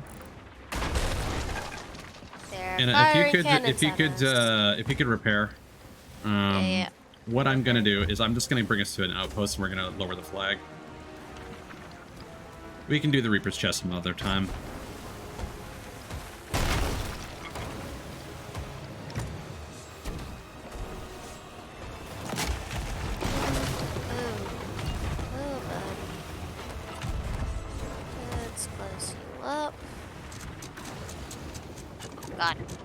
Did we get hit by an anchor ball? I don't know.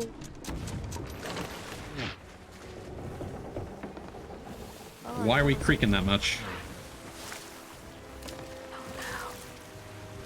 I don't know, man. I don't like it.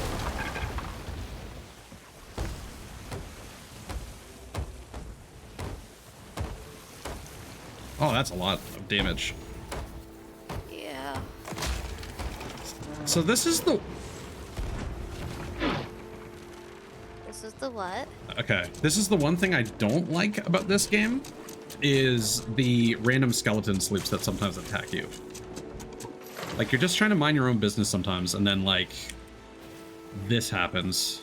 And it's a lot. They're just like, hey, yo. I'm dead on the okay.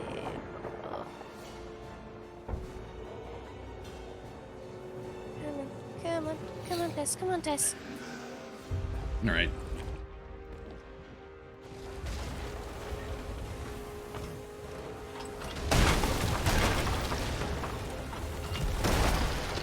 That doesn't sound good there, Captain.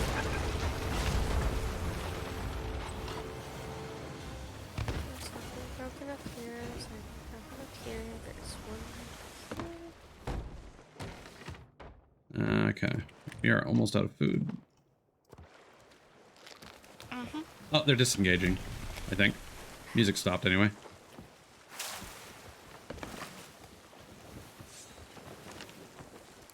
Okay.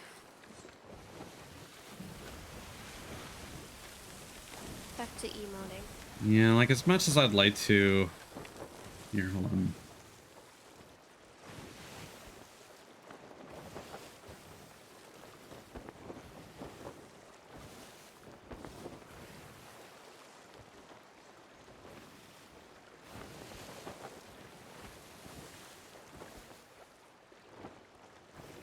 There we go.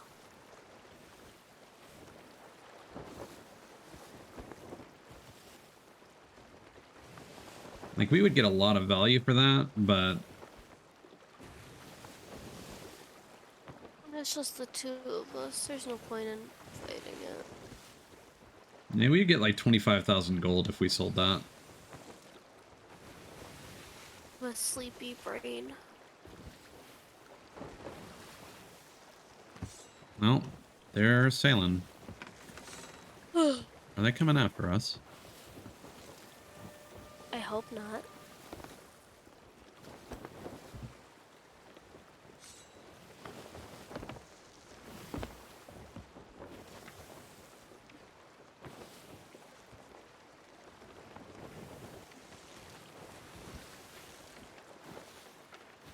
Okay. Where...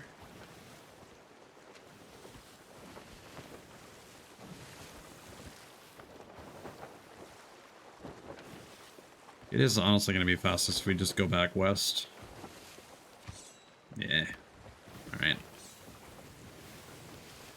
So we're going to do something known as an anchor turn, where basically if you turn your rudder like 180 degrees and then lower your anchor, basically causes you to drift on a dime. Whee! And you can do half turns like that as well.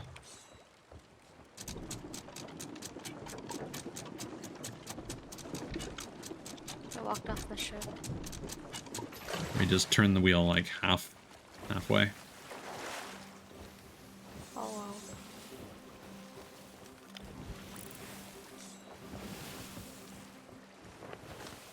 Part of me kind of just wants to... What are they doing? Are they making their way toward the Reaper's hideout? Eh, looks like it. I feel like we should have just pulled up to them and stole it. Oh well.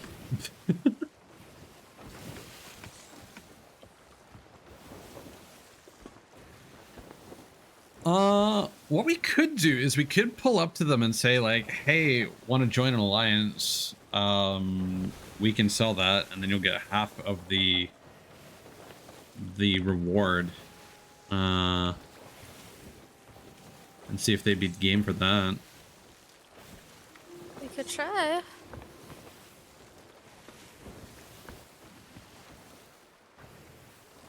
Because half of 2.5 is still 1.25. They would be making a 25% profit if they agreed to those terms.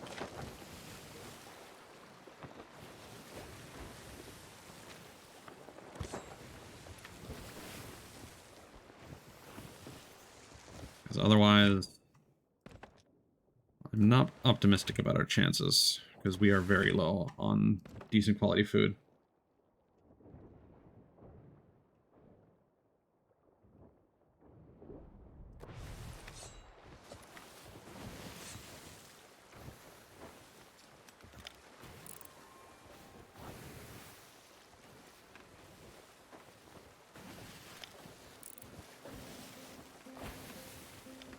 They're not on a captain ship.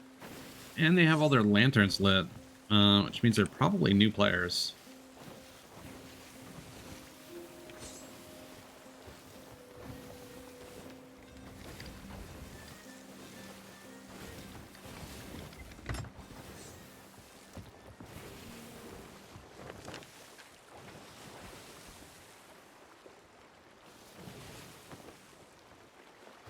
I mean, the chances are very high that they're just going to sell that.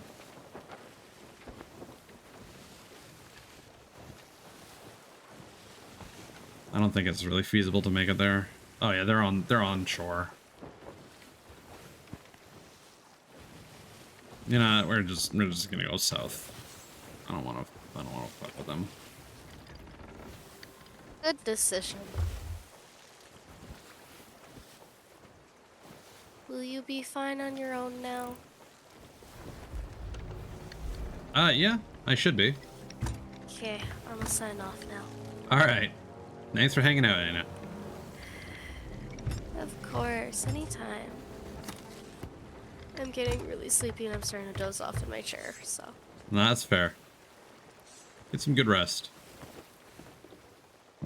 Yes, I just need to clean up and then I'm gonna head up to bed. Right on. I hope the rest of your stream goes well if I don't come back. Mm-hmm. I'm sure it will. You got this. Just Try to stay awake. Just 10 more hours to go. Yeah, you got this.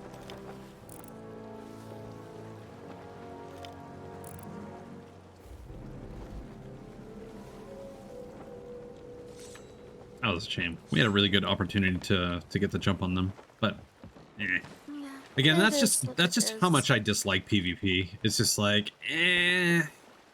Especially if they're new. I don't want to be that grade 5 Reaper that rolls up on them and steals their shit for no good reason. Anyways, I'm gonna head out. Yeah. Peace Have out, a Anna. good one. Bye-bye. Bye. Oh.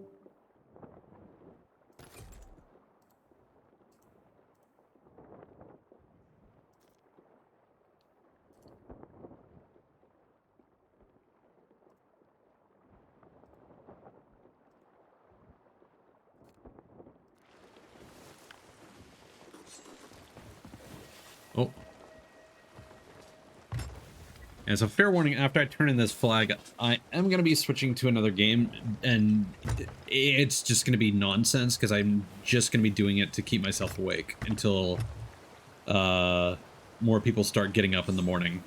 And of course, it's a Sunday morning, which means that's going to be late, because everyone's going to sleep in.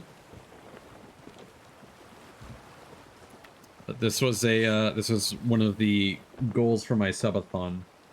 It was to do a 24-hour stream, so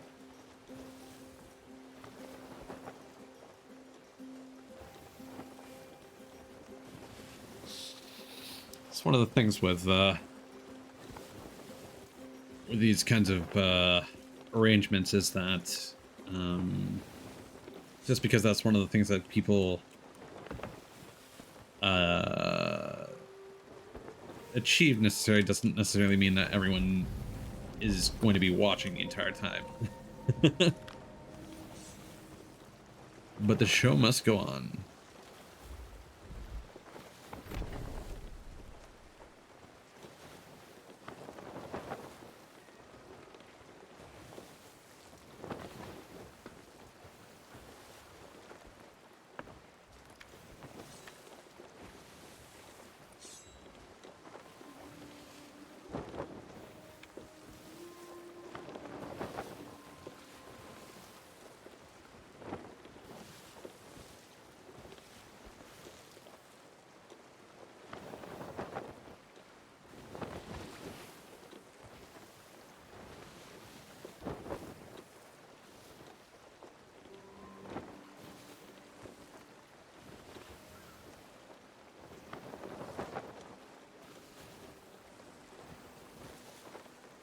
After this, I'm probably just going to do some random stuff in Genshin Impact. Again, basically just to keep myself conscious.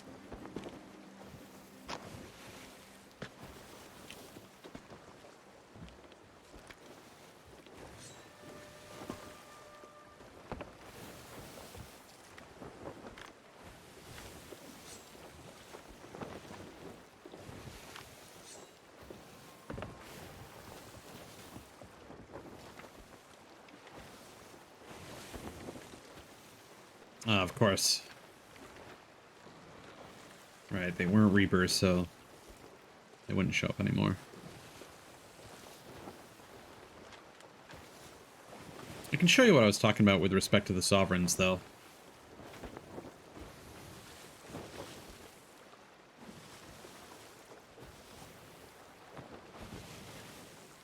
And I can also show you the Athena's Fortune faction. This is pretty cool, too. Alright, so the Sovereigns can always be identified by this little structure over here.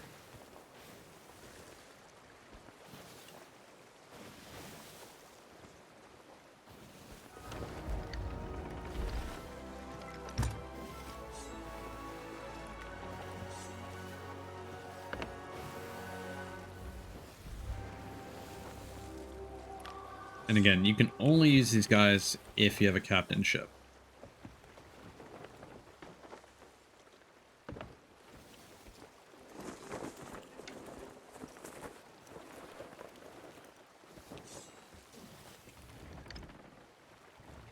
So normally what you would do, assuming you had treasure, you would load it onto the top deck. You would pull in front of the Sovereigns here.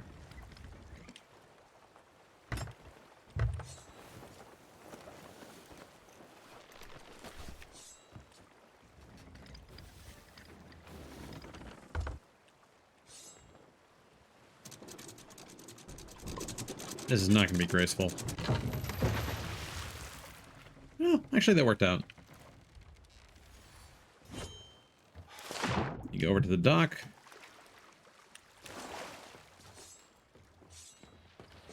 This is the NPC right here.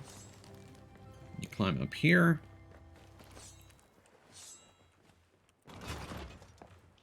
And then you have easy access to the harpoons.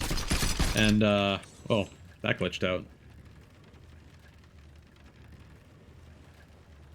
Interesting. Oh, both of them bugged out. Not a good look. Oh well. Normally you would just use the harpoons to grab the stuff off your boat, and then you can drop it all down on the platform, and then when you're done, you just hop down here, and everything is right in front of the NPC, and you just deliver it to this person, and away you go.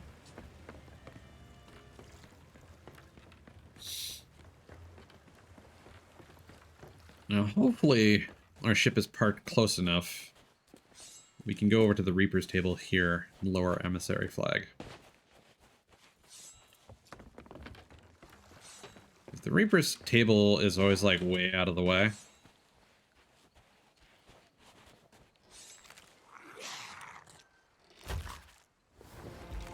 there you go. 5,000. Something else that's kind of cool. I'll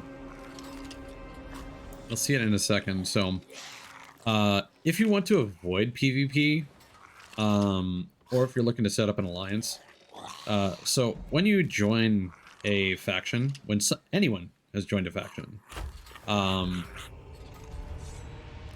there will be a little wooden ship that identifies how many players on the current server you're in are representing that faction. So basically, as soon as you spawn into a server, you can go to a Reaper table and see, like, are there any Reapers here? Yes or no? Okay.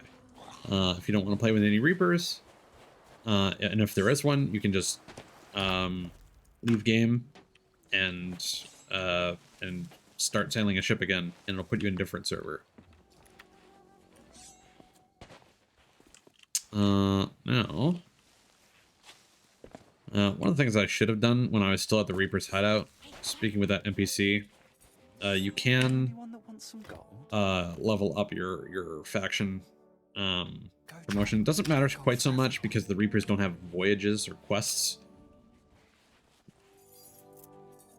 Basically, your promotion level affects the rarity and quality of the loot that you'll get from a given voyage or quest that you accept from those NPCs.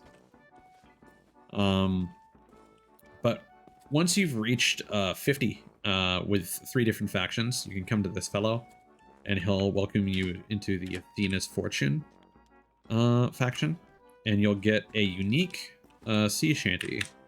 They call it "We Shall Sail Together," but it's what will you do with a drunken sailor.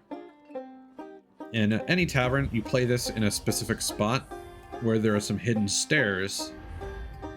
This symbol lights up, and these stairs recess into the ground.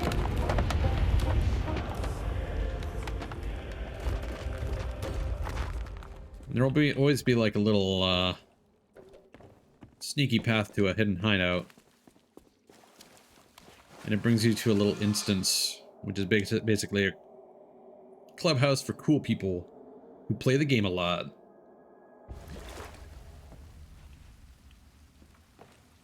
Uh-oh. I just noticed something about my stream. It froze a long time ago. Give me 1 second.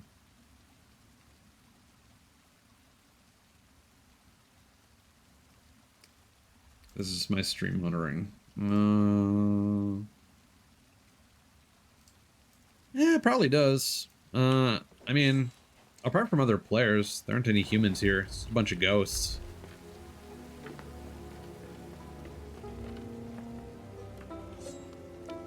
Like, you can get some very expensive things. Now, one of the things that I'm working toward, so one of my motifs as a VTuber is, my 2.0 design is going to feature a white tiger striped hoodie. And so one of the things I'm aiming for is this, the Magpie's Wing figurehead. But to unlock this, you must achieve level 200 with the Guardians of Fortune faction, which is one of the PvP factions that they just introduced. So this is basically like prestiging in a Call of Duty game, like many times over. It takes a long time to get to that level. Like, I haven't played PvP too much, but this is after a few wins. So it's gonna be a long grind to get there. Quality doesn't But like a lot of the stuff you can see here, like a lot of these ship customizations are like, these ones are pretty normal priced for most of the ship cosmetics in the game. But then all the end game stuff you can see is priced at like 4.1 million.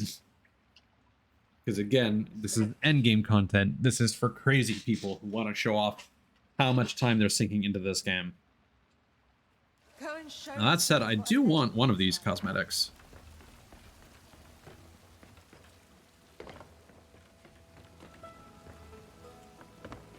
And it is over at this fellow.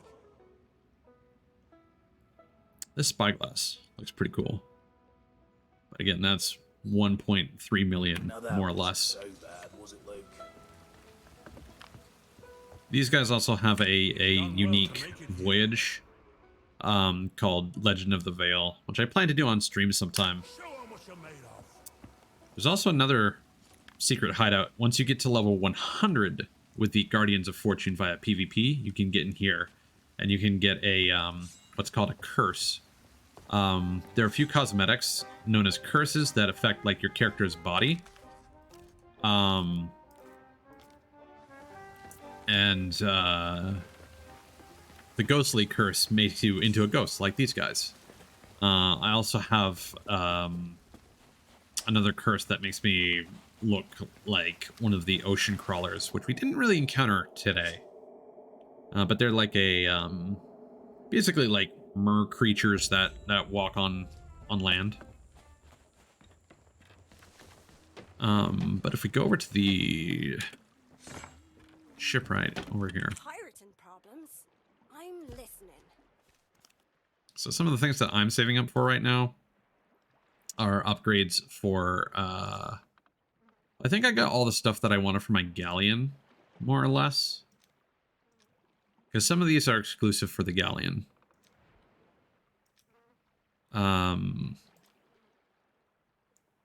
This is one thing I'm working toward. You need to get into class 5 in Devil's Roar voyage quest completed. Back for a chat And anytime. the Devil's Roar is basically a volcanic region that's really dangerous because periodically there will be earthquakes and volcanic eruptions on the islands there that will target your ship. They actually have like a passive AI that will track your ship and shoot molten rock at it, lighting your ship on fire and dealing massive damage to it. It's really easy to sink out there. But each rank of this is 15 separate voyages. So basically that's like it's late what 75 voyages, yeah, to unlock a Anything you bed. want to tell me? And then even after you unlock the bed, you still have to pay like another probably 1.39 or 139,000 to actually purchase it. So some of these cosmetics are again for crazy people. This game has a lot of grindy stuff for those who want to grind, and then some more easily obtainable stuff if you don't want to commit that much. I think that's kind of everything that I just wanted to wrap up before I move on to something else. All right. So let me exit here.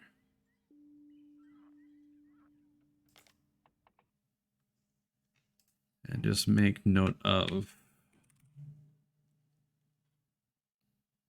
what I did on stream, because I have a checklist of things I wanted to do. So we reached grade 5 with the Reapers.